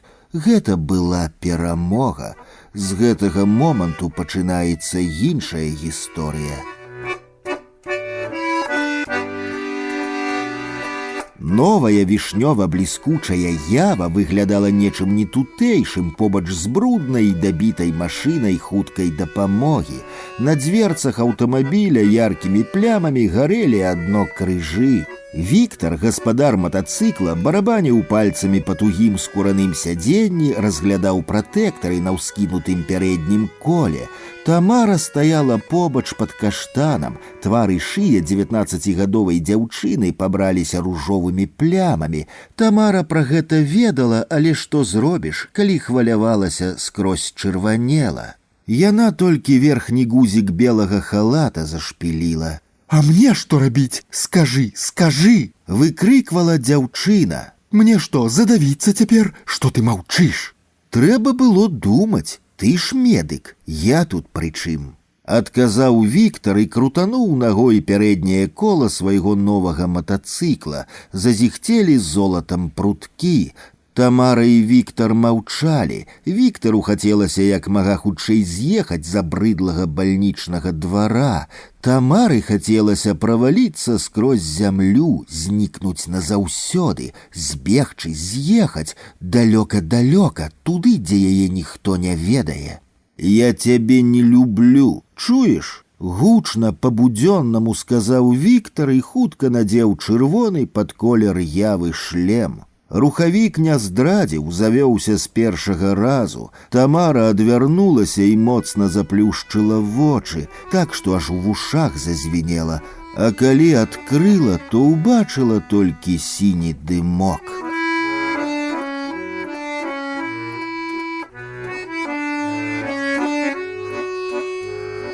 Сярошка хаваўся побач з гаражамі, ён сядзеў на кукішках за кустамі барбарысу, яго не бачылі. Спачатку яму было цікава глядзець, як малоцяцца дарослыя хлопцы. Ніхто ж ні ў кога нічога не забраў, чаму яны тады б'юцца? А потым дзіцёнак спалохаўся, але не закрычаць, ні пабегчы не мог. Адно прыціскаў да жывата свой чырвоны мячык, шкроп пазногцямі прухкую гуму, як не прапароў. У жываце зрабілася кепска, круціла, таму і ціскаў, таму і пароў свой мячык. Ён усё бачыў, але не ўсё разумеў. Па-сапраўднаму спалохаўся каліфэт, а за ім астатнія пабеглі.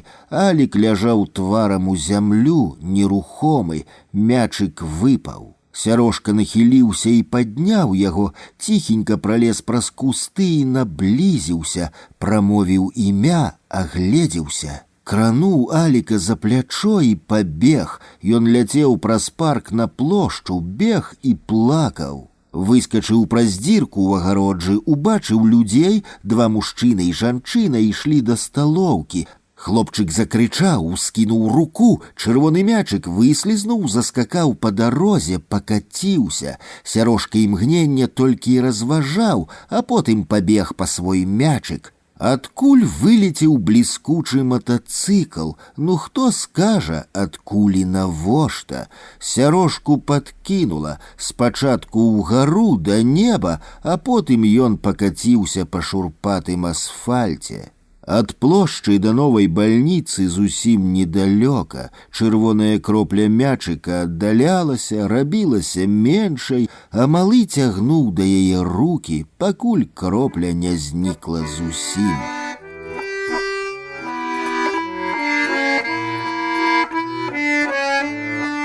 Тамара сядзела на цагляным ганку і плакала. Чорныя слёзы цяклі па шчаках, падфарбаваныя скусаныя вусны крывіліся. Алік расплюшчыў вочы, кашуля была мокрая ад крыві, крысо пінжака набрыняла, хоць выкручвай, а бок выдаваў слізкім. Ярка-чырвоныя далоні, быццам у алейную фарбу ўбрудзіўся, не слухаліся, пальцы склейваліся. Алік прыціснуў рукі да жывата, усярэдзіне нястерпна пякло і кроў з жывата цякла. Ён указальным пальцам праз кашулю намацаў мокрую дзірку. Побач з торбачкай, кінутай у траву, адшукаў шырокі ліст трыпутніку. Заляпіў ім дзірку, прыціснуў далонню. Ён пайшоў праз парк да бальніцы, праз кусты, па клумбах, на прасткі. Галоўнае не спыняцца, да бальніцы ж недалёка. Ён дайшоў, дацягнуўся, давалокся, дапоўз. У прыёмным пакоі сам скінуў пінжак, яшчэ змог павесіць яго на спінку жалезнаногага крэсла. Сам пачаў расшпіліваць кашулю, каб паказаць прабіты жывот. У прахалодным і паўцёмным пакоі панавала ціша і пах хлоркі.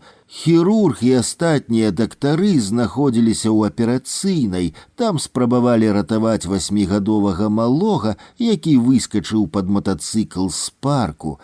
Дзіцёнка прывезлі ў бальніцу паўгадзіны таму, пакуль высілкі дактароў былі беспаспяховымі. Сярошкава сэрца запрацавала, але ў свядомасць ён пакуль не прыходзіў. Крэсла павалілася і загрымела. У пакой убегла Тамара і войкнула. На падлозе ляжаў перапэцканы крывёй паўраспрануты хлопец.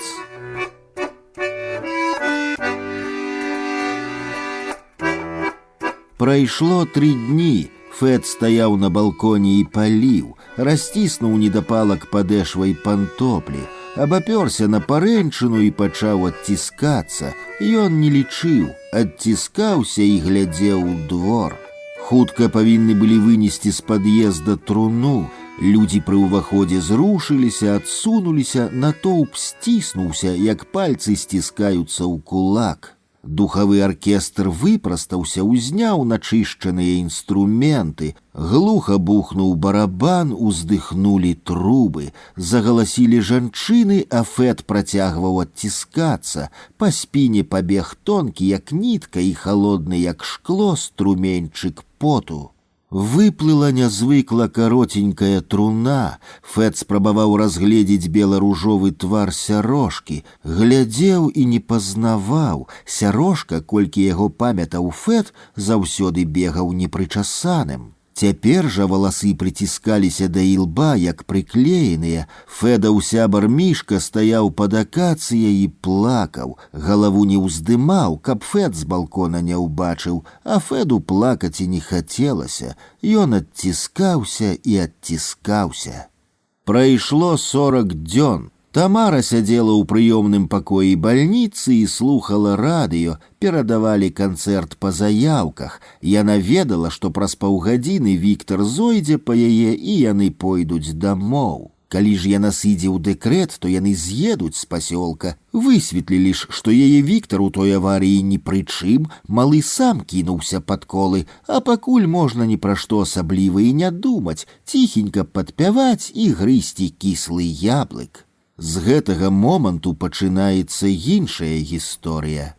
Хлопцаў на школьнай пляцоўцы было двое – Фэд і Алік. У паўзмроку жаўцела аднапавярховая школа. Фэд паставіў нагу на жалезную парэнчыну зламанай лавы і ўзяўся перабэрсваць чаравікі. Ён рабіў гэта няспешна, але і неяк нервова. У бок Аліка стараўся не глядзець. Той стаяў і трымаў рукі ў кішэнях. Фэд выпрастаўся, абцягнуў крыху за кароткую майстарку, зірнуў на гадзіннік. «А ты зможаш, а то я і адзін справлюся», — сказаў і спрытна накаціў на нагу чырвоны гумовы мячык, пару разоў падкінуў з калена на калена і пасануў Аліку. Той спыніў мячык адным рухам, прыціснуў, каб не скакаў. «Пайшлі, ён хутка будзе, каля прыпынку і пяроймем гада». Упэўнена прамовіў Алік і падкінуў на далоні нож.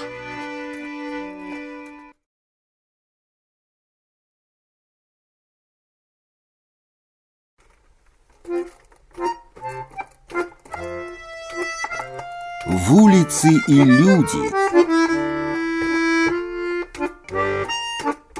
Страла.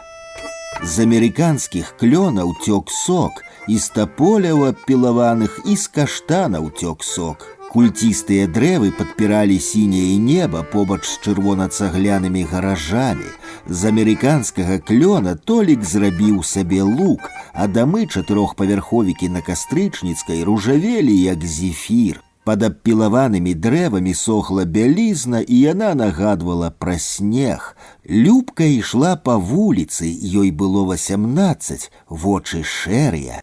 Толік стаяў на грукатлівым даху гаража, у руках трымаў лук з амерыканскага клёна. 11гадовы хлопец усклаў на цеціву стралу, зробленую з аконнага штапіка, плюнуў на пальцы і напяў лук. «Не кажыце мне ніколі пра маю малую радзіму брыду, ніколі не кажыце». Ціўкнула нацёртая смалой вяроўка, страла ударыла Любу ў плячо. Войкнула дзеўка, падняла стралу і зламіла злосна. Да нашага пад'езда заспяшалася.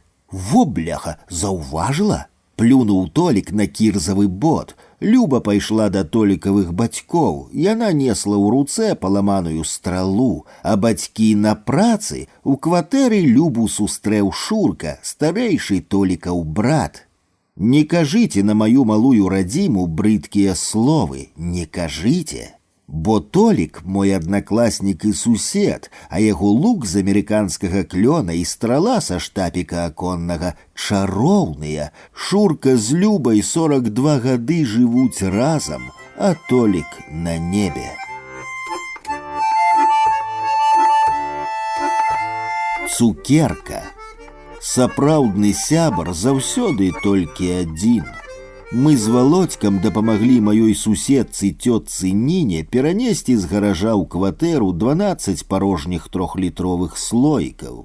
Суседка закатвала гуркі і памідоры, прынеслі і не пабілі. Володька схапіў мой мячык і пабег на школьную пляцоўку. Суседка перагледзела кожны слоік і дала мне 2 вялікія шакаладныя цукеркі. Вядома, што адну мне, а другую Володьку. Як жа інакш, я сваю з'еў у пад'ездзе, фантик выкінуў, рот выцер. Пабег да школы, мой сябар сам-насам ганяў па пыльным стадыёне мячык. Я радасны аддаў Володьку цукерку, ён разгарнуў фантик, глянуў на мяне, я зрабіў выгляд, што цукерка была ўсяго толькі адна, сліну пракаўтнуў, калі згадаў яе смак. Володька адкусіў палову, а другую падаў мне. У мяне пачырванелі вушы, калі ўзяў і пачаў есці. Мой сябар падфутболіў мячык, ён завіс у паветры над пыльным стадыёнам. Потым мячык упаў і пачаў скакаць. Бух, бух, бух. Я выціраў рот і сачыў за мячыкам. Школы на Кастрычніцкай, дзе мы вучыліся, няма. Заместа яе дзіцячы садок. Володькава цукерка аказалася смачнейшай. 9:10. Мішка Мармуль сядзеў пад пальмай у фае палаца культуры і граў на чорна-белым баяне вальсок. У Мішкі Мармуля няма прыпяканкі, рагаткі, ножыка, самаробнай клюшкі. Мішка тоўсты і няўклюдны, ён не ўмее даваць нырца, плавае толькі па-сабачы, не ўмее з'язджаць з ледзяной гары на нагах, скрозь падае на сраку і сунецца, як торба з бульбай. Ён не мацюкаецца, не крадзе ў бацькі папяросы, не ўмее вадзіць мячык. Я стаю побач з гардэробам, камечу зімовую шапку і гляджу, як кароткія мішкавы пальцы бегаюць па касцяных кнопках, як мішка наморшчвае нос і прытупвае сабе кірзавымі ботамі. Побач з маімі нагамі расцяклася па чыстым паркеце брудная лужына расталага снегу. Мішка заплюшчыў лупатыя вочы, хоць бацькі і настаўнікі ставяць яго ў прыклад, але Мармуля няма за што паважаць. Мішка з казённым баянам застаўся пад пальмай, а я пайшоў. Мне было 9, а Мішку 10. Я мог падысці і так піхнуць Мішку ў бок, што ён паваліцца пад пальму і пачне румзаць. Але Мішка граў вальсок, а мне не ставала паветра. Дэнатурат. Дэнатурат я не піў, але выгляд яго мне падабаўся заўсёды. Радасны анілінавы колер хваляваў, адразу зразумела, гарыць звонка празрыстая смярдзючая вадкасць выдатна. А мужчыны пілі, бачыў на свае вочы, моршчыліся, але каўталі і салам заядалі. Яфіменкі жылі ў 3-м доме, 2 дачкі, брат і бацькі. Старэйшы Яфіменка дробны і худы, а яго жонка мажная ў брудным сацінавым халаце з рукавамі закасанымі. Рукі як ногі, яна заўжды крычала на падлеткаў, каб да яе дачок не чапляліся. А да іх ніхто чапляцца і не збіраўся, бо дурніцы як ёсць. У Яфіменак былі свінні ў дрывотні, свінняў яны гадавалі, памыі са сталоўкі на Кастрычніцкай насілі ў тазах і вёдрах, расплёхвалі. Толькі бацька не насіў, бо не моглы, ён другі год пакутаваў настраўнік. Яму нават аперацыю рабіць адмовіліся, каб не пакутаваць далей, Іван Яфіменка вырашыў скончыць жыццё самагубствам. Узяў літровую бутэльку дэнатурату і падняўся на гарышча. Там выпіў да апошняй кроплі і паваліўся тварам у птушыны памёт. Вечар і ноч на гарышчы ляжаў. Знайшла суседка, калі панесла бялізну вешаць. Крыку нарабіла, голубоў распалохала. Іван яшчэ не сканаў, завезлі ў бальніцу. Праз тыдзень Івана выпісалі дамоў. Выпісалі, а ён не памірае. Месяц не памірае, другі не памірае. Усе чакаць перасталі. Іван схадзіў праверыцца, а яму дактары сказалі, што ён здаровы і вантробы як новыя. На каляды Ефименкі одну свинью забили, а под Вялікдзень другую. Дактарам свежаніны занеслі. Дэнатурат запаважалі не толькі на кастрычніцкай, але і на школьнай, і на пасялковай. Каханне. У Сямёна Кавальчука штаны клёшныя, белы шырокі рэмень, чаравікі на абцасах, кашуля памаранчыкавая з каўняром вялікім. У Сямёна электрагітара самаробная і валасы доўгія, у Сямёна Ірка прыгажуня і каханне. У Іркі круглы, як яблык твар, валасы залатыя кучаравыя, вусны пульхныя чырвоныя і каханне. Зайздросцяць усе Сямёну з Іркай. Сямён песні піша і сваёй дзяўчыне спявае. Голас у Кавальчука салодкі, але не гучны. Я мог гучней і пранізлівей крыкнуць, але песні я не складаў, на гітары не граў, Ірка мяне не заўважала. Мне ж толькі 12, а Сямёну 16. У такім узросце 4 гады адлегласць вялізная, не пераскочыць. Зайздроснікаў у закаханых заўсёды хапае. Настаўніца і расказала Іркіным бацькам, чым такое каханне можа скончыцца. Бацькі на дачку насварыліся, на вуліцу па вечарах пускаць перасталі, на Сямёна крычалі, абражалі. Казалі, што маці дачку да жаночага доктара ў Гомель вазіла. Пасля гэтага Ірка з Сямёнам вырашылі скончыць жыццё самагубствам. Ірка вышэй, чым на 3 прыступкі, залезці баялася, адразу млела. Закаханыя дамовіліся, што атруту глынуць у адзін дзень і пэўны час. Жылі хлопец з дзеўкай на заходняй, ці не праз 3 дамы. Як дамовіліся, так і зрабілі. Што глыталі закаханыя, не ведаю, але пэўна, што лекі. Сямёну зрабілася кепска, ён пальцы ў рот і яго вывернула. Калі вады выпіў, то зноў званітаваў, а пасля кінуўся да Іркі. Яна ляжала на канапе і ледзь дыхала. Прыехалі дактары, дзяўчыне зубы расціснулі, шланг у рот уставілі, страўнік прамылі, потым у бальніцу завезлі. Ірка з Сямёнам пасля бальніцы зусім не размаўляла, а Сямён і сам не хацеў. Вось такая гісторыя на заходняй вуліцы здарылася. Вітька руды мне сказаў, што дактары з хлопца і дзяўчыны ўсё каханне да апошняй кроплі вымылі марганцоўкай ружовай. Я Вітьку паверыў, бо ён на 2 гады старэйшы.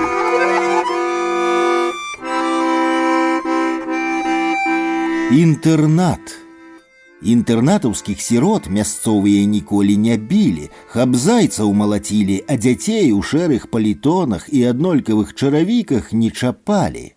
4-павярховы цагляны будынак стаяў за парканам. Брамка, вароты, жалезны паркан. Не падабаўся мне будынак. Гурток выяўленчага мастацтва наведвалі 2 падлеткі з інтэрната. Меншага звалі Мішка Гарбачоў, другі 8-класнік Лёнік. Ён на 2 гады старэйшы за Мішу. Лёнік маляваў кепска, а Мішка выдатна. Яны хадзілі ў гурток з восені, з 1 верасня. Пасля калядаў не з'явіліся колькі разоў, і кіраўнік гуртка паслаў мяне дазнацца, чаму хлопцы не ходзяць. У інтэрнаце было чыстенька, светла і цёпла. Я сустрэў Лёніка. Ён сказаў, што Мішка маляваць не будзе. Калі выходзіў, то заўважыў Мішку. Гаварылі не вельмі доўга. Мішка прызнаўся, што Лёнька яму забараніў маляваць. Я развярнуўся шукаць 8-класніка, каб даць у рыла, але не знайшоў. Лёнька схаваўся. Праз 2 тыдні Мішка ўцёк са школы-інтэрната. Не знайшлі. У школу-інтэрнат заходзіў толькі аднойчы. Інтэрнат, турма, бальніца заўсёды далёка, нават калі яны і на суседняй вуліцы. Начоўкі. Адпрохся. Так і сказала пра свайго 40-гадовага зяця цётка Ніна. Яны жылі на Кастрычніцкай у 3-м доме. На вокнах былі белыя занавескі, а на балконе віселі шэрыя бляшаныя начоўкі. Женька, мой аднакласнік, калі хацеў мяне паклікаць, то грукаў кулаком па дне. Бляшаныя начоўкі гулі на ўсю вуліцу. На бацькавым пахаванні Женька маўчаў. Будильник. Старыя, асабліва цёткі, кідаць камяні не ўмеюць. Маскаліха хадзіла па вуліцах пасёлка ў доўгай чорнай спадніцы, хустцы, насунутай на вочы, у карычневай кофце і хатніх тапках. Хадзіла хутка і нячутна, дробная старая цётка, прыгнутая і запалоханая жыццём. Мы, дзеці, бегалі следам, круціліся вакол і крычалі: «Будильник, будильник, будильник!» Яна сварылася, магла няўмела шпурнуць каменем і не патрапіць. Казалі, што маскаліха раней працавала на шклозаводзе прыбіральшчыцай, у канторы падлогу шаравала, смецце выносіла, там і скрала з дырэктарскага кабінета будильник. Спадабаўся, напэўна, так моцна, што не змагла стрымацца. Схавала пад спадніцу, а калі выходзіла з завода, то ён пачаў звінець. На прахадной падаў голас. Злодзея затрымалі і з працы звольнілі. Відаць, даўно гэта было, але не забылася. Так яе і звалі будильнікам, а яна злавалася. Яна магла ісці па вуліцы, няхай сабе і па кастрычніцкай, раптам спыніцца, скласці далоні ракаўкай, прыціснуць да вуха. Стаяць на адным месцы і паварочваць галаву. Даволі доўга магла стаяць і слухаць толькі ёй чутнае, можа, далёкае, а можа і блізкае. Гэтыя яе нечаканыя прыпынкі пасярод вуліцы палохалі. Можа, яна чула, як бяжыць, кропае час, абсалютна нябачны, як паветра. Можа, яна ведала, што кожнаму празвініць будильник, і тады яго звольняць. Мне здаецца, што я раблю старую цётку занадта містычнай і значнай, а яна насамрэч звычайная, трапілася на крадзяжы гадзінніка. Але што ж яна так уважліва слухала? Вітька Козыр. Вітька старэйшы за мяне гады на 3. Здаецца, яго бацька служыў міліцыянерам. Хоць Вітька і старэйшы, але мы з яго здзекаваліся, білі і абражалі. Хлопец, калі і крыўдзіўся, то праз хвіліну забываўся на свае крыўды і зноў пасміхаўся прыязна. Стаяў і глядзеў на тое, чым мы займаліся, лыпаў блакітнымі вочкамі, цёр вялікай далонню шчаку. Прамінула 100 гадоў. Вось Вітька на аўтобусным прыпынку. З шашы да прыпынку пад'язджаюць аўтобусы, з іх выходзяць людзі. Пад'язджаюць маршруткі і запаўняюцца пасажырамі на Гомель. Мажны мужчына ў шэрым паліто з адным гузікам стаіць і праводзіць позіркам машыны. Як усе старыя, ён паварачваецца ўслед таму, што знікае не галавой, а ўсім целам. Пачынаецца дождж. Вітька абмацвае кішэні і дастае 2 пячэніны. Ён есць, як старая бяззубая малпа, але акуратна, крошкі не сыплюцца. У няголенага Вітькі Козыра тоўстыя чырвоныя губы. Параўнанне Вітькі са старой малпай мяне злуе сваёй недакладнасцю. Людзі спяшаюцца, бо хто ж будзе стаяць пад дажджом? Людзі з'язджаюць і прыязджаюць, толькі Козыр застаецца стаяць. Многія з тых, хто біў і абражаў ідыёта, даўно на могілках. Раптам Вітька паварочваецца да мяне і дае пячэніну, надкусаную, абсліненую, лыпае блакітнымі вочкамі, на мокрым твары блішчаць кроплі дажджу. Крыху вагаюся, але пачастунак бяру, бо ён чысты. Вітька задаволена смяецца і кажа: «І ў Гомлі дождж». Іду пад парасонам да плошчы, у руцэ пячэніна, і я не ведаю, што мне з ёй рабіць. Смех. Аднакласніца Ленка Тронская жыла на ціхай вуліцы ў прыватным доме. У Ленкі памёр бацька. Некалькі сямікласнікаў, якім Тронская падабалася, пайшлі на пахаванне. Класная адпусціла з урокаў. Мы прыйшлі, побач з домам стаяла грузавая машына з адкінутымі бартамі, пара легкавікоў, курылі мужчыны. Ленка выйшла да нас у двор, на ёй было ўсё чорнае, хустка чорная, чаравікі чорныя, панчохі. Выглядала кепска, раней Тронская часта казала, што бацьку не любіць. Толік паглядзеў на Ленку і пацікавіўся колерам яе бялізны. Аднакласніца спачатку стрымана усміхнулася, а потым засмяялася па-сапраўднаму, а далей гучна зарагатала. Істэрыка. Павыходзілі жанчыны з дома, спалохаліся. Ленку пачалі паіць вадой з валяр'янкай, даваць жоўценькія пігулкі.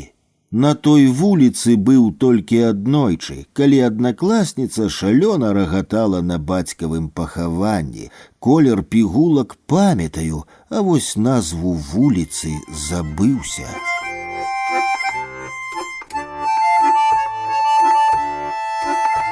Кашуля.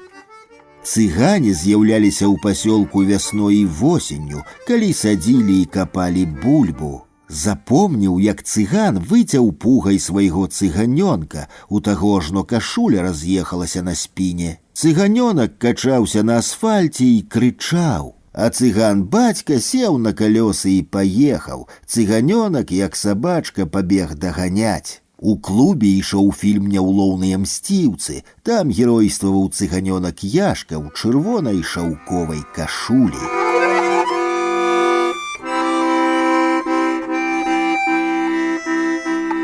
Сляза. Сляза на володькавым воку. Пакуль яна дабегла да сярэдзіны шчакі, то зрабілася чорная, як семка ў спелым яблыку, а за паўгадзіны да слязы неба чыстае, бясхмарнае, чэрвеньскае, вецер упарты і гарачы, нябачны.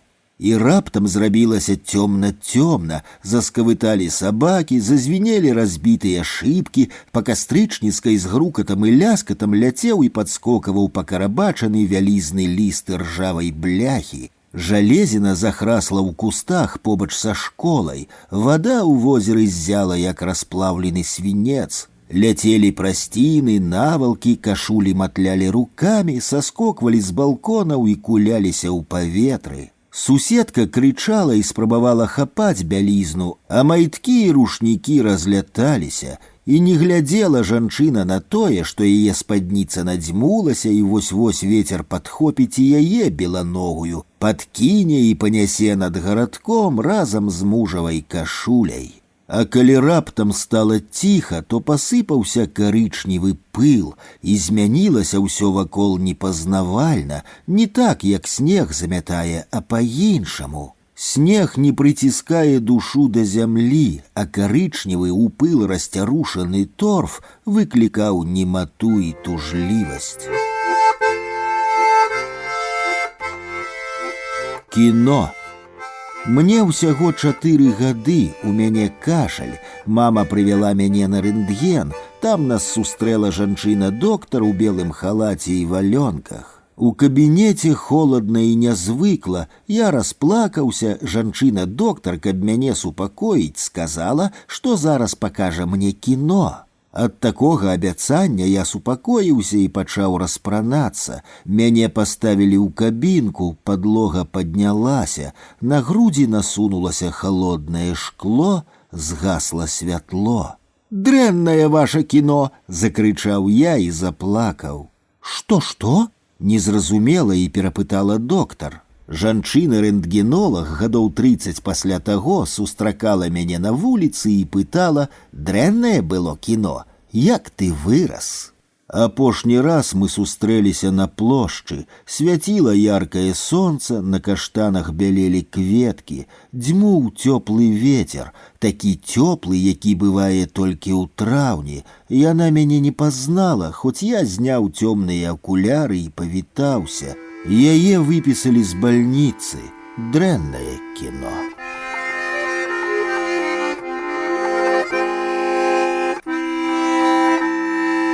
Ціхая вуліца.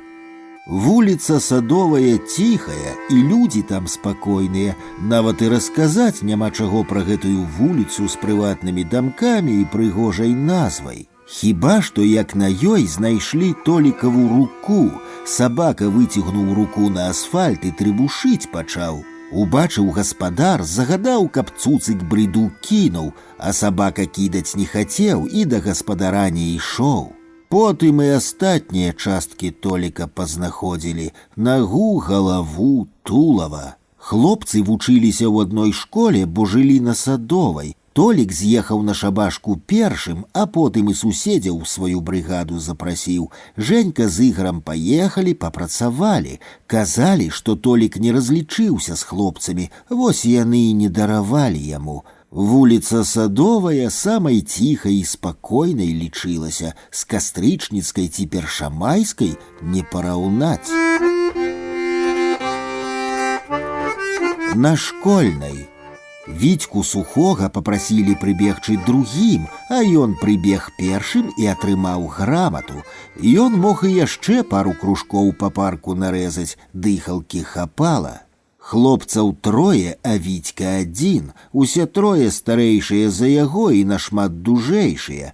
Вітька крыкнуў і пабег праз кусты без сцежак, і хлопцы кінуліся следам. Сухога загналі да бетоннага паркана. Пастка. Вітька схапіў дрын. Калі дрын зламаўся, васьмікласніка пачалі біць. Потым стаміліся, кінулі і пайшлі. Вітька падняўся на карачкі, а потым і на ногі стаў. Языком выціснуў выбіты зуб, які ледзь трымаўся. Выплюнуў разам з крывёй і паспрабаваў зрабіць крок. Вітьку хіснула, і каб не паркан, то ён бы і упаў. Расшпіліў непаслухмяную прарэху і памачыўся. Было балюча, але галава трохі перастала круціцца. Ноччу падлетку зрабілася кепска, ванітавала. Бацькі спалохаліся, выклікалі хуткую. Доктар і паведаміў міліцыю. Участковы прыйшоў у палату, але Вітька не сказаў пра трох хлопцаў з вуліцы Школьнай. Маўчаў і глядзеў на 3 зорачкі лейтэнанцкіх пагонаў. Гэта быў верасень 1976-го. З сярэдзіны верасня і амаль да канца вясны Вітька ездзіў у Гомель па 3 разы на тыдзень. Усім казаў, што займаецца ў гуртку, дзе робяць мадэлі планераў. Шалёсткая папера, клей, акуратныя рэйкі часам з'яўляліся на яго стале. Потым у траўні ездзіць перастаў, рэйкі, клей і папера зніклі. Прыехаў да Вітькі высокі мужчына ў сіняй кашулі. Ён угаворваў Сухога вярнуцца ў секцыю бокса і працягваць займацца. Вітька сказаў, што яму гэта не цікава. Легкавік з сінім надпісам «Дынама» з'ехаў. Гэтая падзея засталася амаль незаўважанай. Першым быў Шурка па мянушцы Малы. Шурка і рыпнуцца не паспеў. Сухі зламаў яму нос і выбіў 2 пярэдніх зуба. Упаў пасля 3-го удара і застаўся ляжаць. Костік трапіўся за клубам. Лебяда ішоў і курыў. Сухі з'явіўся перад ім як з-пад зямлі. Костік вышэйшы за Вітьку на галаву і ў плячах шырэйшы. Лебяда галіўся і гадаваў чорненькія вусы. Бойка скончылася хутка. І Феда Лашкевіча Вітька адмудохаў тым жа вечарам. Калі падбеглі Федавы сябры са Школьнай, то Сухі сышоў. Фед курчыўся на зямлі і стагнаў.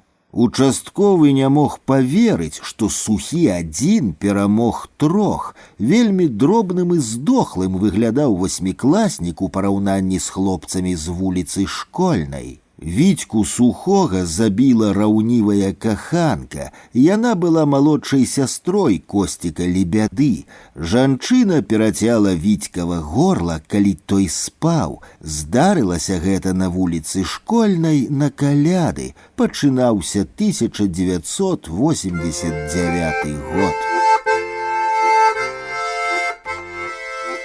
На фантане Алік Царлюкевіч прызнаўся ў каханні райцы. Аліку 15 яшчэ не было, а рая 3 гады як замужам, дзіця. Жанчына глядзела на падлетка і не ўсміхалася. Гэта адбывалася на плошчы гарачым вераснёўскім днём, калі яшчэ не верыцца, што лета скончылася. Алік трохі ніжэйшы за Раю, а можа гэта з-за прычоскі жанчына здавалася высокай. Рая хацела нешта сказаць Аліку, падбірала патрэбныя словы. З двара сталоўкі на плошчу выбеглі шэрая сучачка, а следам кульгавы Джек. На плошчы Джек забрахаў і наскочыў на сучку.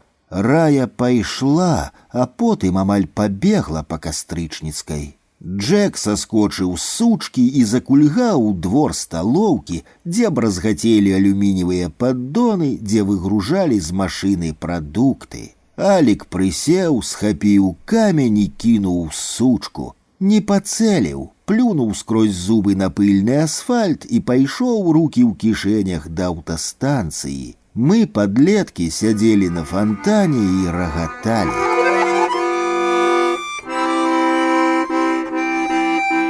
Піва. Бочкі з півам былі рудыя і непрывабныя, а піва смачнае.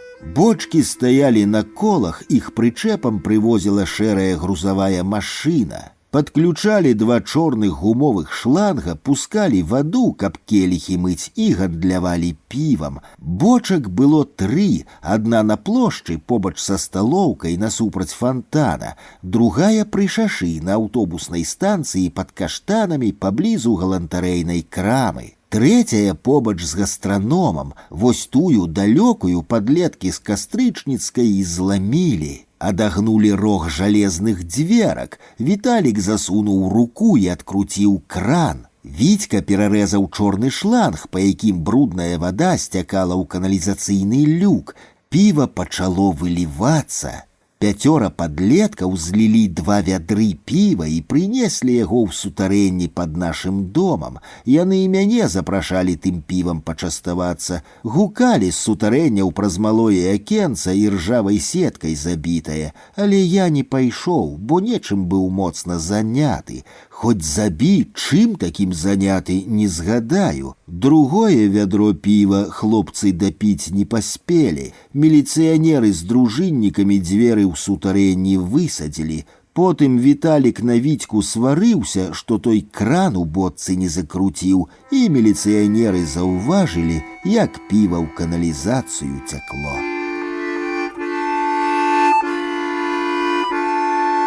Марак.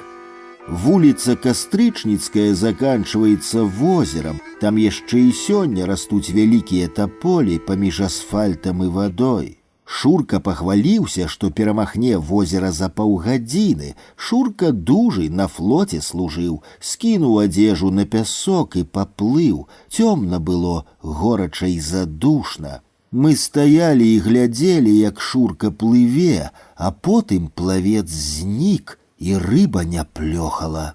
Мы пабеглі да 7-га дома, назаўтра Шурку шукалі невадам, баграмі дно мацалі. Мы, падлеткі, якія бачылі Шурку апошнімі, хадзілі па беразе. Было горача, але купацца не хацелася, і вадалазы тапельца не знайшлі. Шурку убачыла жанчына з 7-га дома, што па Кастрычніцкай. Гэта было праз 3 дні пасля навальніцы. А пасля пахавання мы пайшлі купацца на возера. Вада была непрыемна цёплая, як падагрэтая. З тыдзень возера не пераплывалі, а потым на Шурку забыліся, як і не жыў Марак. Чэмпіён. Мы басцяліся па вуліцах, гарышчах і сутарэннях, біліся, палілі бацькоўскія папяросы, ганялі на лайбах па пасёлку. Сашка ж трэніраваўся, выступаў на спаборніцтвах і перамагаў. Настаўнікі і бацькі ставілі яго нам у прыклад. Потым ён стаў чэмпіёнам і атрымаў медаль, а потым пачалося дарослае жыццё. Сашка быў трэнерам, бандітам, бізнесменам, а потым яму ўсё надакучыла. Аднакласнік кінуў піць. Завязаў раптам без падрыхтоўкі. Гэта так усіх здзівіла, што кожная размова-сустрэча з былымі аднакласнікамі пачыналася з гэтай падзеі ці ўчынка. Прайшло 2 гады, Сашка кінуў паліць, завязаў. Пачалі гаварыць, Паміж алкаголем і тытунём быў яшчэ адзін учынак. Сашка кінуў каханку, але пра гэта амаль ніхто не ведаў. Ён жыў колькі гадоў ціха, пра яго не было нават чуваць, а потым узяў і скочыў з 12-го паверха. Той ноччу на небе гарэла поўня, яркая і недасяжная, як медаль.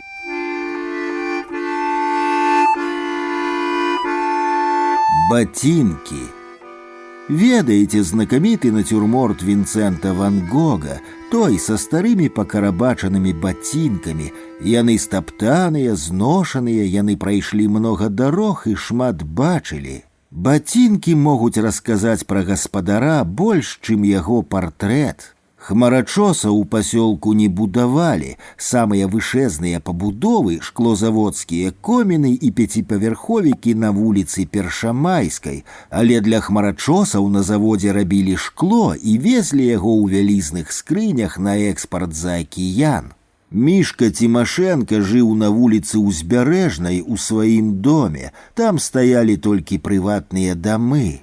Калі Мішка з малодшай сястрой ішлі ў школу, а бацькі на завод, то двор вартавала кудлатая кароткахвостая аўчарка. Дунай хадзіў па двары і грымеў ланцугом. Кабы не было сабакі, то наўрад ці хто рызыкнуў лезці ў цагляны дом з жоўтым франтонам і круглым вакенцам-ілюмінатарам. У Мішкі бацька пад 2 метры ростам, зловіць раздзярэ як анучу, мала зладзюгану не падасца. Мішка ў бацька працаваў на заводзе грузчыкам, пакаваў вялізныя лісты вітрыннага шкла ў скрыні, а потым ставіў тыя скрыні на прычэп машыны. Ехала плыло парэзанае шкло ў далёкую Амерыку ды іншыя краіны з экзатычнымі і зманлівымі назвамі.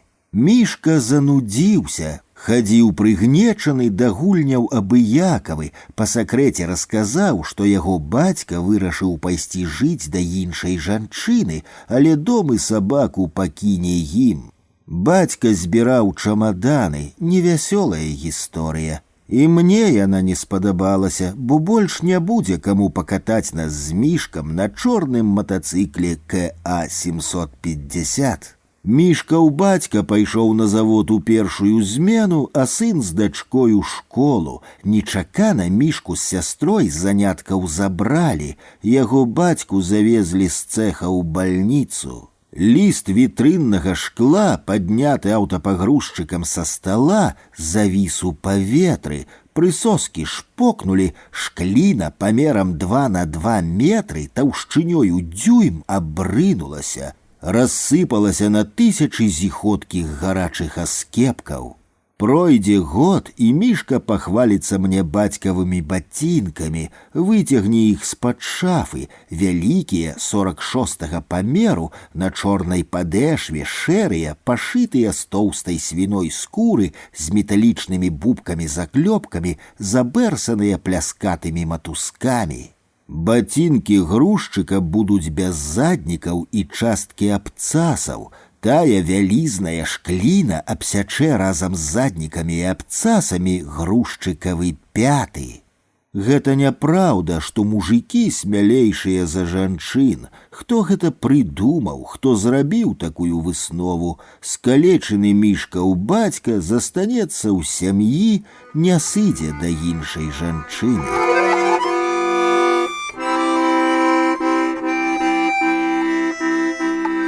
Сустрэча на Камунальнай. Іду па вуліцы Камунальнай, а з таполя ўляціць пух. Мне давялося бачыць 1000 анёлаў, можа і больш. Намаляваных на сценах сабораў, выкладзеных з каляровых каменьчыкаў, высечаных з мармуру, выразаных з дрэва, адлітых з бронзы і жалеза, злепленых з гліны, пластылінавых і васковых. На дошках абразоў і палотнах анёлаў, намаляваных на паперы, дзясяткі тысяч рукатворных анёлаў, і ні разу не бачыў сапраўднага, жывога. Хіба так можа быць? Анёлы існуюць, але мне пакуль не пашчасціла ўбачыць. Па камунальнай ляціць тапалёвы пух, вочы пачынаюць слязіцца, і мне здаецца, што пад ружовай трансфарматарнай будкай стаіць ён. Пры шэрых дзвярах, на якіх чарнее трафарэтная выява чэрапа і маланкі.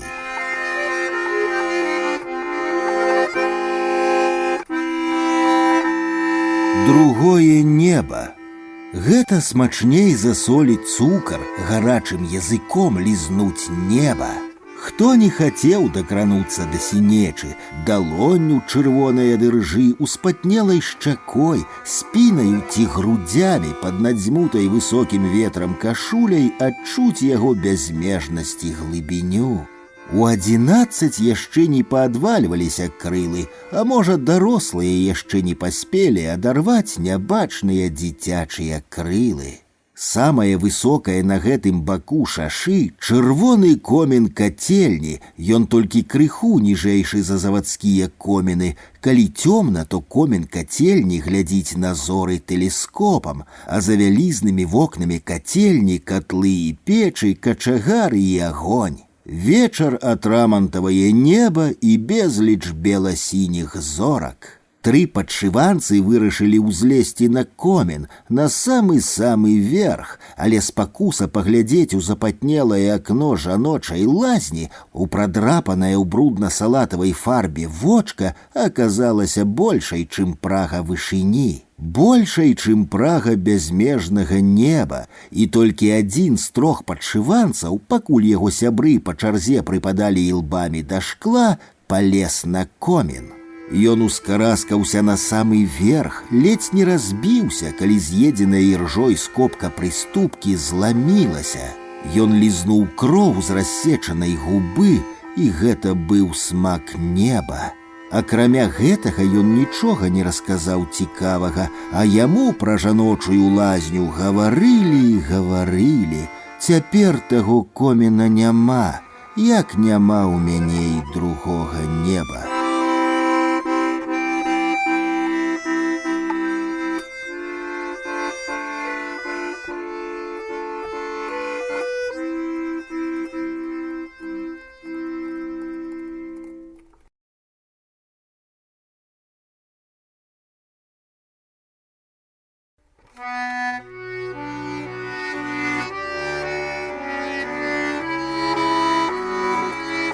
«100 акварэльных малюнкаў, бацька». Ляскоўка. У лесе безліч дрэў, але ёсць адно, невялікая лясная яблынька-дзічка, якую бацька называў «мая ляскоўка». Дзічка расла крокаў за 20 ад пясчанай дарогі пад соснамі. Скрозь, калі мы ішлі з ім у вёску да дзеда з бабай, то ён прыпыняўся і шыбаваў да гэтай разгалістай яблынькі, кідаў на траву пляцак і сядаў, з нетраў плецака выцягваў пляшку віна, здзіраў корак і няспешна адпіваў палову. А бліскучы корак згінаў і прыладжваў на якую нізкую галіну, упрыгожваў дрэўца. Пасміхаўся свайму вынаходніцтву. Я хадзіў непадалёк і еў суніцы, шукаў грыбы, сачыў птушак. Бацька запаліваў папяросу і глядзеў праз галіны ў неба ці сачыў за мной. Ад папяросы закручваўся сіні дымок. Ён сядзеў чвэрць гадзіны пад той яблынькай. На твары быў спакой і засяроджанасць. Ён і не заўважаў нават, што папяроса згасла. Тут не пра выпіты партвейн гаворка, віно тут ні пры чым. Я пра словы, якія чуў ад свайго бацькі. Яблыньку ён зваў «мая ляскоўка», адну з 1000 дрэў, якія шумелі над намі, над мужчынам і яго дзіцёнкам. Для мяне тое бацькава слова «мая» вельмі важнае і дарагое. Мая дарога, мой дом, моя вуліца, моя рака, маё возера, мой лес. Свядомае жыццё пачынаецца з гэтага слова. Калі чалавек не можа сказаць «мая ляскоўка», то і бацькаўшчыны ў яго няма. І не трэба мне шмат колераў, Хопіць вохры залацістай, крышку блакітна-бялёсай, якой намалюю лапікі неба і дым папяросы. Яблынька ж атрымаецца сама, калі змяшаць золата вохры з блакітам. А бацькава кашуля будзе светлай, як пясок на дарозе пад соснамі.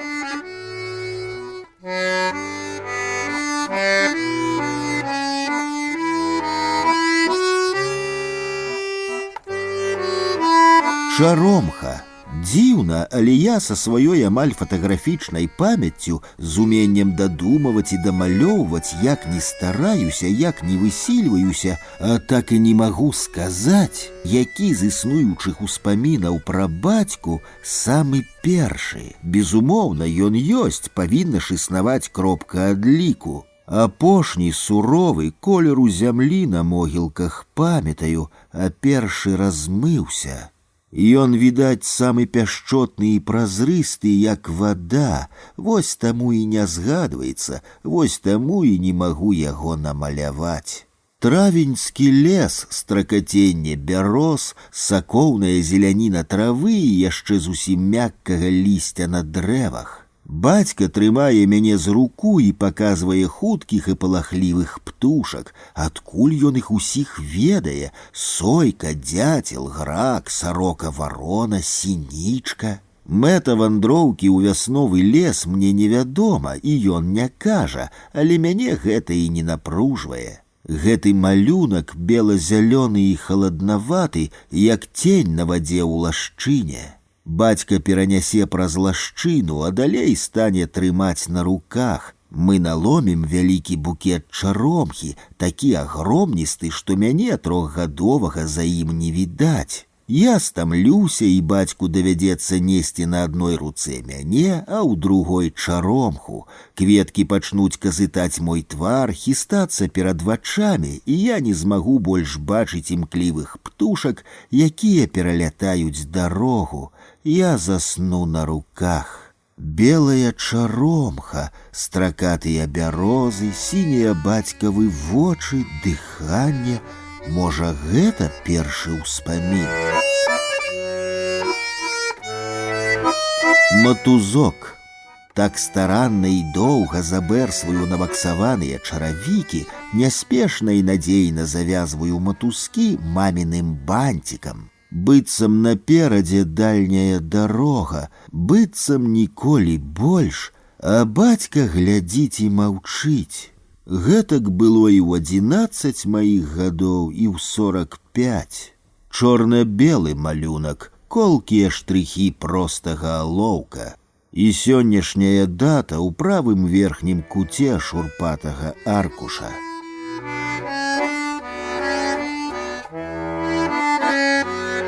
Арэхі.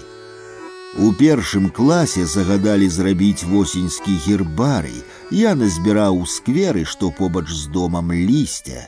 А ў нядзелю пад вечар бацька вярнуўся з вёскі. Ён выцягнуў з плецака газету, разгарнуў яе і выклаў на стол вялікі стос разнакаляровага лісця. Круглы стол, за якім я рабіў урокі, ледзь змясціў усё багацце. Лісце тое яшчэ вільготнае, у пакоі запахла кастрычніцкім лесам і грыбамі. Я сядзеў і разглядаў, выбіраў з лепшага найпрыгажэйшае, а бацька пытаў, з якога дрэва той ці іншы ліст, кляновыя большыя за яго далонь, чырвоныя, як марознае сонца над вячоркам, у рукі боязна браць, пальцы апячэш, ліпавыя, асінавыя, грабавыя, колькі каляных дубовых лістоў, з ляшчыны мяккае лісце, з явару, з бярозы. Не хопіць фарбаў, каб намаляваць гэты ўспамін, не хопіць колераў на маёй палітры. А таму я намалюю дождж і мокры лес, дрэвы з чорнымі камлямі і мужчыну ў кепцы, які ідзе нетаропка па рудым дыване і трымае ў руцэ колькі барвовых і зыркіх, як агонь лістоў. Няхай кляновых. А вавёрку ты бачыў? Спытаю бацьку. Ён спахопіцца, выйдзе ў калідор і прынясе поўныя жмені арэхаў лузганцоў. Я забудуся на лісце і пачну лічыць, перабіраць, як каштоўныя пацеркі, тыя арэхі з нашага з ім лесу.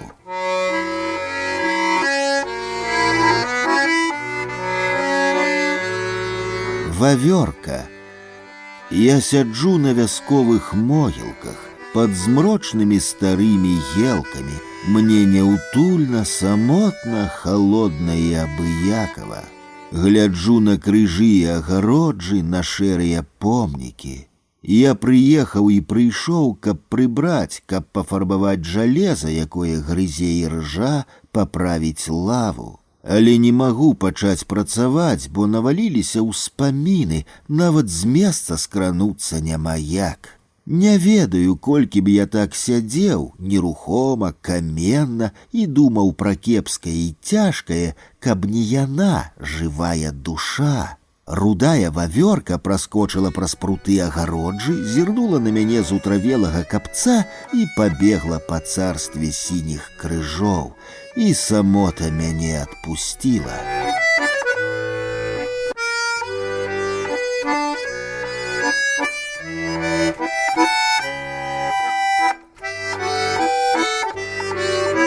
Спадчына.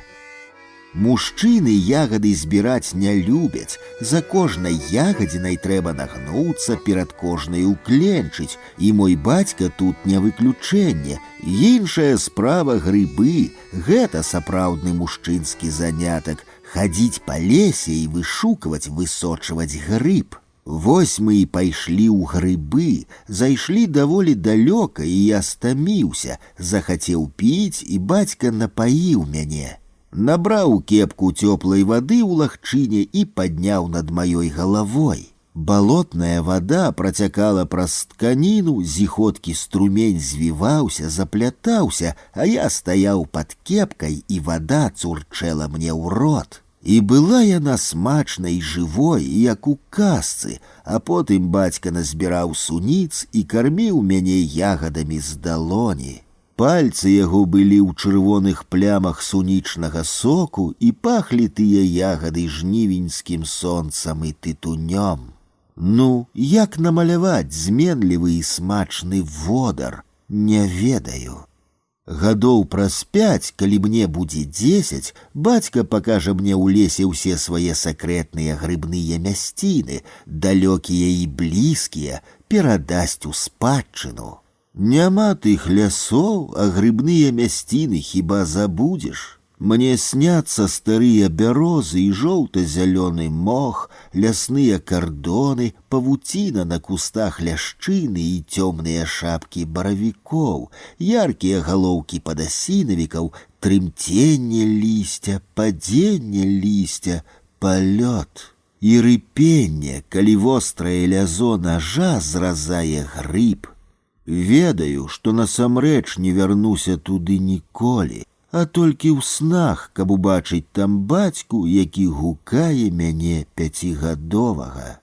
Я пабягу на яго голас і заўважу пад нагамі вялікі грыб і закрычу сцішана радасна, што і я знайшоў баравіка, а бацька здзівіцца і дасць мне свой нож, каб я зрэзаў той грыб. Сам жа чыркне запалкай і задаволена зацягнецца. Цягнік. Шкляная попельніца на белым падваконні, скрыначка запалак, старамодныя акуляры, недапалак, за акном двор, далёкі краявід з комінамі шклозавода.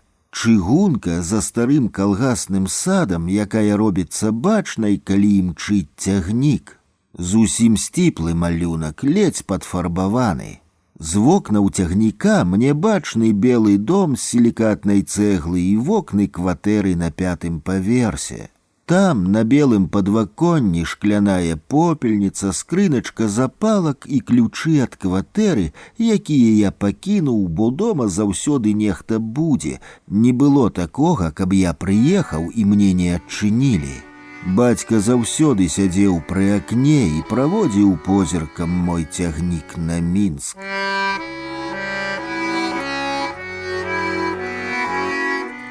Ключы. Колькі разоў бацька прасіў мяне намаляваць дзедаў дом, падворак з паветкай, замёт, хлеў, браму, яблыневы сад, шляшок, абнесеную плотам дарогу да хаты. І не абы-як, а пазнавальна, па-сапраўднаму, лепш, чым на каляровым здымку. Каб было відаць, што дах жалезны і пафарбаваны чырвоным, што аканіцы белыя, што фортка ў агарод сіняя, а вялікая брама чырвоная, што побач з домам дзве яблыні белага наліву, а далей старыя разгалістыя дрэвы, штрыфель і ранетка, што пад вокнамі растуць бела-ружовыя мальвы і кусты парэчак. Здавалася, а што тут складанага, бяры палатно і цюднік і малюй старанна і няспешна, маленькім пэнзлікам.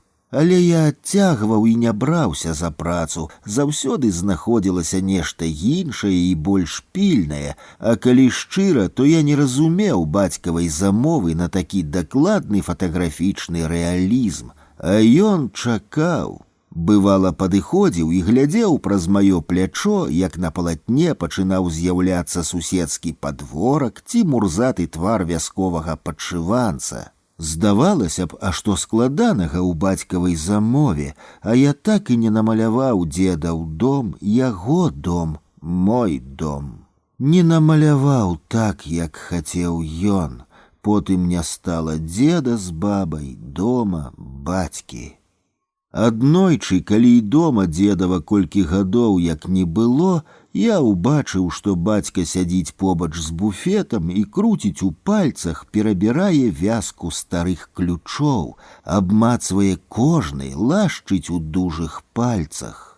Гэта ад брамы, гэта ад трысцена, ад каморы, ад сенца ў верхні ключ, а гэты ад шафы, маленькі і зграбны. Ён не выкідаў ключы, як спадзяваўся, што калі-небудзь яны спатрэбяцца, прыдадуцца. Ведаў, што новым ключом стары замок не адамкнеш, а родным то і можна. Ён ідзе толькі яму вядомай сцежкай да дома, у руках вязка старых ключоў, а дом той намаляваны мной, намаляваны, намаляваны, намаляваны.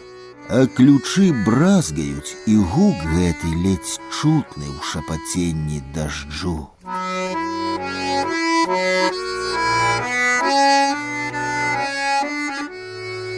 Картачкі. Бацька любіў фотаздымкі, мог падоўгу гартаць альбом, перабіраць каперты з карткамі. На ўсіх яго здымках абавязкова мелася дата, а на некаторых і надпіс, які тлумачыў здымак. 1957 год, май, свержань, на вяселлі Віктара. Аднойчы я спытаў, а што за свержань такі? Бацька расказаў, што гэта маленькі гарадок, дзе ён быў у камандзіроўцы, а Віктар яго знаёмы шафёр. Там у свержані ёсць старая драўляная царква вельмі прыгожая. Калі памёр дзед, то ў бацькі была зламаная загіпсаваная нага. Ён толькі выпісаўся з бальніцы, хадзіў на мыліцах, загадаў мне ўзяць фотоапарат і зняць пахаванне. Я не спытаў, навошта здымаць, фатаграфаваў так, як лічыў патрэбным. Я ж студэнт другога курса інстытута, мастак. Быў упэўнены, кепска не зараблю, нашчоўкаў 2 стужкі, надрукаваў 100 картак і прывёз дамоў. Бацька доўга пераглядаў здымкі, крывіўся, нерваваўся, а потым не стрываў і пачаў абурацца. На яго думку я наздымаў абы чаго.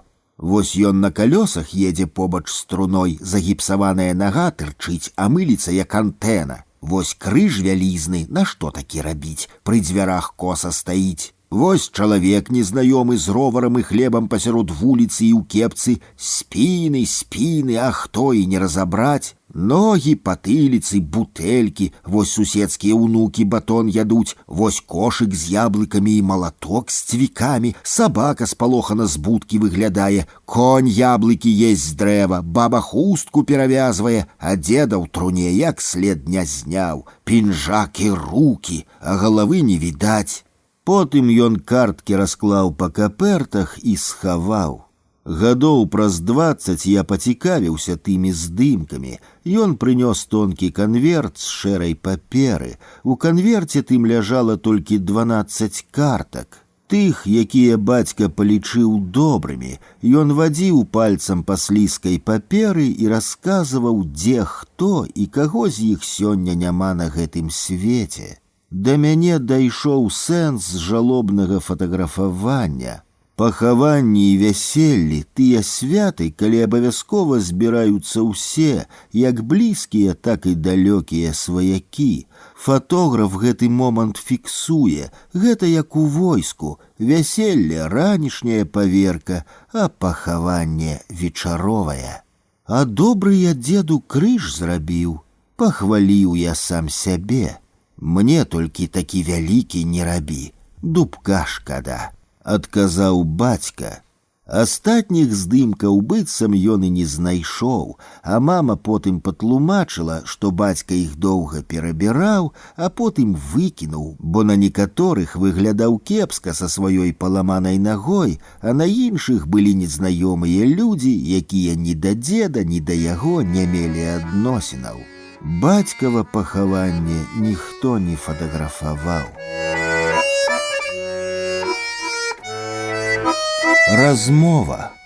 Бацька сядзіць за сталом у дзедавай хаце. На стале вячэра, якую мы з ім прывезлі, і гарэлка, 2 гранёныя шклянкі, прысунутыя адна да адной. Гэта ж быў твой дзед, мой бацька, ты гэта разумееш? Пайду спаць. Кажу і сыходжу ў другі пакой, а ён застаецца сядзець за сталом. Чую, як чыркае запалка, як ён кашляе, глуха булькае гарэлка. Прачынаюся рана, за вокнамі туман, заўсёды напрыканцы верасня ў вёсцы туманы, такія, што і платоў не відаць, а толькі ніжнія галіны блізкіх яблынь. Іду праз хату, чапляю ногой гранёную шклянку на падлозе, яна коціцца і грыміць. Бацька, які спіць на дзедавым ложку, прахопліваецца, сядае. Я выходжу ў сенцы, бяру з начовак яблык і кусаю. Салодкі прахалодны сок напаўняе засмяглы рот. Сяджу на мокрых бярвёнах ганка і ем яблык. Учарашні вечар здаецца нерэальным. Кошык, нож, 3 яблыкі, цыгареты, запалкі. Схаджу ў лес. Можа, разам? Спыняюся ў парозе. Ай, не, ідзі сам, а я ў хаце пабуду. Я азіраюся, бацька стаіць у браме, абапіраецца плячом на дубовую шулу і глядзіць мне ўслед. Туман, у тумане чуецца, а можа мне гэта толькі падалося, як ён з кімсьці размаўляе.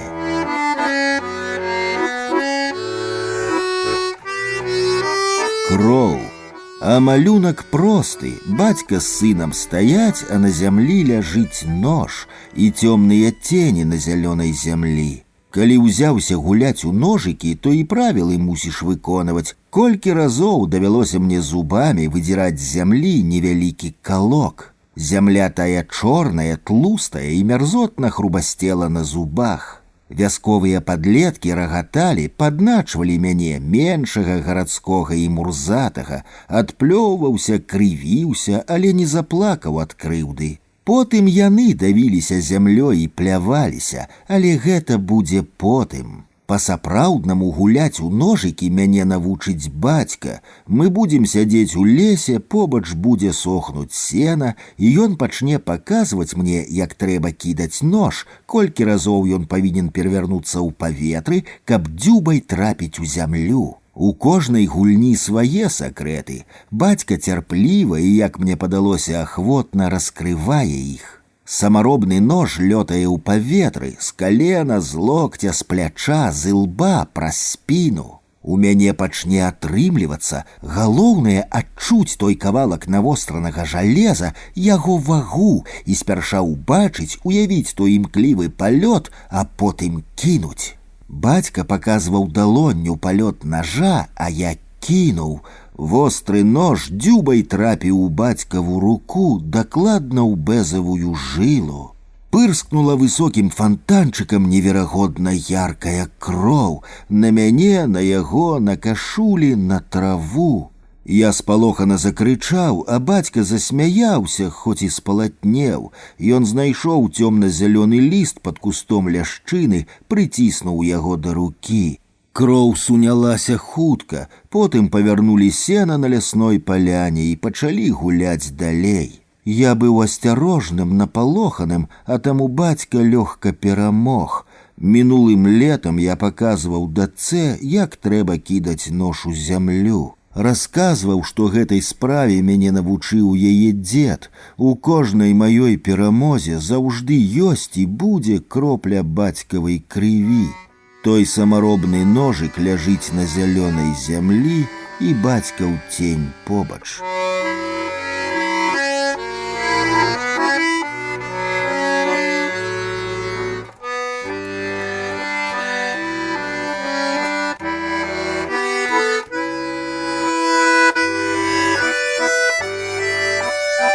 Дом.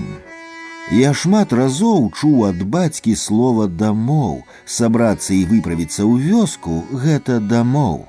Чым бліжэй выхадныя, тым часцей ён казаў, што трэба збірацца дамоў. У 1992 усе дамы стаялі пустыя. Жыхароў перасялілі ў іншыя месцы, святла не было, абрэзаныя драты ляжалі на зямлі, матляліся на слупах. А ён ехаў туды і ішоў праз лес і жыў колькі дзён у дзедавай хаце. Ён не мог яе кінуць, не мог дазволіць, каб яе канчаткова разрабавалі, расцягнулі. Ён прыязджаў і адбудоўваў тое, што мог, прыладжваў адарваныя дзверы, навешваў замкі, прыбіраў смецце, нават падлогу мыў і двор падмятаў, абкошваў траву, абразаў галлё на яблынях. Тапіў печы грубку, нават калодзеж адрамантаваў, каб была вада. Ён не баяўся жыць у доме, не баяўся ліхіх людзей, якія на грузавых машынах ездзілі па выселеных і яшчэ не закапаных, не знішчаных вёсках. А чаго яму было баяцца, калі ён быў дома? Гэта няхай яны баяцца. Рана клаўся спаць, рана ўставаў і браўся за працу. Бацька быў п'яны, ён зайшоў у пакой, дзе я сядзеў за сталом і нешта запісваў у нататнік, зірнуў праз маё плячо. Вядома, прачытаць без акуляраў нічога не змог, ды і не збіраўся. І як некалі, нават не магу сказаць, калі тое апошні раз было, правёў далонню па маёй галаве, пагладзіў. Сеў насупраць і пачаў расказваць, як хацеў спаліць дом, як абліў газай з ржавай каністры падлогу і сцены ў сенцах, як чыркнуў запалкай, як не здолеў кінуць тую зыркую запалку пад ногі і пайсці прэч. І не спыняцца, не абарочвацца, праз поле да старога сада, праз лес да шашы. Ён спахапіўся, нацягаў вады і вымыў падлогу і сцены, каб не смярдзела газай. Думаю, што гэта ён рабіў радасна, можа і са слязамі.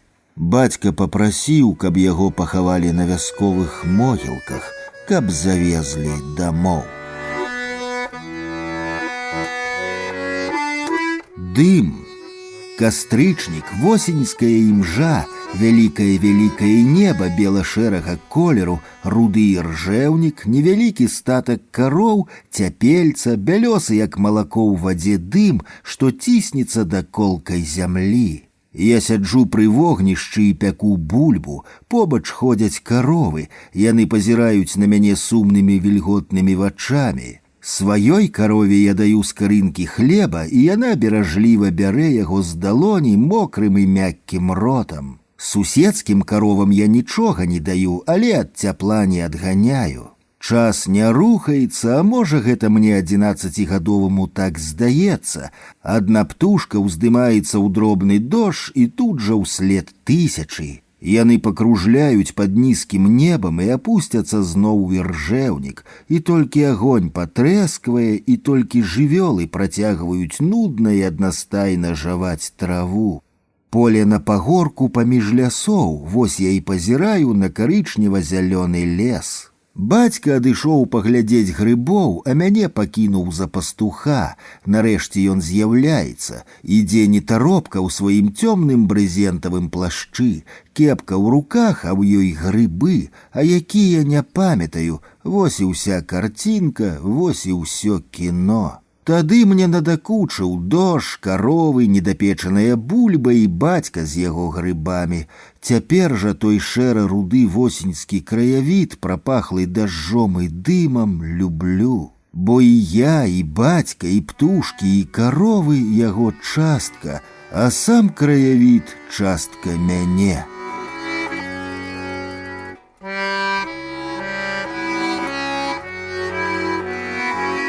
Крылы. Усе настаўнікі, якія былі ў мяне і якія, магчыма, будуць, не змогуць паказаць і тысячнай часткі таго, што паказаў бацька. Апошнія журавіны, прыцярушаныя першым мяккім снегам і яшчэ яркую зялёную траву на балоце, паказаў бацька. Кругі на спілаваным старым дубе ён вадзіў маім пальцам па іх і прымушаў лічыць. Пасля 20 я збіваўся, а ён мяне папраўляў. Вострыя, як іголкі, кіпці кажана і яго неверагодна мяккія крылы. На ўзмешку пад слівай птушынае гняздо, а ў ім яечкі, падобныя да каменьчыкаў, размаляваных разнакаляровымі кропкамі і рыскамі. І саму птушку, якая прыціскалася да травы і выдавала параненай. Аблокі, якія неверагодна хутка ляцяць і ляцяць, а па пожні бягуць іхнія цені і робяць свет зменлівым і жывым. Мятлік колеру жнівеньскай ночы, да яго крылаў нельга было дакранацца нават чуйнымі дзіцячымі пальцамі, а можна толькі глядзець і дзівіцца з загадкавых блакітных знакаў, а я дакрануўся. Імклівы каршук, які падае да зямлі і хапае птушку, а потым нясе яе ў кіпцях да лесу, каб накарміць сваіх птушанят. Млечны шлях і зоры, акіяны і рэкі, і горы на цыратавай карце, межы краіны птушак, якія іх не ведаюць, а яшчэ я дазнаўся ад яго, што струменьчык вады таўшчынёй з запалку, які цячэ з кухоннага крана, за суткі можа наліць аж 40 вёдраў. Кран трэба закрываць. Чаму запомнілася гэта? Відаць, гэта важна.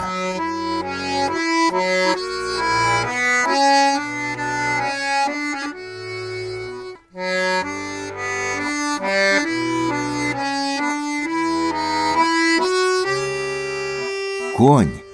Мне было 14, а напрыканцы жніўня пайшлі дажджы. 3 кардонкі пластыліна я ператварыў у адзін шэра-карычневы камяк. Дошчачка, колькі цвічкоў, алюмініевы дрот. Дед з бабай назіралі за маёй справай з цікавасцю. Такога яны не бачылі, хоць і пражылі доўгае жыццё. Калі зрабіў каркас, то адразу пачаў яго аблепліваць пластылінам. Неўзабаве праз пару дзён быў гатовы пластылінавы даўгагрывы конь на пастаменце. У хаце было прахалодна. Я сядзеў на бабіным куфры пры акне, зрэдку глядзеў на мокрае шкло, за якім вецер хістаў дрэвы. Я так захапіўся справай, што нават не хадзіў па грыбы, нарэшце скончыў. Конь атрымаўся, нават капыты былі акуратныя і круглыя, а доўгая грыва падзелена на тонкія хвалі. Наструнены конь стаяў на пастаменце, пярэдняя правая нага была прыўзнятая, як быццам ён наважыўся ўдарыць ёй у зямлю, а потым пабегчы. Асабліва дзівіўся дзед. Ён аглядаў майго каня так, нібыта той быў жывы, а ён сабраўся набыць яго, а цяпер трэба адшукаць загану і збіць кошт. Недахопаў дзед не знайшоў, пластылінаваму каню ў рот не зазірнеш. Скульптуру дзед уласнаручна паставіў на стале пад абразамі, няхай нагадвае пра таленавітага ўнука, бо хто яшчэ такую зробіць. Наступным летом скульптуры не было. Дед незадаволена расказаў, што адбылося. Пакуль ён быў у двары і нешта парадкаваў, то мой бацька коня паламіў, а тым пластылінам пазамазваў вокны з вуліцы, каб не дзьмула, каб шыбкі не трымцелі, каб дождж не зацякаў і не псаваў рамы, каб у хаце было цяплей. Потым, праз 5 і праз 10 гадоў, я глядзеў на той пасохлый пластылін, крані, і ён адвальваецца, і думаў пра дзеда, бабу, бацьку, і ніколі не пашкадаваў таго коня.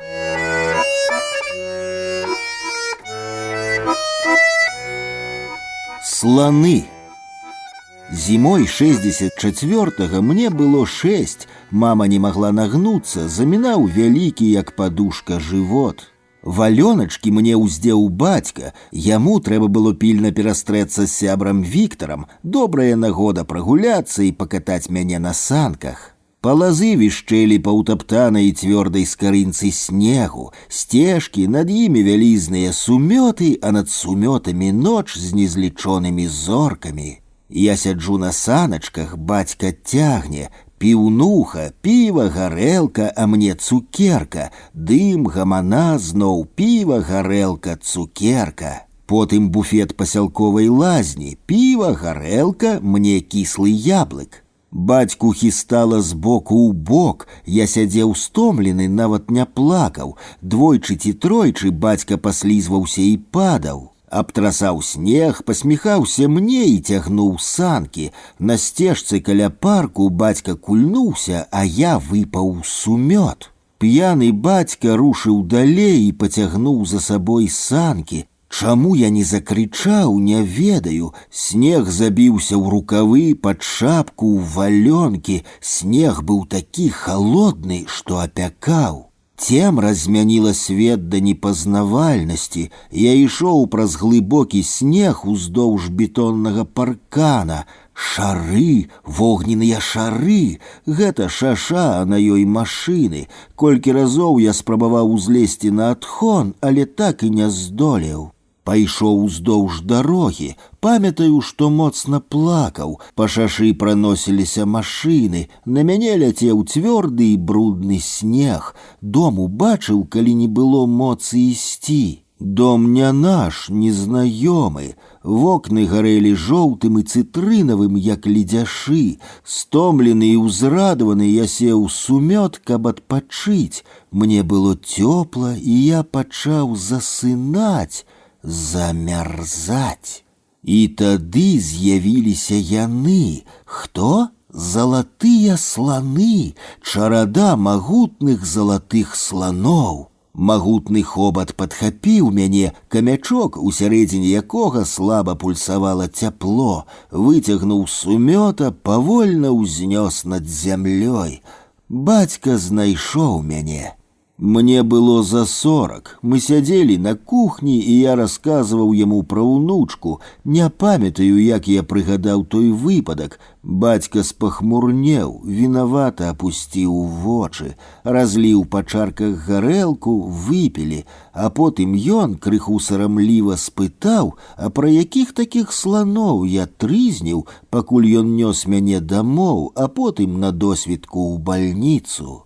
Адкуль у нас тут сланы? Сюды і звярынец ніколі не прывозілі. І ён гаварыў як жартам, а пальцы калаціліся. Гэта шчаслівы ўспамін, вельмі яркі малюнак, а сапраўды, адкуль тыя сланы, ды яшчэ залатыя?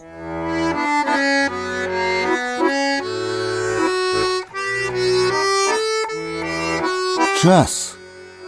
Гадзіннік механічны ў бліскучым сталёвым корпусе, трэба штодня падкручваць колца. Шкло і корпус падрапаныя, на белым циферблаце буйныя лічбы, стрэлкі зялёна-чорныя, мусіць і ў цемры відаць, не правяраў. Як для мяне, то такі гадзіннік цяжкі, а бацьку ён падабаўся, з рукі не здымаў, і працаваў, і спаў з ім. Але гадзіннік зламіўся, стрэлкі перасталі рухацца. У нашай майстэрні рамантаваць адмовіліся, нейкай дэталькі не знайшлося. Я прыехаў дамоў, і бацька паскардзіўся на майстра няўмеху, папрасіў, каб я адрамантаваў яго ў сталіцы. Так і прыехаў бацька ў гадзінніку маленькай кардонцы ў Мінск. Часу бегаць па майстэрнях не было, гадзіннік ляжаў у пісьмовым стале. Я на яго забываўся, а бацька нагадываў колькі разоў. Каб не бегаць па майстэрнях, мы з жонкай зайшлі ў краму і купілі новы гадзіннік, зручны, механічны, супрацьударны, з вялікімі лічбамі, з датай на прыгожым карычневым раменьчыку. Новы гадзіннік яму спадабаўся, з тым гадзіннікам яго і пахавалі, толькі не на руку надзелі, а мама паклала ў кішэнь пінжака. Я не ведаю, як можна намаляваць бацька ў гадзіннік, так, каб было і без подпісу зразумела, што гэты падрапаны стары гадзіннік для мяне вельмі важная рэч. Я так і не адрамантаваў яго. А хіба можна па намаляваным гадзінніку зразумець, спыніўся час ці стрэлкі бягуць?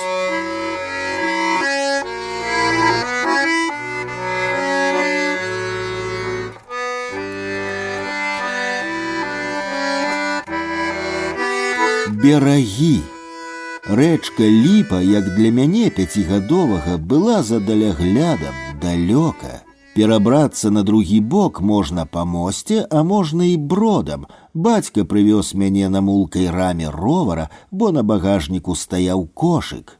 А ехалі мы да дзедавай сястры, да бацькавай цёткі па вішні. Брод быў плыткі, там пераганялі кароў, пераязджалі вазы з сенам і дровамі. Вады даросламу меней, чым да калена. Бацька разуўся, закасаў калашыны, падняў ровар на плячо і пайшоў праз раку. Я стаяў і зачаравана глядзеў, як ён брыдзе па празрыстай рацэ, як ляцяць зіхоткія пырскі, як круцяцца колы ровара, а з іх сыплюцца кроплі. Водбліскі вады былі і на яго твары, і на кашулі, і на руках. Ён паклаў ровар на неверагодна зялёную траву і паклікаў мяне. На вялікіх вербах мільгацела рачное святло, і ўсё вакол трымцела і трапятала. Бацька клікаў мяне ісці да яго, а я стаяў на беразе і не мог зрабіць першы крок. Раку бачыў наскрозь, так і стаяў, як зачараваны, разглядаў казюрак і мітуслівых рыбак.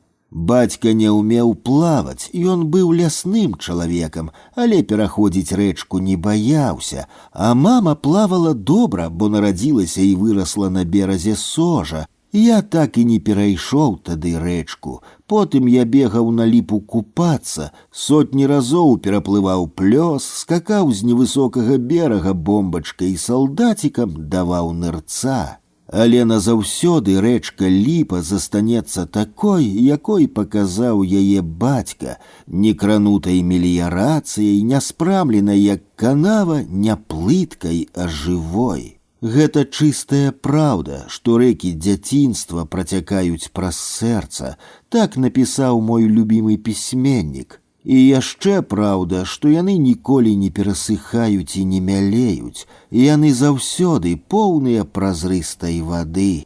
Акварэльнай фарбай па белай паперы намалюю тыя водбліскі, тыя хвалі, тыя вастралістыя вербы.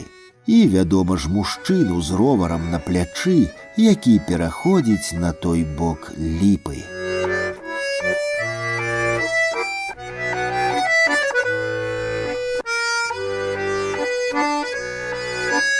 Шышкі. Такіх прыгожых елак на Новы год, якія ставіў бацька, больш не будзе ніколі. Бацька прывозіў іх не з лесу. Ён залазіў на вышэзныя яліны, якія раслі за вёскай вакол старога сада, і зразаў вярхушку, бухматую, цёмную, разлапістую, з сіняватымі хваінкамі, з сапраўднымі залацістымі шышкамі на галінах. Абгортаваў посцілкай, як дзіцёнка, перавязваў шпагатам і прывозіў у кватэру. Мама ніколі не ўдзельнічала, калі мы з бацькам упрыгожвалі дрэва цацкамі, лямпачкамі, дожджыкам. Я падаваў з вялікіх кардонак крохкія і лёгкія шарыкі, спадарожнікі, падобныя да прымуса, машынкі, рыбак, вавёрак, а ён прыладжваў іх да галінак. І цукеркі вешаў сам, так, каб мне было зручна здымаць, і зорку ўздзяваў. Упрыгожаную елку не прыбіралі аж да майго дня нараджэння, хоць з яе і сыпаліся сухія іголкі і разносіліся па кватэры. Калі я з'ехаў у Мінск вучыцца, а дома застаўся малодшы брат, бацька працягваў ставіць елку, а потым і брат з'ехаў з дому, а елка была. Вядома, бацька не лазіў на высокія дрэвы, састарэў, саслабеў, ялінку куплялі. Нават у апошні год свайго жыцця ён прынёс і упрыгожыў елку. Мама спыталася, а навошта ты гэтым займаешся? А ён сказаў, няхай стаіць, бо раптам хто з сыноў прыедзе. Шумяць старыя елкі з залацістымі шышкамі на вершалінах.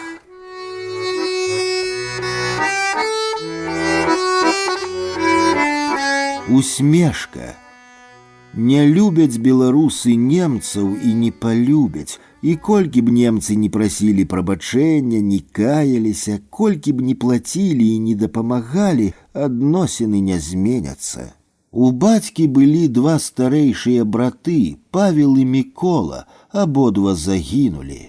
У 41-м, на самым пачатку лета, жонка старэйшага бацькавага брата Павла прыехала з Ленінграда ў вёску пагасцяваць. Меншаму з дзяцей 2, а старэйшаму хлопчыку 5. Пачалася вайна, яны і засталіся тут, аж да 45-го. А бацькаў брат Павел загінуў у блакадным Ленінградзе. Паўлаў старэйшы сын, мой стрыечны брат, вывучыўся на лётчыка. У 70-м ён прыехаў да нас з Ленінграда. Яны з бацькам сядзелі 2 дні і 2 ночы за сталом і пілі гарэлку. П'янымі не былі, як па мне, то наадварот, выглядалі неверагодна цвярозымі.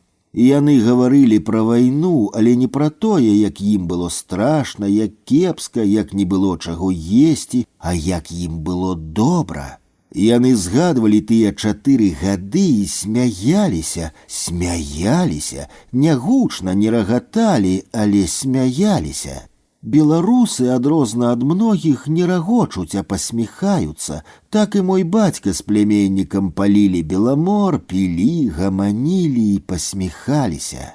Большасць іх размоў была пра лес, грыбы, ягады, сена, коней, пташак. Яны гаварылі пра дрэвы, як пра людзей, згадвалі дубы, якія і я бачыў, лясное балота, успаміналі, як цікава было хавацца ў лесе, ў будках, зробленых з галля, пра недаспелыя яблыкі, ад якіх пякотка і баляць жываты, як партызаны забіралі карову, а яна не хацела ісці і баданула маладога партызана так, што той ляцеў пад плот, а шапка пакацілася па сцежцы. У мяне ёсць адна фотокартка Паўла, бацька аддаў яе мне. На адваротным баку надпіс «Фатаграфаваўся ў 1932 годзе 25 ліпеня, горад Рэчыца, судабудаўнічая школа, Степаненко Павел Уладзімірович». Няхай у цябе будзе, ён жа табе родны дзядзька, я Паўла і так памятаю, а ты ж ніколі не бачыў. Бацька сказаў гэта з той невытлумачальнай беларускай усмешкай, якую немагчыма намаляваць. Увогуле ён ведаў значна больш, чым мог выказаць, і была ў той усмешцы вайна.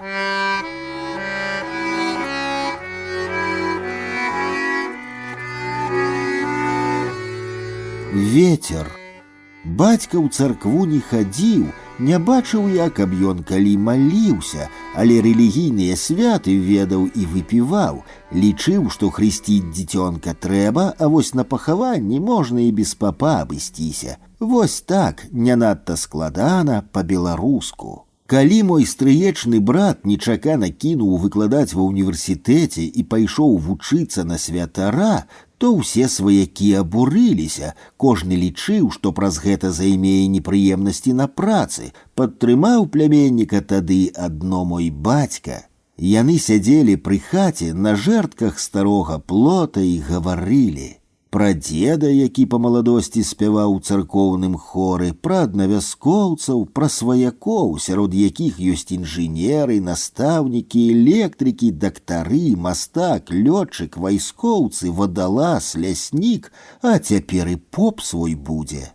Малады святар разводзіў рукамі, як хацеў абняць увесь свет, і казаў, што ўсё ад Бога, і кветкі, і трава, і лес, і сонца, і ветер. І ўсё гэта даў яму Бог, і цяпер яго радзіма паўсюль, і пра птушак, якія не жнуць і не сеюць, а Бог ім дае. Работа як работа, і святары некаму трэба, галоўнае, каб табе самому падабалася і грошы плацілі. Разважаў бацька. Сям'ю ж карміць трэба, сын расце, бацькоў даглядаць, старыя. А потым праз паўгадзіны ён раптам спытаў у маладога святара пляменніка, ці ведае той, пад якім вуглом хаты закапаны яго пуп. Можа, пад гэтым, а можа, тут недзе, а што? Усміхнуўся святар. Міша памёр на 3 гады раней за бацьку. Вёскі на той час не было, закапалі, знішчылі. Людзі той царквы, дзе служыў айцец Міхаіл, хацелі пахаваць свайго святара побач з храмам, але сваякі прывезлі яго на вясковыя могілкі. Там, дзе ўсе нашы, можа і ёсць так, што бацькаўшчына там, дзе могілкі, а ўсё астатняе ад Бога. Малады святар у чорным і мой бацька ў святочным строі сядзяць на срэбных жэрдках вясковага плота. А вакол кветкі, аблокі і трава, ветер і радзіма, і гэты нервовы малюнак, бывае, сніцца, пралятае перад вачамі.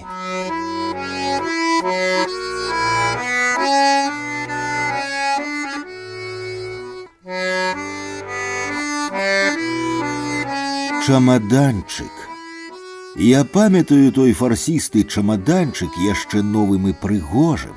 Чырвона-карычневы, з бліскучымі вугалкамі, са сталёвымі замочкамі-зашчапкамі. Бацька ездзіў з ім у камандзіроўкі, у ім прывозіў падарункі, потым чамаданчык заняў месца ў шафе. Ён і цяпер стаіць там, над ім вісіць на плечыках вопратка.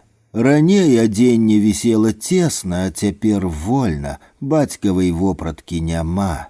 Мама аддала ўсё сваякам, суседзям, знаёмым, толькі чамаданчык застаўся. Калі бацькі сыходзілі на працу, то я выцягваў яго з шафы і пераглядаў, перабіраў начынне. Старыя фотаздымкі ў капертах, дакументы розных гадоў, ганаровыя граматы, аблігацыі, схемы тэлевізараў, радыёлы, пральнай машыны, пасведчанні, растрапаныя нататнікі, ордэр на кватэру, тэхнічны пашпарт на дзедаву хату і падворак, загадкавыя электралямпачкі, паламаныя асадкі. У гэтым чамаданчыку сямейны альбом, некаторыя яго старонкі пустыя. Існаванне многіх даведак мог зразумець толькі гаспадар. Навошта ж я ізноў пераглядаю, перабіраю, знаходжу сваю фотокартку за 6 клас і доўга гляджу на яе. А потым акуратна складаю, закрываю абшарпаны чамаданчык і ставлю ў шафу. Ведаю, што калі прыйдзе час, гэты чамаданчык будзе адзіным, што я вазьму сабе.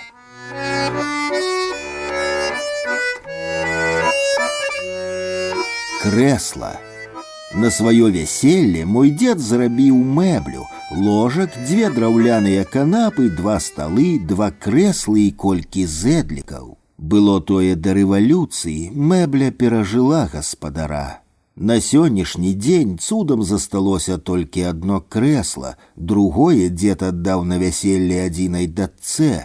Яго лёс мне невядомы. Мой бацька забраў з дзедавай хаты крэсла і перавёз у гарадскую кватэру. Раней яно было пафарбаванае чырвона-карычневай алейнай фарбай, такой, як і шырокія масніцы. Фарба пааблушчвалася, і бацька перафарбаваў самаробнае крэсла пад колер кухні, зрабіў сінім.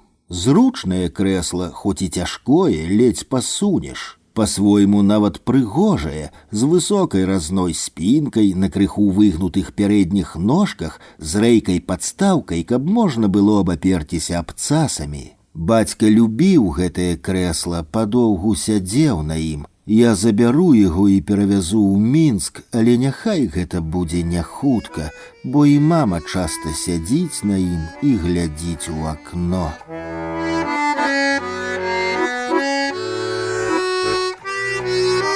Партрэт. Я спрабую намаляваць партрэт бацькі словамі, заходжу з розных бакоў, праз рэчы, якія яму падабаліся, альбо якія ён не любіў, праз краявіды, у якіх яго бачыў, якія яму падабаліся, праз яго кепскія і добрыя звычкі, але не атрымліваецца. Яго вобраз сыходзіць, цячэ як вада, ляціць як тапалёвы пух. Я злуюся на сваё няўмельства, на тое, што бракуе патрэбных слоў, што зробленае нейкая паўпраўда, злуюся, што словы застаюцца словамі. Перабіраю ў памяці карціны сапраўдных мастакоў, перабіраю імёны і прозвішчы. Разважаю, а каму б з мастакоў я замовіў партрэт свайго бацькі, і знаходжу адказ немагчымы, але адзіны. Я згодны заплаціць столькі, колькі той мастак папросіць. Я ведаю, што ў адрозненне ад мяне ён не памыліцца, не схлусіць, а зробіць тое, што трэба. Я пазнаёміў бы галандца Вінцэнта ван Гога са сваім бацькам, і Вінцэнт напісаў бы на шурпатым палатне партрэт мужчыны. Бацька б сядзеў на сінім крэсле, якое зрабіў мой дзед сабе на вяселле, і глядзеў на мяне ярка-блакітнымі вачамі, і дымок бы ад папяросы закручваўся.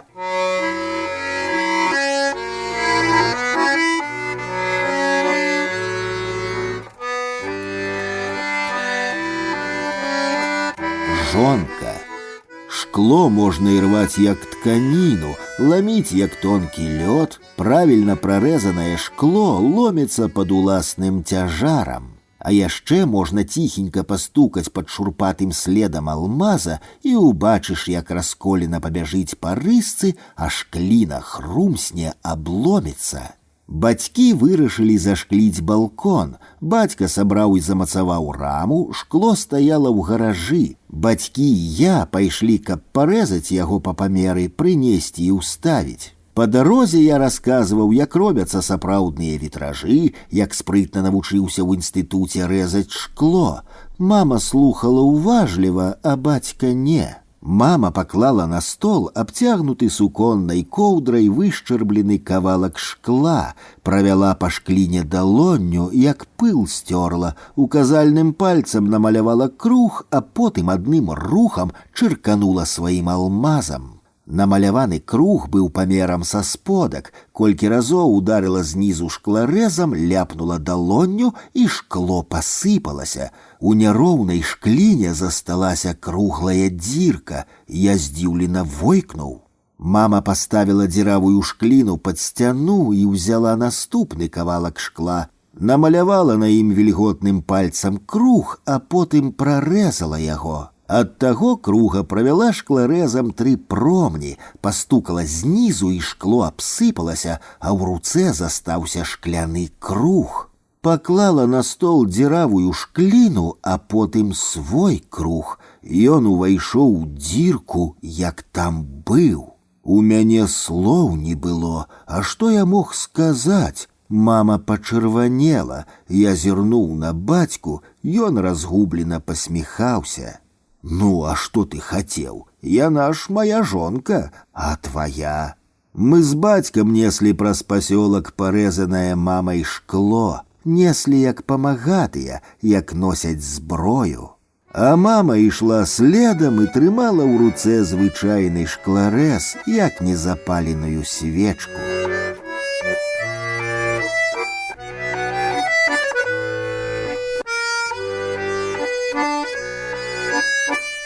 Узрост. Хто з нас хоць раз не бегаў з бацькам на выперадкі? Калі мне было 8, то бацька мне саступаў і дазваляў на колькі крокаў апярэдзіць сябе. Пасля выдаваў стомленым і задыханым, выціраў лоб, прычэсваў мяккія валасы, хваліў мой хуткі бег, задаволена смяяўся. Гадоў 12 я бег з апошніх сіл, а бацьку так і не здолеў апярэдзіць. Праўда, перад гэтым ён адмаўляўся, бегчы не хацеў, хоць я угаворваў настойліва. Беглі мы з ім ад брамы да слупа, было там адлегласці крокаў 100, бацька зноў апярэдзіў мяне. А праз 2 гады я яго перамог. Ён паглядзеў на мяне здзіўлена, як не верыў, ці як першы раз бачыў. Наступным ранкам прапанаваў зноў бегчы, але тады я заўпарціўся. Ён паставіў на сцежку кошык, мы ішлі па грыбы, скінуў плашч, выцягнуў з кішэні сцізорык, зняў боты, а потым і кепку. Адмовіцца я не мог, сталі мы плячо ў плячо, ён нервова взмахнуў рукой, і мы паляцелі, моўчкі, бязгучна. Зноў я апярэдзіў крокаў на 5. Бывае, калі згадваю той імклівы бег, то і шкадую, што не паддаўся, не саступіў, не дазволіў яму яшчэ пару гадоў адчуваць сябе маладым і дужым.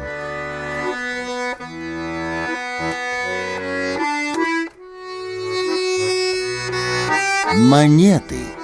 Крыўдна, што ў беларусаў сёння няма сваіх манет. Грошы папяровыя, 1000, 5, 10, 20, 100. Ну а еўраманеткі назваць сваімі, пакуль язык не паварочваецца. Калі мне было гадоў 9-10, то пачалі з'яўляцца юбілейныя манеты. У маім двары і класе ўсе кінуліся іх збіраць. Бацькі, а калі дакладна, то менавіта бацька і аддаваў мне манеты, а здаралася, што і рублі. У мяне была металічная скрыначка з-пад халвы, там я і трымаў сваю калекцыю. Сёння няма ў дзяцей такога захаплення, калі ім у рукі трапляюць манеткі, няхай сабе і замежныя, то яны не надта і радуюцца. Я ж кожную сваю манетку ведаў. 10 копеек з ракетай і сонцам, 15 з выявай Мосфільма, 20 з крэйсерам «Аврора», 50 рубель з профілем Леніна. Мы збіралі калекцыю разам з бацькам. Па выхадных ці ўвечары я даставаў з этажэркі скарбонку, і мы раскладалі бліскучыя і не вельмі кружочкі на круглым стале, перабіралі. Калі якая манетка траплялася брудная, то бацька цёр яе, аглядаў праз маё павелічальнае шкло, нёс на кухню і чысціў содай. Манетка пачынала зіхцець і выглядала радаснай і святочнай. Цягам часу манет назбіралася 14 рублёў, да 15 не хапала 30 копеек. Зусім крыху не хапала. Я правяраў, калі бацька вяртаўся з працы, ці не з'явіліся ў яго колькі юбілейных манетак у кішэнях. Скарбонка моя бляшаная доўга не папаўнялася. Усе мае юбілейныя манеты, якія збіраліся амаль год, бацька прапіў за вечар. Я глядзеў на яго п'янага і гатовы быў ад нястерпнай крыўды памерці. А ён сядзеў на канапе ў паліто, пазіраў на мяне і казаў: «Я ўсё ведаю, ўсё разумею, але жыццё такое вось». Больш я манеты не збіраў, хоць і трапляліся юбілейныя.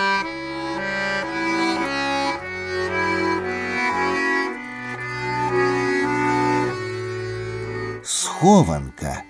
Калі ў мяне не было свайго жытла, то большую частку набытых у Мінску кніжак я звозіў да бацькоў і пакідаў там. За 7 гадоў жыцця па інтэрнатах і прыватных кватэрах кніжак сабралася ладна. Мне аддалі спачатку палову, а потым і ўсю зашклёную шафу. Посуд мама прыбрала ў сервант, а я ўсе паліцы запакаваў кніжкамі. Ніжнія ажно ў 2 рады. Бацька многія з маіх кніжак перачытаў, а так як частка з іх альбомы па мастацтве, то ён іх перагледзеў. Здаралася, што і пры мне ён браў які альбом і прасіў патлумачыць, што такое цікавае ў карцінах мастака, што я гэтую кніжку набыў аж за 12 рублёў. Я тлумачыў, а ён слухаў. Бацька любіў разглядаць важкія фаліянты, акуратна перагортваў старонкі, перакладаў папіросную паперу, чытаў, калі трапляліся па-руску ці па-польску подпісы. Найбольш падабаліся мастакі адраджэння, гэта і зразумела. Вельмі падоўгу ён пераглядаў карціны і малюнкі Пітера Брэйгеля старэйшага. Важкая кніга ў палатнянай вокладцы пад зялёным суперам. Так доўга, здаралася, сядзеў пры акне, што мне рабілася крыху няёмка. Пакладзе альбом на калені і глядзіць. Нават калі ў мяне з'явілася першае сталае жытло ў Мінску, то з бацькоўскай кватэры я забраў зусім няшмат кніжак і альбомаў, Брэйгеля пакінуў. І мама казала, што зялёную кнігу ён бярэ з шафы часцей за іншыя. Аднога разу з'явілася нагода з машынай, прыязджаў у Гомель на здымкі дакументальнага фільма, заскочыў да бацькоў, напакаваў вялікую кардонную скрыню кніжкамі, ледзь з аператарам знеслі з 5-га і з'ехаў. Можа, праз год, а можа, праз 2 спатрэбіўся мне Брэйгель, зняў альбом з паліцы і пачаў гартаць. Дату пераправяраў, гартаю хуценька, і там, дзе знакамітая карціна «Паляўнічыя на снезе», знаходжу 50 рублёў. Тых савецкіх, важкіх, за іх можна было 10 такіх альбомаў купіць. Я зразумеў, чые грошы. Патэлефанаваў і расказаў. Бацька прызнаўся, што хаваў грошы ў нейкай вялікай кніжцы з карцінкамі, але ў якой то і згадаць не змог.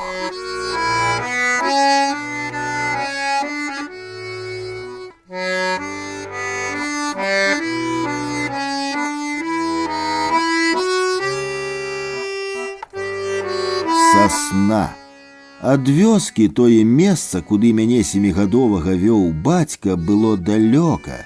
Спачатку мы ішлі берагам лесу, потым дарогай з глыбокімі калюгамі, потым па ўтравелай сцежцы, ярка-зялёнай, якая то знікала, то з'яўлялася. Мокрыя кеды на маіх нагах чаўкалі і ўсхліпвалі, нарэшце рушылі на прасткі праз лясны гушчар. Бацька не тлумачыў, куды вядзе, а я і не пытаў. Тупаў сабе па баках зыркаў. Я стаміўся, а вадні з камарамі заелі, адмахвацца надакучыла.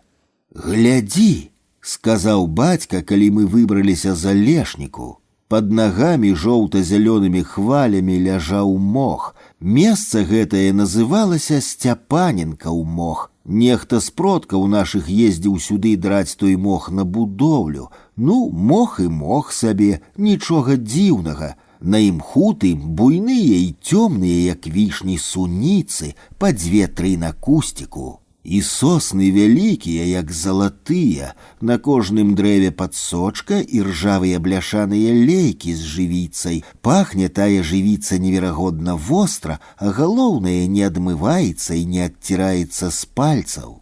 Але не гэтае месца мэта далёкага падарожжа. Праз чвэрць гадзіны, калі мы прайшлі па мяккім імху стары сасоннік з падсочкай, то і выйшлі. Вось! Урачыста прамовіў бацька.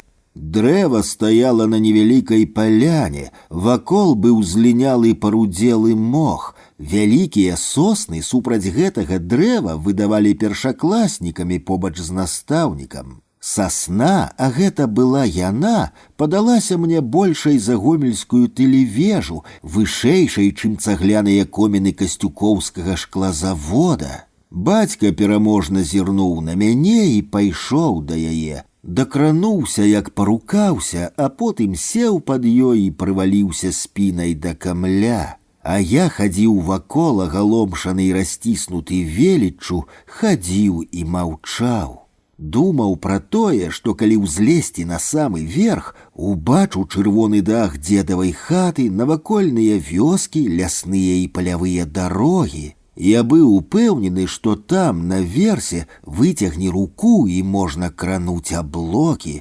гэтую сасну мы не змаглі абхапіць. Каб дзед быў з намі, то тады магчыма. Большага дрэва я не бачыў ніколі, тэлевізар і кніжкі не лічацца. Потым я хадзіў туды са стрыечным братам, бачыў, як доўга бегла па дрэве хуткая вавёрка, чуў, як нябачны дзяцел грукаціць без супынку высока ў небе, шуміць вецер, дажджом цярушацца голкі. Ад той сасны сёння яе няма, для мяне пачынаецца мой бераг.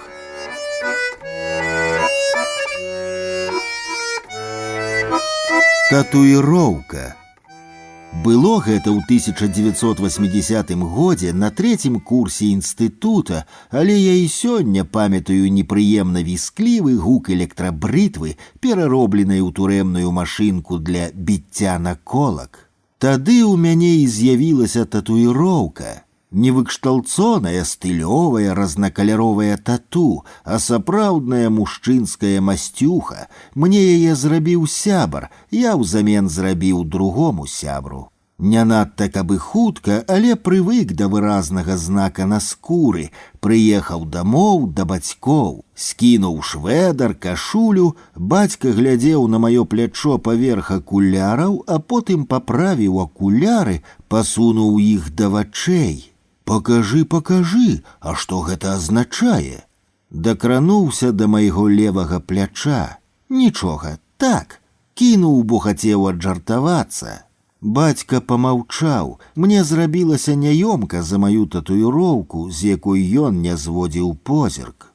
Ён усё маўчаў, я сеў вячэраць. Ён глядзеў, ён зразумеў, што гэта не забаўка, што за гэтым знакам стаіць нешта сур'ёзнае. Мае дзядзькі кавалі па 20 гадоў адсядзелі на поўначы, але ніхто сабе нічога такога не зрабіў, а мужчыны былі дужыя. Ну ты ж не злодзей? Не, я адказаў упэўнена. Калі я павячэраў, то ён нечакана сказаў: «Калі мне было гадоў 20, то і я хацеў сабе што-небудзь гэткае, але так і не прыдумаў. Больш пра маю татуіроўку ніколі не гаварылі».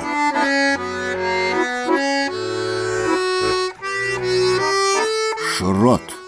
Бацька быў халасты і марыў пра паляўнічыя трафеі. Калі яму было гадоў 25, а мяне не існавала, то ён набыў стрэльбу. Прыклад залаціста-вішнёвы, а на замку выгравіраваны даўгавухі паляўнічы сабака з качкай у зубах. Стрэльба аказалася ўдалай, біла шротам кучна, а жаканам трапна.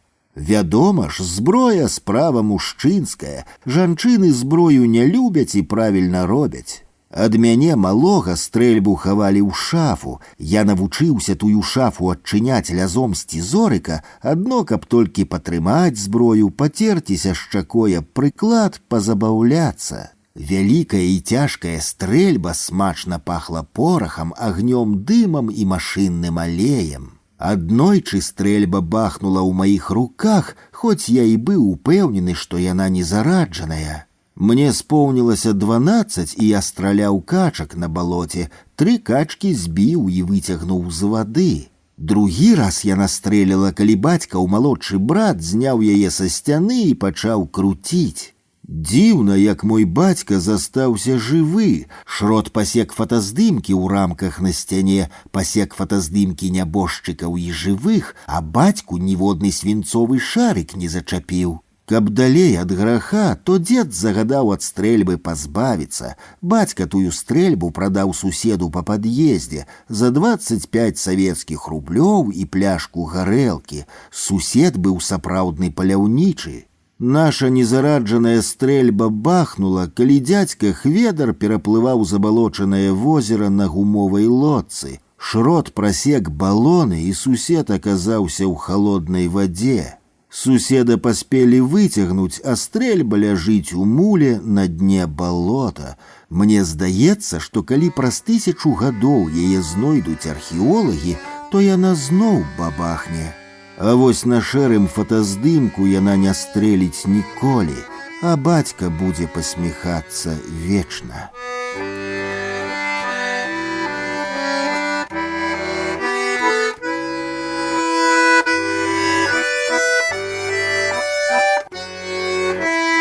Надпіс. Падлетак выразае на кары асіны сваё імя і дату.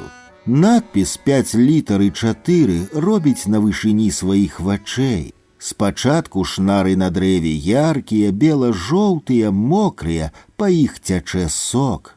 Потым парэзы зацягнуцца, зробяцца рудымі, пачарнеюць. Асіна будзе расці, трапяткое срэбна-зялёнае лісце будзе аблятаць і вясной з'яўляцца наноў. Надпіс, зроблены падлеткам, будзе ўздымацца. Бацька пакажа мне 4 асіны па-над абмялелым кар'ерам старой цагельні паблізу з лясной дарогай. Лісце на вялізных, не абхапіць дрэвах будзе нервова трымцець і калаціцца. Я дакрануся да шурпатай кары, нечым падобнай да старой ватоўкі, і стану глядзець. Чорны надпіс будзе высока над маёй галавой, але я здолею яго прачытаць. Я быў меншы за цябе, калі яго зрабіў. Навошта? Не ведаю. Пайшлі. Часам я думаю пра 4 асіны, на адной з якіх надпіс зроблены бацькавай рукой у траўні 1944 года. Я добра сабе ўяўляю хударлявага падлетка з самаробным ножом, які старанна выразае сваё імя. По той лясной дарозе даўно не ходзяць людзі. Можа, і дрэвы зламіў ветер, можа, спілавалі людзі. Я так даўно там не быў.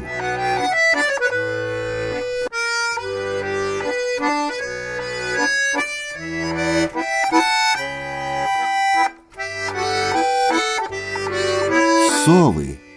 Позні вечар летняга дня сава сядзела на ніжняй галіне яблыні, насупраць вокнаў вялікая і бухматая птушка круціла галавой.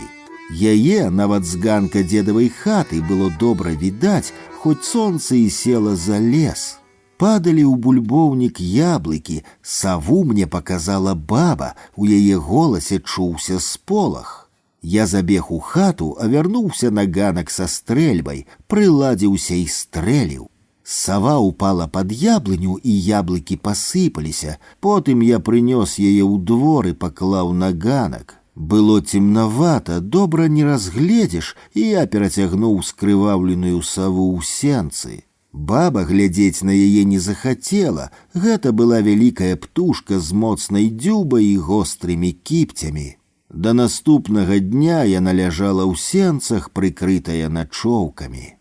Калі-нікалі я згадваю забітую саву, думаю пра яе, спрабую зразумець, навошта забіў, за што, адказу не знаходжу. Калі паміраў бацька, то на вершаліны бярос у двары дома, насупраць вокнаў нашай кватэры на 5-м паверсе, 4 дні запар прыляталі совы. Іх было 2, а можа і больш, прыляталі над вячоркам, а раніцай знікалі. Хісталіся вершаліны бярос, і птушкі пагойдваліся. Адкуль у пасёлку столькі соў бралася, адказу няма.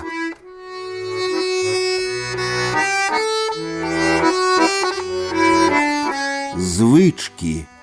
Некаторыя бацькавы звычкі мяне раздражнялі, я нават абураўся. Ну навошта прачынацца на досведку, калі на працу трэба ісці ў 8? А бацька прачынаўся, гатаваў сабе распушчальную каву, паліў і глядзеў у акно.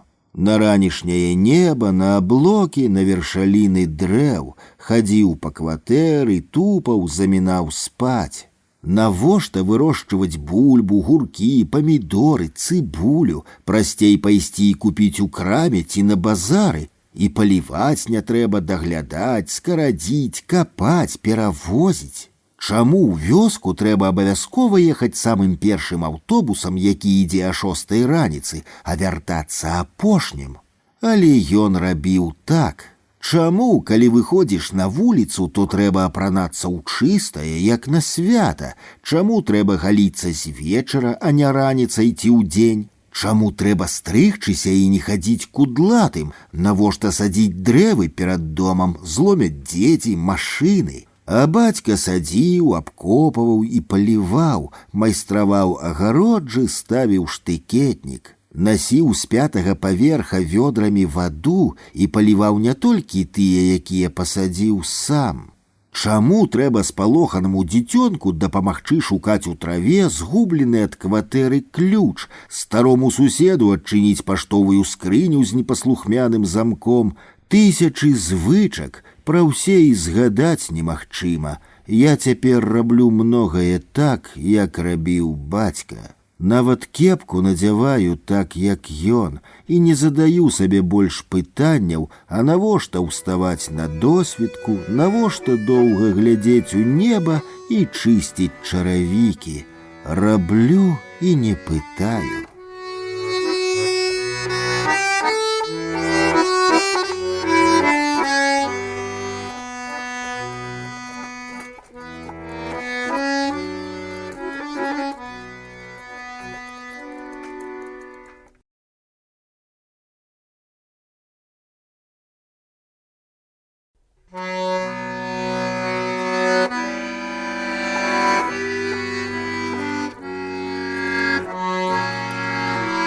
Акварельныя малюнкі. Дед. Зямля. Мой 80-гадовы дед вырашыў паміраць, бо дужа захварэў. Балела сярэдзіна. Захварэў напрыканцы лютага, а я, сямікласнік, прыехаў у вёску пасля сакавіцкіх святаў. Дед загадаў, каб я ўзяў рыдлёўку і схадзіў на вясковыя могілкі, глянуў, ці глыбока зямля адтала, бо сам ён з хаты выбрацца не дужае, і патлумачыў далей, каб мужчынам далакопам было не цяжка магілу капаць, а то мёрзлая зямля, як камень, ламамі біць давядзецца. Узяў я рыдлёўку, апрануў ватоўку, надзеў боты і рушыў праз агарод, а потым на прасткі па гразкім полі да невясёлых і няўтульных могілак. Ішоў, ледзь ногі з зямлі сакавіцкай выдзіраў, дацягнуўся, пастаяў на цвёрдым укарэлым снезе, паторкаў дол, дзе цямнелі лапікі зямлі, пад елкамі і бярозамі голымі. Развярнуўся і пайшоў па сваіх жа слядах да нашай хаты. Дед засмуціўся, пакрахтаў, пастагнаў, калі даведаўся, што зямля крышку больш, чым на штых рыдлёўкі адтала. Я не маніў, так тое і было. Праз тыдзень дед тупаў па двары і разбіваў цяжкім ломам уляжалы і цёмны снег пад плотам і на сцежках.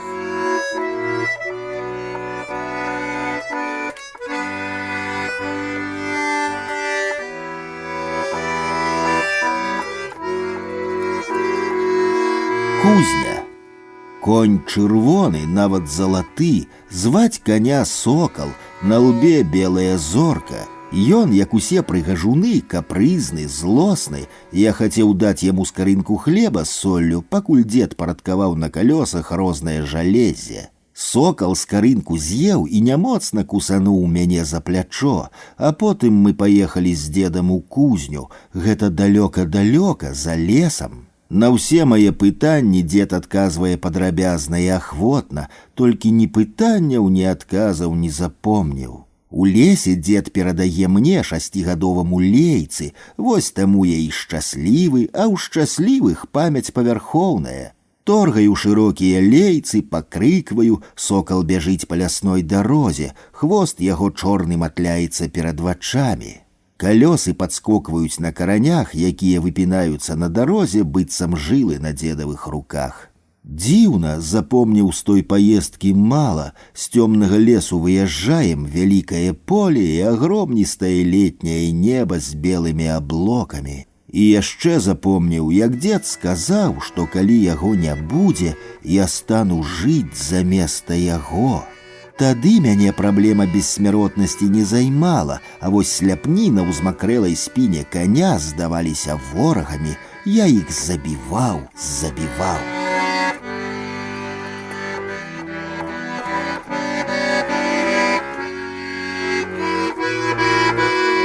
Імя. Мяне назвалі па деду. Памятаю свайго деда Владзіміра добра. Ён памёр, калі мне ішоў 21 год.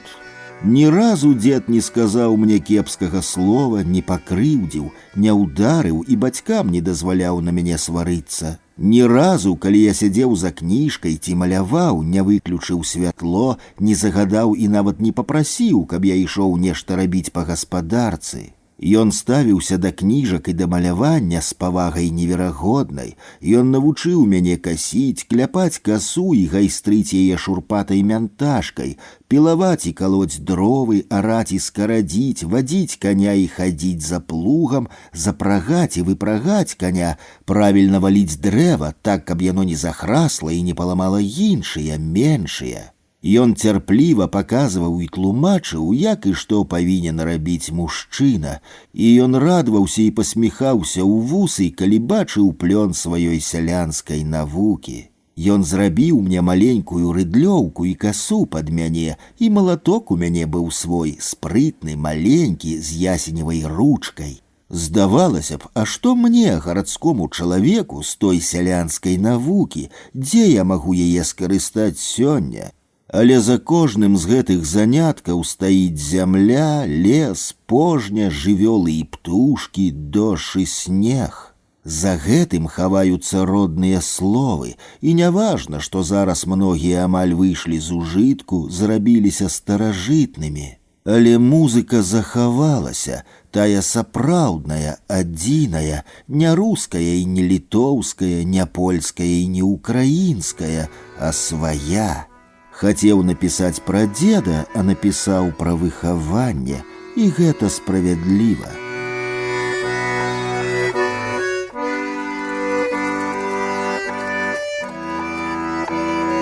Словы. Дзед ведаў назвы ўсіх траў, птушак, кветак, звяроў, інструментаў, зорак, дарог і сцежак, мясцін у лесе і на балоце, на пожні. Па габлюшцы мог сказаць, з якога яна дрэва, са старога ці маладога. Ён не адмахваўся ад маіх пытанняў, а размаўляў са мной як з дарослым, і з маімі аднагодкамі гаварыў так, як са сваімі. Я забыўся тысячы родных слоў, тых прамоўленых дзедам доўгімі восеньскімі вечарамі, летнімі днямі на палявых і лясных дарогах. Шкадую, што няўважліва слухаў, што не запісваў, што не збярог. Але ведаю, што многія згадаю, калі вазьму ў руку ці дакрануся позіркам да травінкі, да дрэва, да кавалка цагліны, ці прысню альбо пакаштую. І тады я ізноў пачую голас свайго дзеда, і вернецца тое пачуццё лёгкасці і надзейнасці, і адчую пад нагамі зямлю і перастану тлуміць сваю душу неадольнымі пытаннямі. Я гляну на дзеда, зазірну ў яго сінія вочы, і ён скажа: «А гэта ўнук рэзвіны, здымай іх са сцяны і пойдзем па салому».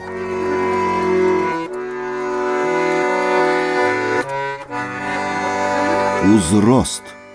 Вечар доўгага летняга дня, мне гадоў 7 ці 8, дзед у свае 80 яшчэ дужы мужчына, сядзім на канапе за сталом, гамонім, у старога з малым заўсёды ёсць пра што. Дзедавы рукі ляжаць на абрусе, вялікія, жылістыя, напрацаваныя, дужыя і адначасова спрытныя.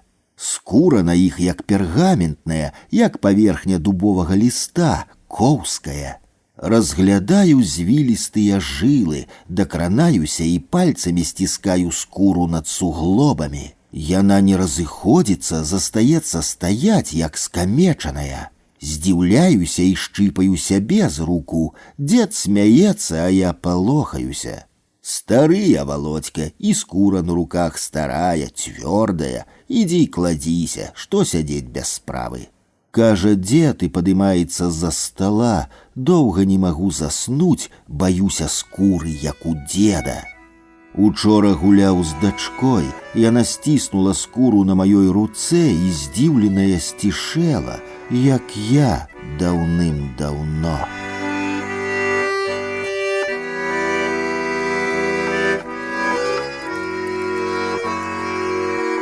Час. У дзедавай хаце быў адзін гадзіннік, ходзікі з намаляванымі мядзведзямі, з гіркамі на доўгім чорным ланцужку. Заводзіў гадзіннік дзед, унукам не дазвалялася, каб не сапсавалі. Калі дзеда не было, гадзіннік спыняўся, баба паспрабавала завесці гадзіннік, зламала. Побач з гадзіннікам вісеў адрыўны каляндар. Па начах дзед падымаўся паглядзець, колькі часу. Мяне дзівіла тады і дзівіць сёння дзедава павага да часу. Вось дзень зрабіўся на 5 мінут большым, ці на 10 карацейшым, ці роўным з ноччу.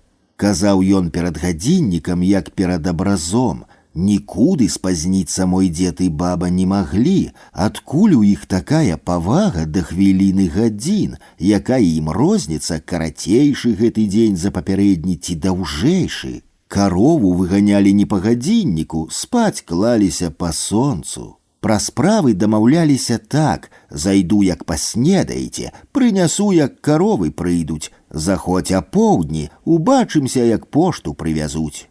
З непадробнай увагай слухаў дзед па радыё сігналы дакладнага часу і папраўляў штодня чорныя стрэлкі. Сварыўся на гадзіннік, калі той пачынаў спяшацца ці спазняцца. Гадзіннік мусіў паказваць дакладны час.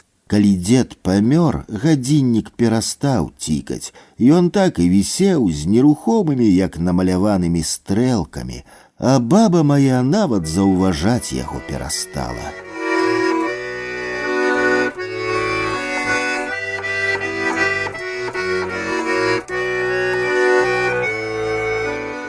Скарб. Колькі сябе памятаю, столькі памятаю і чорны куфар сваёй бабы. Ён стаяў на адным і тым жа месцы, пад акном паміж канапай і шафай. У тым вялізным і ёмістым куфэрку я мог пры жаданні схавацца. Зроблены ён быў з дубовых дошак, а таму, акрамя сялянскай грувасткасці, меў неверагодную вагу. Аднойчы за яго заляцела манетка, адсунуць куфар ад сцяны я не здолеў, паклікаў стрыечнага брата, але і разам рады не далі. У чорным куфэрку, акрамя ўсяго іншага, ляжалі цукеркі, найчасцей падушачкі ці карамелькі, але цукеркі мяне не заўсёды цікавілі. У чорным куфэрку я шукаў грошы. А дзе ж яны могуць быць, калі не там? Мне, калі бабы з дзедам не было ў хаце, карцела падымаць закаванае колца цяжкае века. Звонку куфар быў чорны, бліскучы, а з сярэдзіны светлы. На дошках з сярэдзіны хімічным і звычайным алоўкам роўнымі радкамі ішлі запісы, зробленыя дзедавай рукой. Радкоў з лічбамі датамі мелася шмат. Злучка, жыта пасеяў, ацёл, апарос, капалі бульбу, садзілі бульбу, жыта жалі. Штогод надпісаў дадавалася, потым словы і даты пісаліся паверх папярэдніх. Я спытаў дзеда, а чаму ён не піша ў сшытку? Дзед крыху падумаў, а потым патлумачыў, што каляндар ці сшытак могуць згубіцца, а куфар не згубіцца. Дзіўна, а вось грошы ні дзед, ні баба ў чорным куфэрку не трымалі. Баба хавала грошы ў падушцы, а дзед клаў пенсію ў бляшаную пушачку, якая стаяла ў шуфляцы стала пад абразамі. Так што ў скарбы ў куфэрках я перастаў верыць яшчэ ў дзяцінстве.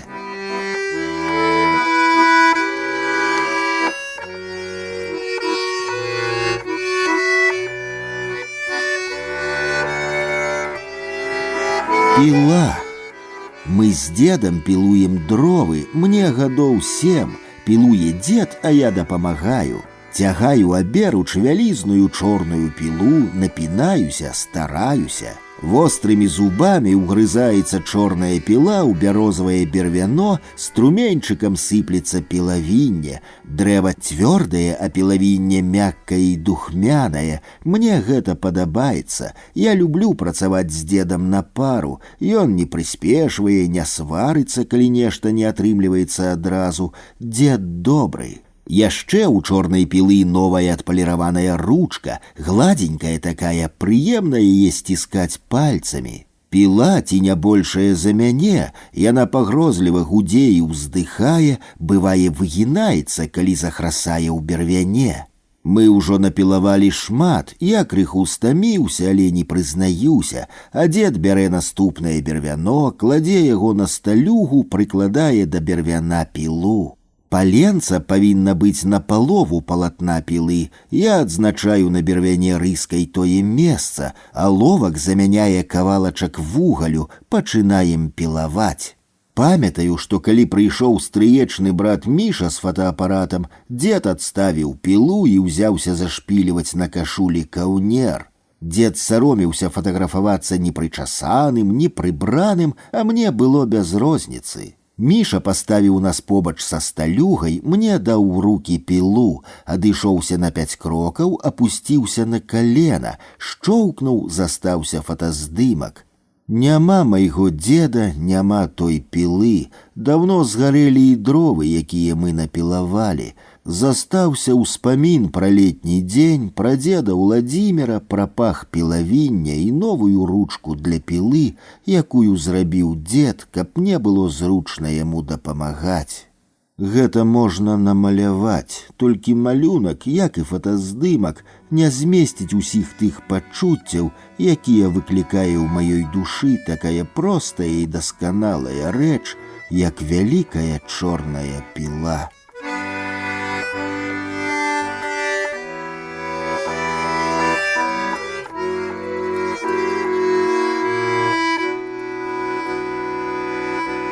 Поціск рукі. Бывала, што мне не падавалі рукі, здаралася і я не падаваў. Паціснуць руку – мужчынскі жэст, учынак. Са сваім дзедам заўжды вітаўся за руку. Не было абдымкаў і слёз не было, толькі поціск. Мужчынскі, моцны, цёплы, надзейны, крэўны. З першых гадоў свайго яшчэ не вельмі свядомага жыцця да апошніх сустрэч мы з дзедам віталіся поціскам, глядзелі ў вочы. Праз той поціск мне перадаваліся сіла і спакой. Я мог прыехаць на вёску нечакана, убачыць дзеда занятага справай. «Пачакай, рукі брудныя!» Казаў ён крыху вінавата і старанна мыў свае вялікія рукі, выціраў, а потым мы абавязкова віталіся. Так было. «Здароў, дзед!» Сціскаю 5 пальцаў правай рукі, яны хапаюць холад і бязважкасць. Можна сціснуць 3 пальцы, нібыта ў спробе схапіць нябачную павуцінку, дакрануцца да лба, а потым... Але гэта пра іншае, пра дотык, а не пра поціск.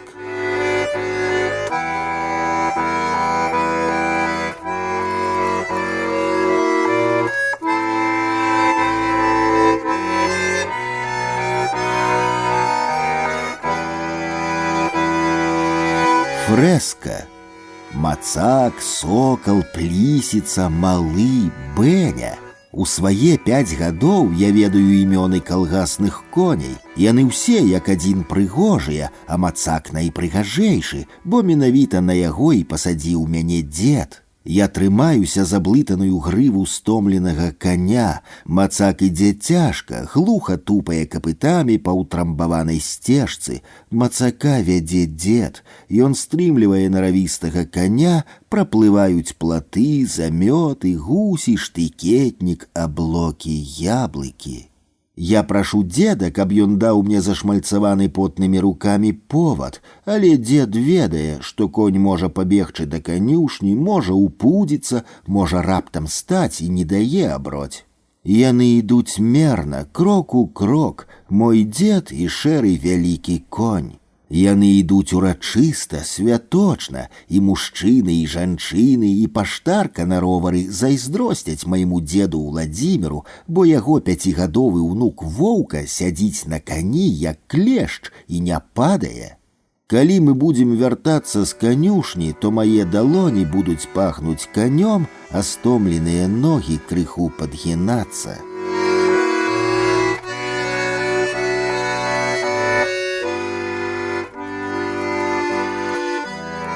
Смерть.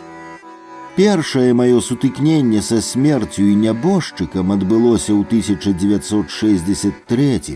Пачатак лета, спёка, памёр стрыечны брат майго дзеда Кандрат, ці, як звалі ў вёсцы, Круль. Хата нябожчыка стаяла праз адну ад нашай, яе было відаць з вокнаў. Вакол хаты раслі вялізныя бярозы.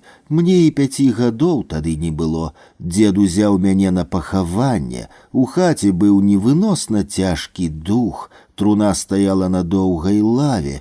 Я падышоў да прычасанага паголенага дзеда Кандрата, каб лепш яго разгледзець, і ён ляжаў з заплюшчанымі вачамі. Да гэтага часу мне не даводзілася бачыць памерлага чалавека. Свінню бачыў, жабак, птушак, змяю, забітага суседскага сабаку. Я апынуўся твар у твар з дзедам Кандратам. З васкова-шэрага вуха нябожчыка тырчэлі доўгія сівыя валасы. Нехта адчыніў дзверы, пацягнула скразняком, і сівыя валасы заварушыліся. Я заплакаў, як рэзаны. Дзед вывеў мяне ў двор і сказаў, што не варта баяцца нябожчыкаў. Ён пасадзіў мяне на калёсы, якія стаялі ў двары, а сам сеў побач. З таго, што дзед гаварыў, добра запомніў пра траву, якая расце, робіцца большай, а потым сохне. Размова пра сухую траву мяне супакоіла, бо яе не было шкада. Паскаля мой дзед не ведаў, гэта дакладна. Калі я вучыўся на мастака, то шмат разоў маляваў падворак дзеда Кандрата, старыя бярозы, платы, агарод і сад, саламяную страху хлява, зялёную траву. Атрымлівалася трагічна заўсёды. Цемра. Канец лістапада, пачатак снежня, асабліва калі яны чорныя і бясснежныя, мой дзед не любіў. Зразумела, што дзед не выключэнне. Старыя людзі і ў горадзе гэты цёмны час не паважаюць.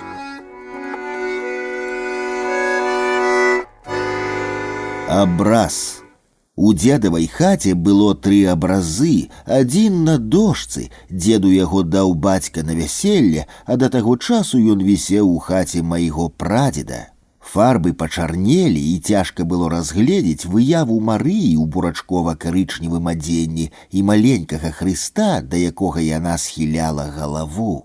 Я вырашыў абраз той крыху паднавіць. Дзед быў не супраць, я ўзяўся за справу. Бабе мой намер не падабаўся, але яна адно незадаволена хітала і старалася праходзіць за маёй спінай хутка. На дошку не глядзела, уся справа заняла 3 дні, атрымалася ярка і звонка. Адзенне я перафарбаваў з чырвонага на блакітнае, брудна-белае зрабіў снежна-белым, галовы і рукі залацістымі. Дзеду вясёлы абраз спадабаўся, а баба і слова не прамовіла. Прайшоў год, наступным летам я вучылішча мастацкае скончыў і ў інстытут паступіў. Глянуў я на той абраз, і не спадабаўся ён мне. Леташняя фарба адыходзіла лёгка, як скарынка з загоенай раны. Зазіхцелі старыя фарбы, праступілі колеры яркія. Не бурачковым было адзенне Марыі, а чырвоным. Баба дастала на вюткі ручнік са свайго куфэрка, самы прыгожы, з птушкамі і кветкамі, а дзед абраз у кут павесіў.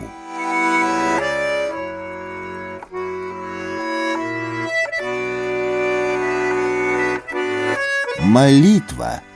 Ні дзед, ні баба маліцца мяне не вучылі. У маладыя гады дзед спяваў у царкоўным хоры. Аднойчы ён расказаў доўгую малітву. Тое было, калі я хварэў. Я ляжаў у ложку пад ватнай коўдрай і глядзеў на дыванок, на залатых аленяў, на сінюю ваду, кучаравыя аблокі і дзівосныя дрэвы. Дзед сядзеў побач, гладзіў маё плячо і няспешна гаварыў.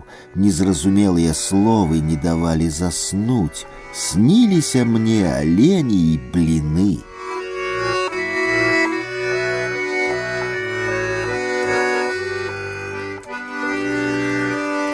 Голас. Летом дні хоць і доўгія, а ўсё парабіць не паспяваеш, а зімой дні кароткія, а вось ночы доўгія, усё жыццё ўспомніш, перадумаеш. Гаварыў дзед і адварочваўся ад акна, ад змрочнага бясснежнага краявіду. Мне ж тады было добра, цёпла і утульна, і голас дзедаў гучаў утульна і гучыць.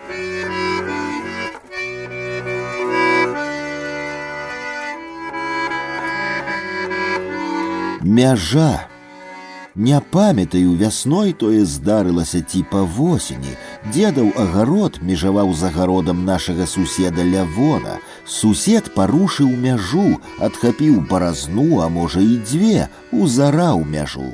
Лявон, высокі і маладзейшы за майго дзеда, гадоў на 25 мужчына. Дзед пачаў тлумачыць Лявону, што мяжа не яго зямля, што палова яму не належыць. Лявон адштурхнуў майго дзеда, ударыў грудзі. Дзед упаў. Сусед таргануў лейцы, сцебануў каня і прыгнуўся да плуга. За мяжу, за вузкі пасак зямлі пасварыліся дарослыя людзі, перасталі размаўляць, свая зямля і зямля суседа. Мне было гадоў 7, і заступіцца за дзеда я не мог, але крыўда на дзядзьку Лявона, на бацьку маіх вясковых сябрукоў, Толіка, Стасіка, Шуркі, засталася. Побач з вёскай пачалася меліярацыя. Наш сусед уладкаваўся на канавы. Ён іх абкошваў, даглядаў. Там і застудзіўся ў восеньскай вадзе. Захварэў, адняліся ногі. Дядька Лявон ляжаў у ложку цэлы год. Хадзіць не дужаў, ногі не трымалі. Мне было гадоў 13. Я зайшоў да суседзя ў хату. Дядька Лявон паспрабаваў сесці ў ложку. Ён хапаўся за брудны рушнік, навязаны ў нагах да білаў. Лявон хацеў са мной павітацца, як даросламу падаў руку, а я не паціснуў яго шырокую далонь з цёмнымі пальцамі і бруднымі пазногцямі. Адно спытаў пра некага з сыноў і выйшаў з хаты, дзе гулі мухі. Вышываны рушнік павязалі суседу на дубовы крыж, а праз 7 гадоў такі ж рушнік павязалі на крыж майму дзеду. Яны ляжаць побач, як і жылі. Узмежак баразна, могілкі, Беларусь.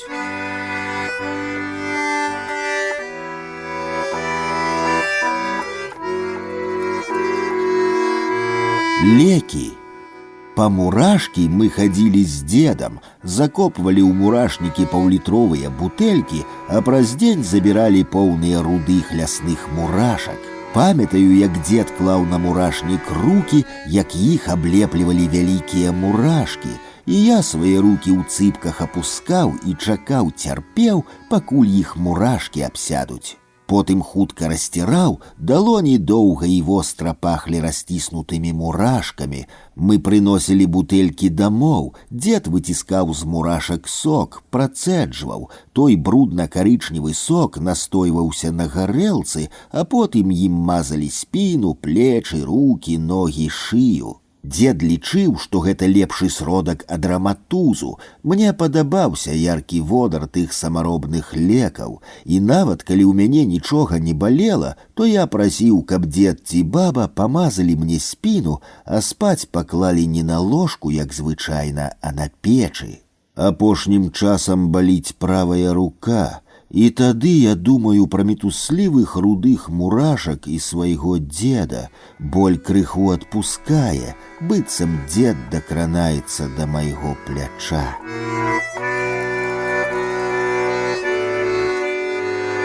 Кіёк і цапок. Стаялі пры дзвярах у сенцах, адпаліраваныя дзедавымі рукамі. Такія родныя словы.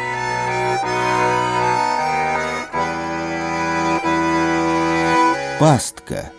У дзедавай хаце мелася камора, частка сенцаў была адгароджана вышэзнымі і тоўстымі дошкамі, колеру дзіўнага залаціста-чырвонага, дошкі тыя не напілаваныя, а наколатыя. У каморы стаяў куфар, дзежкі, бочкі, хамут, лейцы, вяроўкі, косы. Скрыни з цяслярскім інструментам, на жэрдках віселі кумпякі, на паліцах мяхі з соллю, зернем, слоікі, а яшчэ з каморы на хату вялі драбіны. Не памятаю, што мне спатрэбілася ў цёмнай каморы, можа цвік, а можа кавалак дроту, а можа аброць. З паліцы на мяне 8гадовага скочыў пацук, вялізны і цяжкі, як кот. Спалохаўся я моцна, упаў, заенчыў, а баба на наступны дзень паказала дзеду пагрызены мех і рассыпанае па падлозе жыта. Дзед прынёс з паветкі старую ржавую пастку,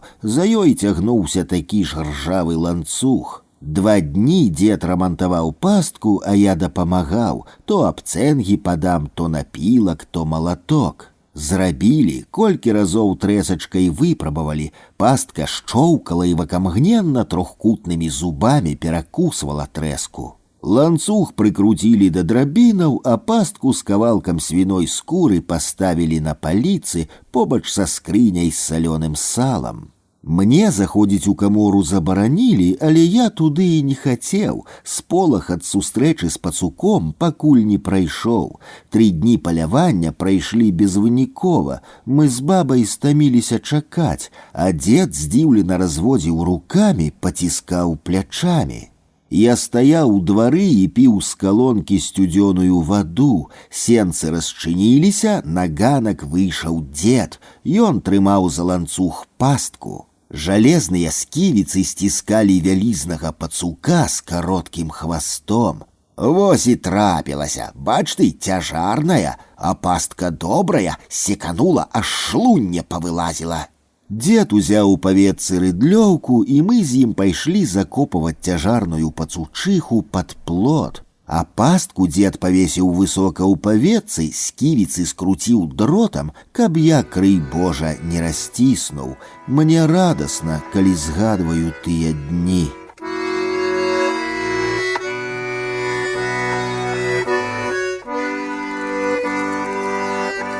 Мячык. Тое, што зямля круглая, мне расказаў дзед. На маім чырвоным мячыку ён і паказаў, што калі пайсці ў адным напрамку, то, напэўна, прыйдзеш у тое месца, адкуль выправіўся.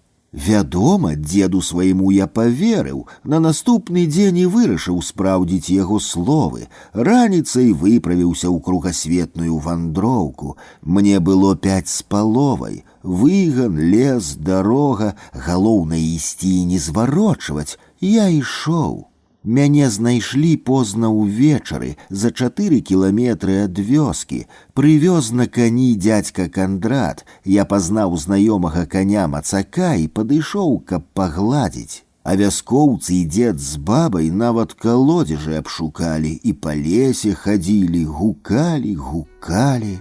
Калі быць шчырым, то сёння для мяне і не вельмі важна, што зямля круглая.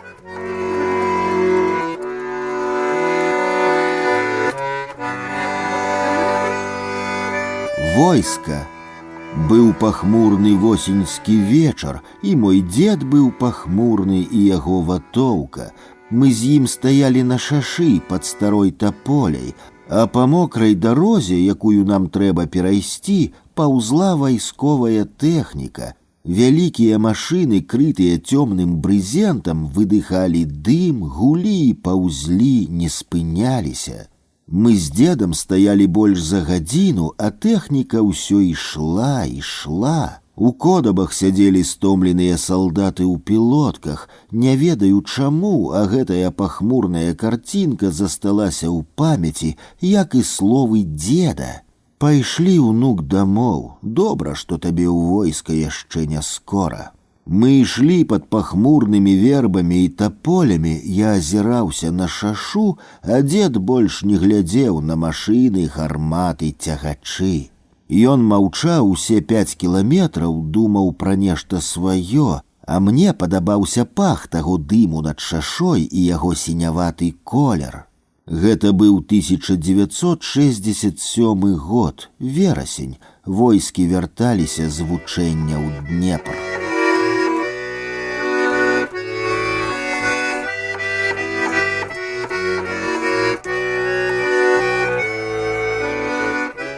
Маладосць. Незваротная, прыязджаў у вёску да деда з бабай, нека пасядзець з імі, параспытваць, паслухаць. Бег да вясковых падшыванцаў у карты гуляць, на конях калгасных па полі гойсаць, з прыпяканак страляць. Баба шмат песень ведала, а дед мог расказаць пра «Цяпер думаю, каб вярнуць назад, то сядзеў бы з дедам і слухаў, слухаў». Ад некаторых бабіных песень засталіся толькі мелодыі і словы пра зязюлю шэрую, пра ваду сцюдзёную, пра дзеўку неразумную, неразумную маладую. Можа, песня тая і пра мяне спявалася, але не разумеў, малады быў.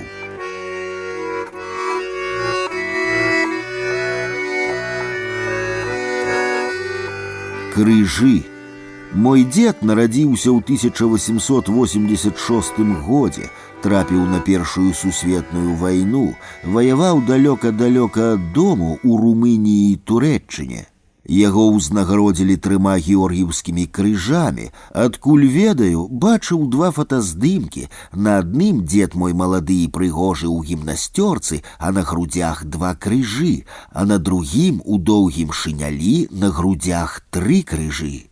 4 атрымаць не паспеў, деда на той вайне моцна кантузіла, снарад трапіў у кацёл з ежай, загінулі ўсе, а деда нават асколачкам дробным не зачапіла. Адно не дачуваць стаў моцна, з гэтым і пражыў доўгае жыццё, вайну ненавідзеў. Я тых крыжоў не бачыў, у руках не трымаў, дзед узнагароды і картачкі хаваў, спярша ад бальшавікоў, а калі пачалася айчынная вайна, то і ад немцаў з партызанамі. Схаваў крыжы на агародзе, потым перахаваў, ды так добра, што і знайсці не здолеў. Але мой бацька тыя крыжы бачыў, у руках трымаў, і цётка пра крыжы расказвала. У суседняй вёсцы Баркі жыў дзедаў сябрук, ні прозвішча, ні імя я не ведаю. У таго мужчыны крыжоў было аж 4, то ён прыходзіў да майго деда пагасцяваць, то дед хадзіў да яго.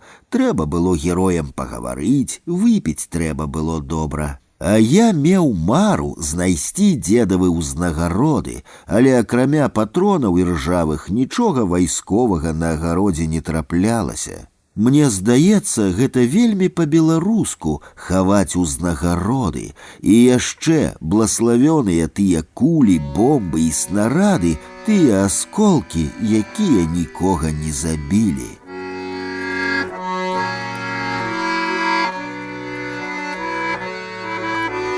Венскае крэсла.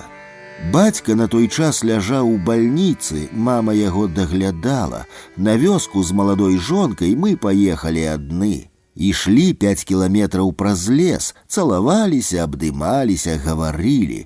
Алёне спадабаўся наш чысты і светлы лес. Яна з Віцебшчыны, а там лясы цёмныя, змрочныя. Але не пра тое мой успамін. Вядома, деду з бабай Алёна спадабалася адразу, з першага позірку. Не магла не спадабацца, маладая і неверагодна прыгожая. На агародзе за яблынямі зелянела канюшына, вялікі лапік. Мне давялося яе касіць. Дед ужо быў стары, за 9-й дзясятак. Я пачаў касіць, Алёна з дедам стаялі каля плота і глядзелі. Канюшына густая, коса ледзь цягнецца, ледзь прабіваецца праз шчыльную сцяну травы. Вечарэе, цёплы жнівеньскі вечар, дзед раптам пайшоў у хату і прынёс лёгкае венскае крэсла, якое стаяла ў чыстай палове пры стале. Занёс пад яблыню, паставіў, не для сябе прынёс, а для маёй маладой жонкі. Алёна, асветленая вечаровым сонцам, сядзіць з яблыкам у руках пад яблыняй.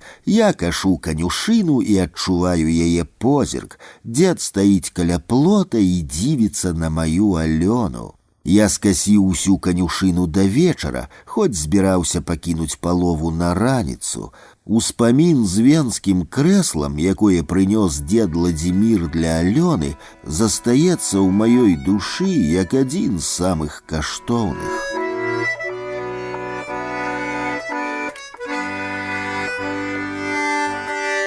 Халва. Мне гадкоў 5-6, за акном сіні-сіні зімовы вечар, у грубцы гарыць цяпло, мы размаўляем з дзедам пра жыццё, пра зайцоў і ваўкоў. Я хварэю, а таму і жаданне незвычайнае, сяджу пры грубцы і вялікай лыжкай ем са шклянкі самаробную халву, а баба незадаволена пазірае на дзеда і пасміхаецца. Халву дзед Владзімір зрабіў, каб пачаставаць мяне хворага, каб зрабіць мне прыемнае. Браў перабраныя арэхі, на печы заўсёды стаяла ладная квяцістая торбачка. Малатком біў тыя арэхі, потым трушчыў, расціскаў ядрай таўчком у місе. Падліваў трошкі вады, а потым дадаваў алею і цукру, з жалезнай місы перакладаў мяккую кашу ў кубак, шклянку, чарку. Вось такую халву рабіў мне дзед Владзімір. Я еў тую самаробную халву і пераставаў нудзіцца і думаць пра кепскае. Ці магчыма зараз такую зрабіць? Не.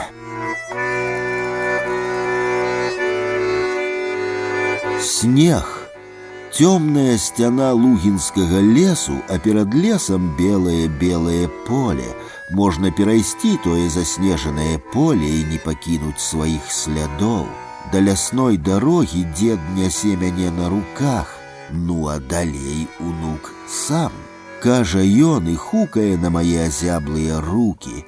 Такі сон, але так і было. Вялікая лыжка. У дзедавай хаце лыжак відэльцаў хапала, жалезных, алюмініевых, а дзед упарта працягваў усе стравы есці сваёй вялікай драўлянай. Для мяне малога яна была завялікая, скрозь абліваўся, расплёхваў, карацей, не атрымлівалася ў мяне есці дзедавай лыжкай. Дзед зрабіў мне маленькую, зграбная такая атрымалася лыжачка, зручная, лёгкая, вясёлая. Сядзім з дзедам за сталом, з адной місы капусту ядзім. Дзед у місе дзеліць сваёй лыжкай капусту напалам і сваю палову прытрымлівае, каб я не з'еў. Спяшаюся, завіхаюся, моя новая лыжка ціха грукае ў парожняй місе.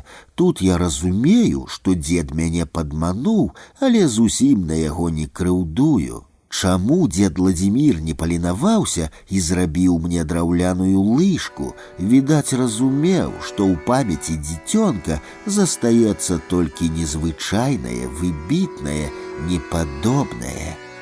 Дзе яна, тая лыжка? Няўжо толькі ў маіх успамінах і захавалася?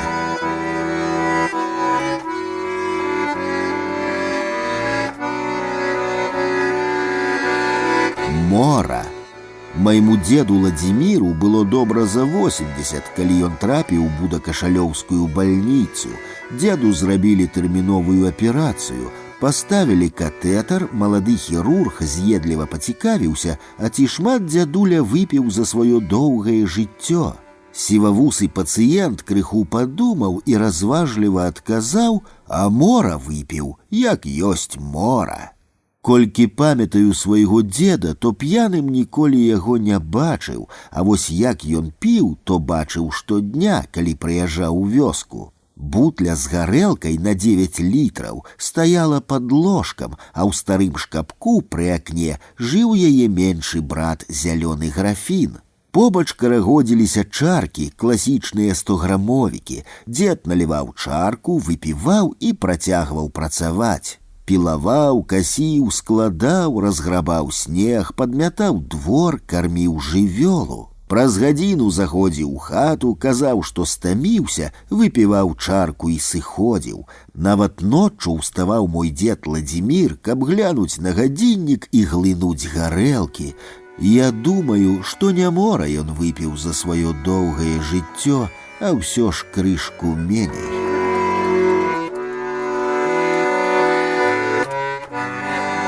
Сіні агонь. Мне самагонка пахне дзяцінствам і бацькаўшчынай, моцны пах, мужчынскі, з іншымі не зблытаю. Хлеб, агонь, дым, гліна, снег, сенцы. Дзед моцна не дачуваў, а таму мне трэба было стаяць побач з чорнымі вялізнымі чыгунамі. Ніжні, у які дзед заліваў 3 вядры густой пульхірыстай брагі, месціўся на чорнай жалезнай печы. На ім стаяў дагары дном другі, чыгуны абвязваліся доўгай і вузкай анучай, абмазваліся рудой глінай. З донца верхняга чыгуна вытыркалася труба, а потым яна хавалася ў доўгім карыце са снегам, лёдам, вадой. З трубы вісела нітка, па якой збягала самагонка. Я павінен быў слухаць, як булькае брага, каб яна моцна не закіпела і не скінула верхні чыгун. Такі я меў абавязак. Дзед сядзеў на ўслончыку і зачаравана глядзеў, як цурчыць у слоік гарэлка. Падкідаў у печ дровы, закідаў карыта снег, заліваў халодную ваду. Яшчэ я павінен быў слухаць, ці не брэша сабака, ці не едзе па вуліцы машына. Карацей, я вартаваў, справа ішла добра. Я казаў, што ў чыгуне булькае дужа, дзед таропка паменшваў агонь. Калі казаў, што ціха і не булькае, то дзед падкідаў трэсак. Мне, 6гадоваму, падабаліся такія абавязкі. Узнагародай за пільнасць была не цукерка, а поўная лыжка цёплай, амаль гарачай самагонкі, лустачка хлеба са скрылікам сала. І яшчэ дзед дазваляў мне плюхнуць на падлогу гарэлкі і падпаліць трэсачкай. Так мы выпрабоўвалі яе на моцнасць. Самагонка гарэла празрыстым нябачным полымем, сіняватым, як неба ці дым.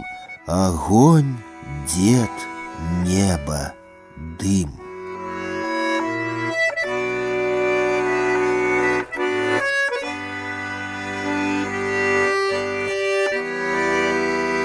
Тома.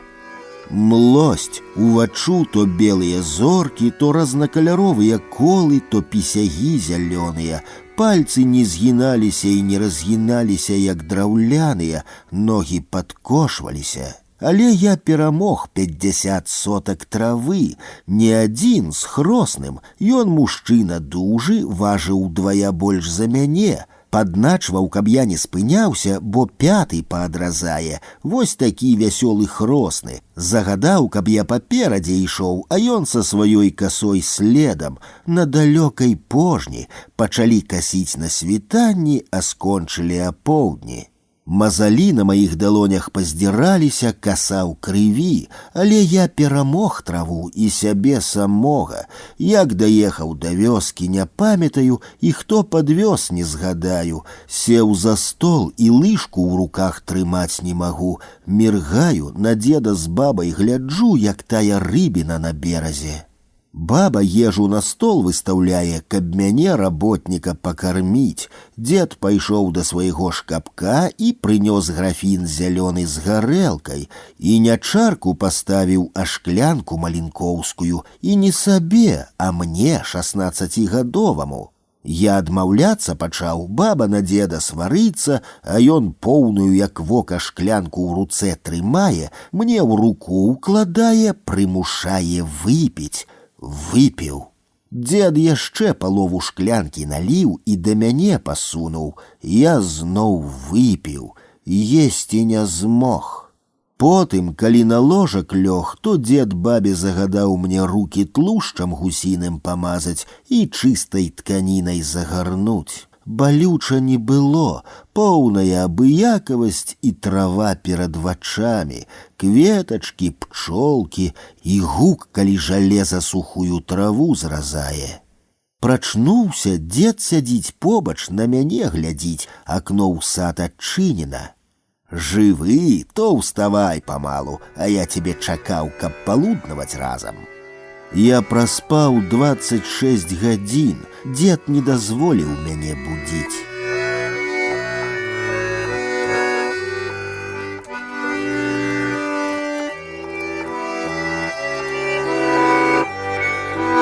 Дошкі. 7 дошак адна да адной ляжалі на гарышчы дзедавай хаты, доўгія, шырокія, сухія, негабляваныя, сасновыя.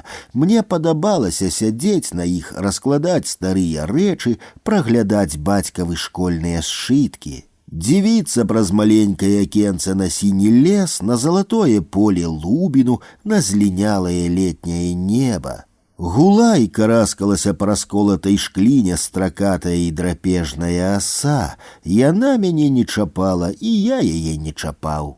Нашто нарыхтаваныя вялікія дошкі я ведаў, дзед патлумачыў. Не памятаю, што я рамантаваў двары, але спатрэбілася шырокая дошка. Спытаў дзеда, а ён сказаў: «А як не хопіць на труну, то па людзях бегаць давядзецца, пазычаць будзеце».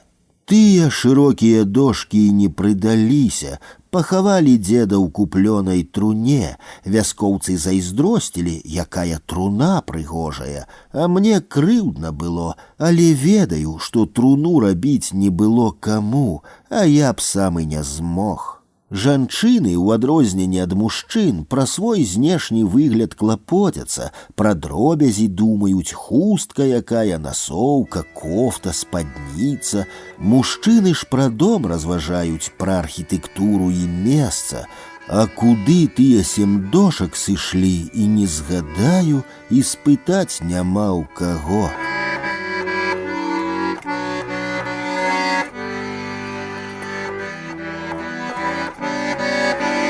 Памяць. І апранаўся дзед чыста, неахайным і расхрыстаным не хадзіў, гузікі заўсёды зашпільваў, нават на ватоўцы старой. Я не ўмею галіцца небяспечнай брытвай-раскладанкай. Колькі не спрабаваў навучыцца, так і не змог. Дзед жа галіўся толькі ёй. Сам гастрыў, сам наводзіў на скураным рэмні. Добра памятаю дзедаў рыштунак. Брытву ў цёмна-зялёным скураным футарале яна сама паслухмяна выслізвала ў руку.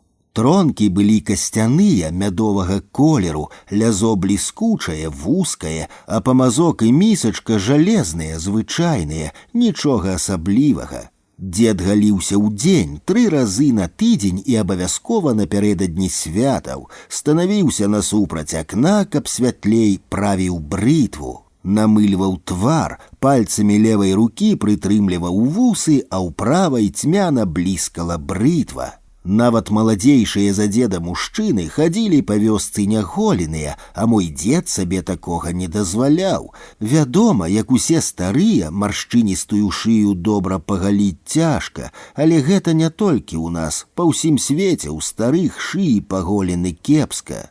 Мне падабалася глядзець, як дзед наводзіць прыгажосць, маладзее. Раней думаў, што ён для людзей стараецца, а цяпер ведаю, для сябе.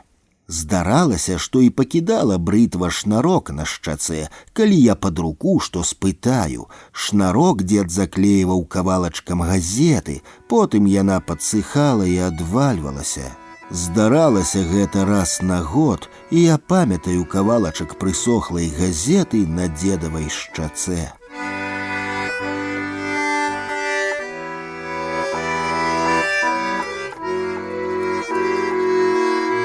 Размовы. Дзедаў ложак стаяў пры печы, вялікі і шырокі, і падушка вялікая. Ложак месціўся за квяцістай шырмай, у галаве за чорнай драўлянай спінкай, паточанай шашалем, хавалася паліца. Там хлеб прыкрыты старым абрусам, мука, цукар, крупы, вязкі цыбулі і часнок. У ногі цёпла ад печы, а ў галаву смачна ад хлебнага духу. Бывала, калі наязджала народу бульбу капаць ці кабана біць, то я спаў побач з дзедам. Мы з ім тады гаманілі. Адно дзед прасіў, каб я гаварыў яму на вуха, каб іншых нашымі размовамі не будзіць. Пра што гаварылі, а пра ўсё на свеце, пра балота і змей вужакаў, пра ваўкоў і сабак, пра коней. Пра тое, адкуль дзеці бяруцца, пра малако і грыбы. Аднойчы дзед расказаў пра вайну, пра раку, з якой нельга было піць ваду, бо смярдзела, столькі ў той рацэ забітых салдат было. І потым адразу пра тое, якія прыгожыя дзеўкі былі ў маленькім гарадку. Адна была такая, што ён яе і цяпер памятае. Цела белае-белае, круглае, а валасы светлыя, доўгія і бліскучыя. І смяялася тая дзеўка ўвесь час, калі яго бачыла, і пахла яна смачна алеем. І не вельмі мне тады пра дзеўку цікава было, больш захапляла пра гару, на якой крэпасць стаяла варожая, і як тую крэпасць загадалі захапіць ноччу. Дзед мой і яго таварышы пабеглі, а туркі пачалі з гары вялікія камяні спіхваць. Камяні каціліся, грукацелі, іскры сыпаліся, салдатаў душылі. Я пацікавіўся памерам тых камянёў. Дзед сказаў, што вялікія, як печ, але і меншыя былі, як капешка саломы, і такія, як падушка. Крэпасць той ноччу не захапілі, а потым зноў пра дзеўку пачаў расказваць. Тут я не вытрымаў і заснуў, прахапіўся сярод ночы, камяні вялікія на мяне ляцелі. Дзеда побач не было, і я яшчэ больш спалохаўся, а мой дзед сядзеў за сталом і еў лыжкай кіслае малако з чорным хлебам.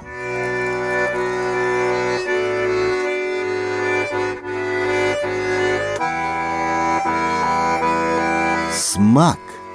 Самая смачная беларуская страва, звараная на добрым кавалку свініны, кіслая капуста з сухімі баравікамі. Зімовая ежа, сытная, мы з дзедам па 3-4 разы на дзень маглі есці тую гарачую капусту. За акном снег, холодна, а мы сядзім за сталом і ядзім, адзін на аднаго паглядаем, а баба наша задаволеная. І так нам добра і утульна, і так нам смачна, што і не расказаць словамі.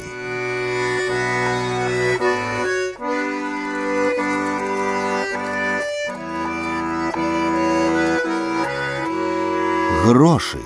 Зрэдку баба моя, а найчасцей дзед, на развітанне давалі мне грошы, зусім малому рубель, падлетку 3, а потым і па 10 і па 25. Заўсёды адной паперкай. Дзед разумеў, што калі бацькі даюць грошы, то яны і спытаць могуць, куды я іх і на якія цацкі-забаўкі змарнаваў. А тыя, якія ён даў, бацькоў не тычацца, і ўнук можа іх патраціць як пажадае. Я ніколі не адмаўляўся, браў і дзякаваў. Ні дзед, ні баба ніколі не пыталі, што я сабе купіў на тыя падараваныя грошы, як ведалі, што не звяду на кепскае.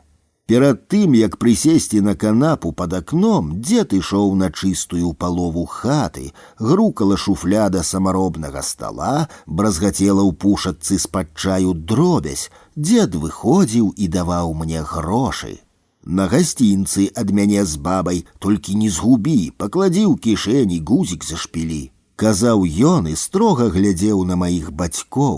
Трэба сказаць, што ні бацька, ні мама на тыя грошы не прэтэндавалі, але я за іх нічога і не набыў запамінальнага, важкага, такога, што мог бы захоўваць доўга-доўга, каб думаць пра сваіх дзеда з бабай. Грошы сыходзілі на нязначную драбязу, нават і прыгадаць не магу, на што канкрэтна, а мог жа купіць і што каштоўнае. Мог, а не купіў. Калі згадваю падараваныя дзедам грошы, то на душы робіцца па-летняму лёгка і светла, але не бесклапотна. Цікава, а калі ў мяне з'явяцца ўнукі, то я буду як мой дзед.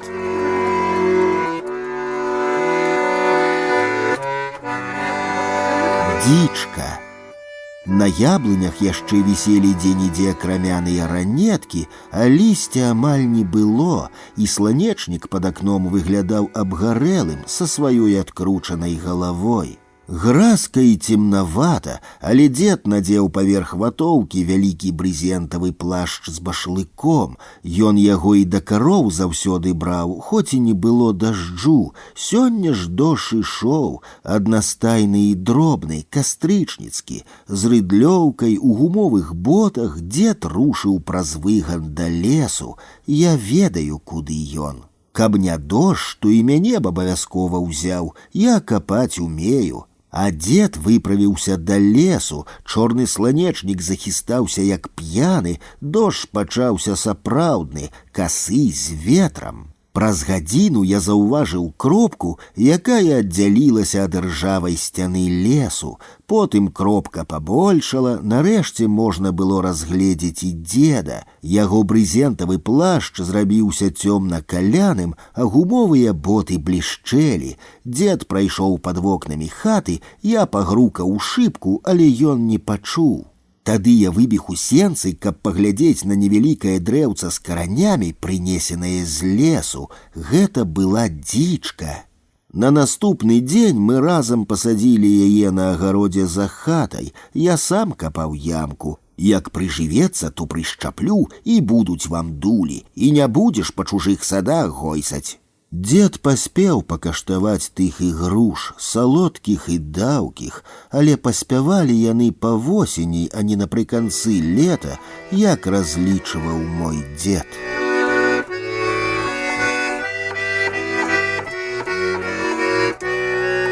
Шэрая кепка. Усё змянілася, моцна змянілася, амаль непазнавальна. Не ведаю, як хто, я ж беларускага мужчыну без кепкі не магу ўявіць. Сам люблю кепкі, бацька насіў кепку і дзед, нават дзеці хадзілі ў кепках. Не так і часта выпадае ў жыцці магчымасць папрацаваць анёлам, увасобіць сабой і сваімі дзеяннямі вышэйшую справядлівасць. Мне тройчы такая магчымасць выпадала, і заўсёды яна была звязаная з шэрай кепкай майго дзеда Владзіміра. Праўда, гэта цяпер, калі я дарослы, то і пачаў разумець тое сваё дзіцячае. Штогод летом пожню дзялілі, спрадвеку менавіта так, дзе дзяльба, там і крыўды. Пакуль дзед быў маладзейшы, хадзіў добра і шырока, то яму і даручалі дзяліць пожню на соткі, і дзед дзяліў. Хадзіў па мокрай роснай траве з белым сажнем, мераў, калкі з нумарамі ў зямлю забіваў. Я за дзедам бегаў, малаток і калкі тыя насіў. А за намі следам мужчыны ўсхваляваныя спяшаліся. На кожным калку быў нумар хімічным алоўкам намаляваны. Калі пожня была падзеленая, то і пачыналася самае таемнае. Дзед здымаў сваю шэрую кепку. Скручаныя ў трубачку паперкі сыпаў у кепку і клікаў мяне. Тут я пачынаў адчуваць сваю значнасць. Мужчыны стаялі вакол маўклівыя, нашатораныя, на мяне глядзелі лісліва. Кожны хацеў лепшую дзялянку травы, каб не топка касіць было, каб трава не пасохлая, без дзядоўніку, а зялёная і густая. Я апускаў руку ў дзедаву кепку і выцягваў паперку з нумарам, клаў мужчынскія далоні.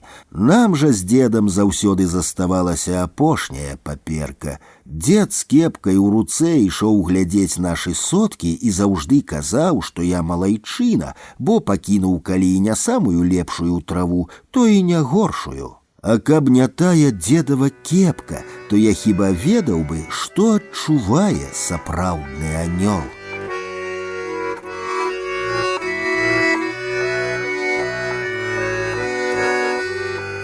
Агонь і вада.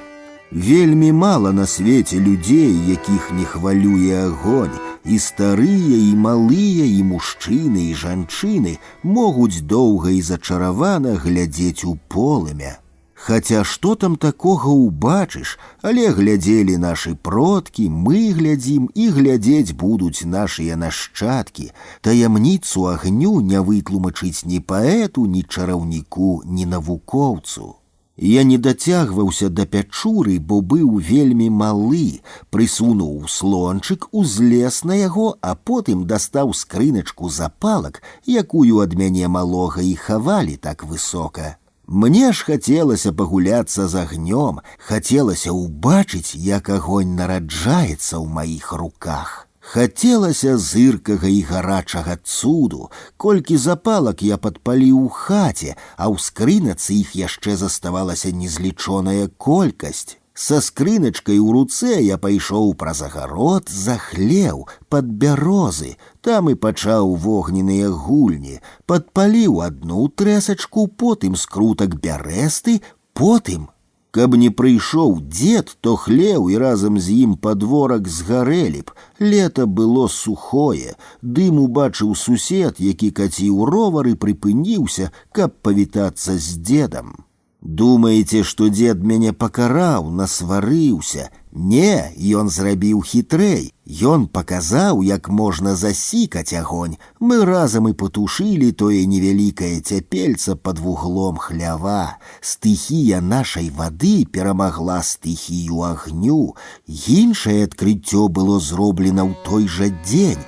Мужчынам быць лепш, бо мужчына можа патушыць агонь сваёй вадой, а жанчына не.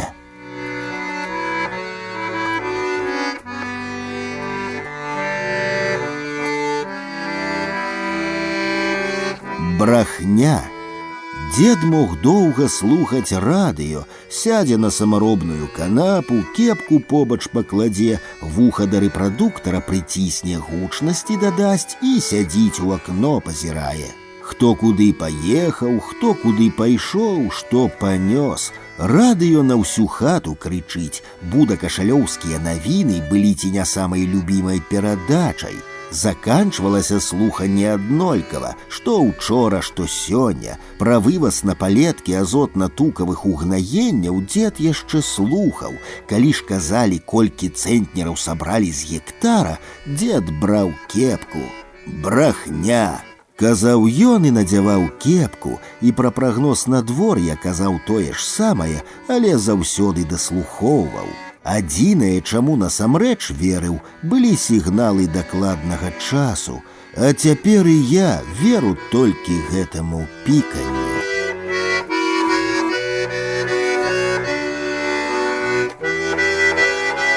Крыўда.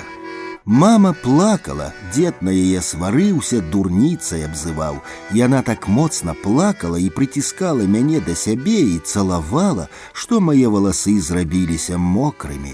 Але гэтага я не памятаю, гэта мама расказала. Яна прыехала ў вёску, а я навязаны ручніком да канапы. Тапчуся мурзаты, як сабачка на ланцугу. Баба каля печы ўпраўляецца, а дзед у двары дровамі займаецца. Баба чыгуны з кіпенем і бульбай варанай дастае, назад у агонь стаўляе.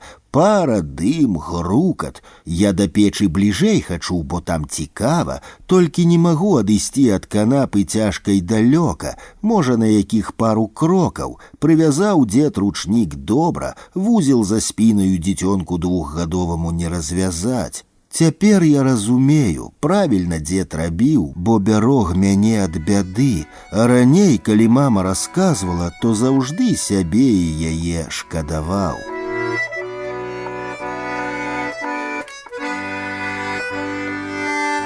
Старое люстэрка. Стаю пры акне, за якім ружова-шэры ранішні туман, гляджу на сябе ў старое люстэрка, крыху каламутнае, а таму глыбокае, як вір. Разглядаю драпіну на шчацэ, думаю пра тое, як ціха тут у вёсцы, у хаце. Раптам бачу дзеда са спіны ў кароткім зімовым паліто і кепцы, гузік на 4 дзірачкі на шырокім хлясціку. «Дзед!» — гукаю ў люстэрка. Ён паварочваецца, як усе старыя мужчыны, усім целам. Гэта не дзед, а бацька прымервае зімовае паліто. Цяжкое якое, не павярнуцца, як ён у ім хадзіў. Думаў, можа, у лес надзець, а то моя куртка не высохла. Я закрываю твар рукамі, праз пальцы гляджу ў люстэрка, як мой дзед ператвараецца ў майго бацьку.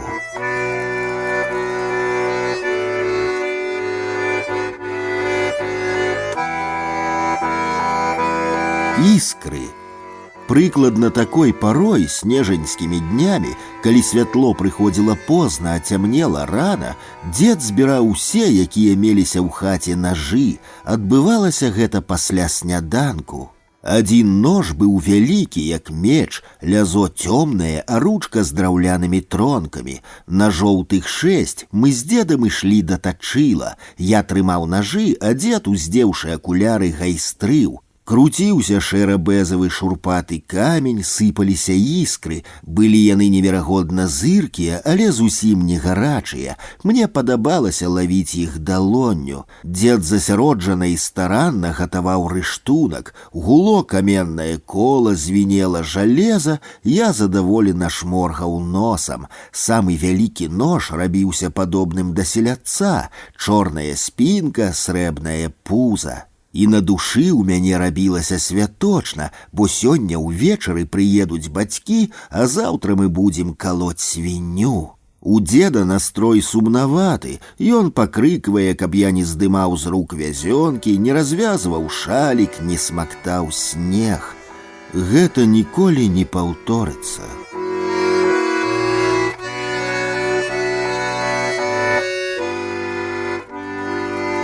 Сяброўства. У дзеда быў сябар, стары Міхалевіч, здаецца, на пару гадоў маладзейшы за майго дзеда. Міхалевіч прыходзіў у адведкі, здымаў кепку, вітаўся, паціскаў дзедаву руку і садзіўся да стала. На стол ставіў бутэльку, баба чарку і закуску. Стары Міхалевіч моўчкі наліваў сабе і выпіваў, няспешна закусваў. Праз паўгадзіны маўчання зноў наліваў і выпіваў. Сядзеў яшчэ паўгадзіны і паглядаў на свайго хворага сябра. У 1929 годзе яны з дзедам першымі прыехалі на гэтую зямлю. Першымі паставілі тут хаты. Міхалевіч уставаў з-за стала, паціскаў дзеду руку, надзяваў кепку і выходзіў. А чаго ён прыходзіў? Пыталася баба. Як чаго? Пагуляць?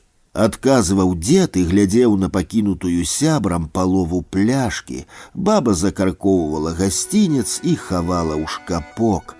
Старыя сябры разумелі адзін аднаго без слоў.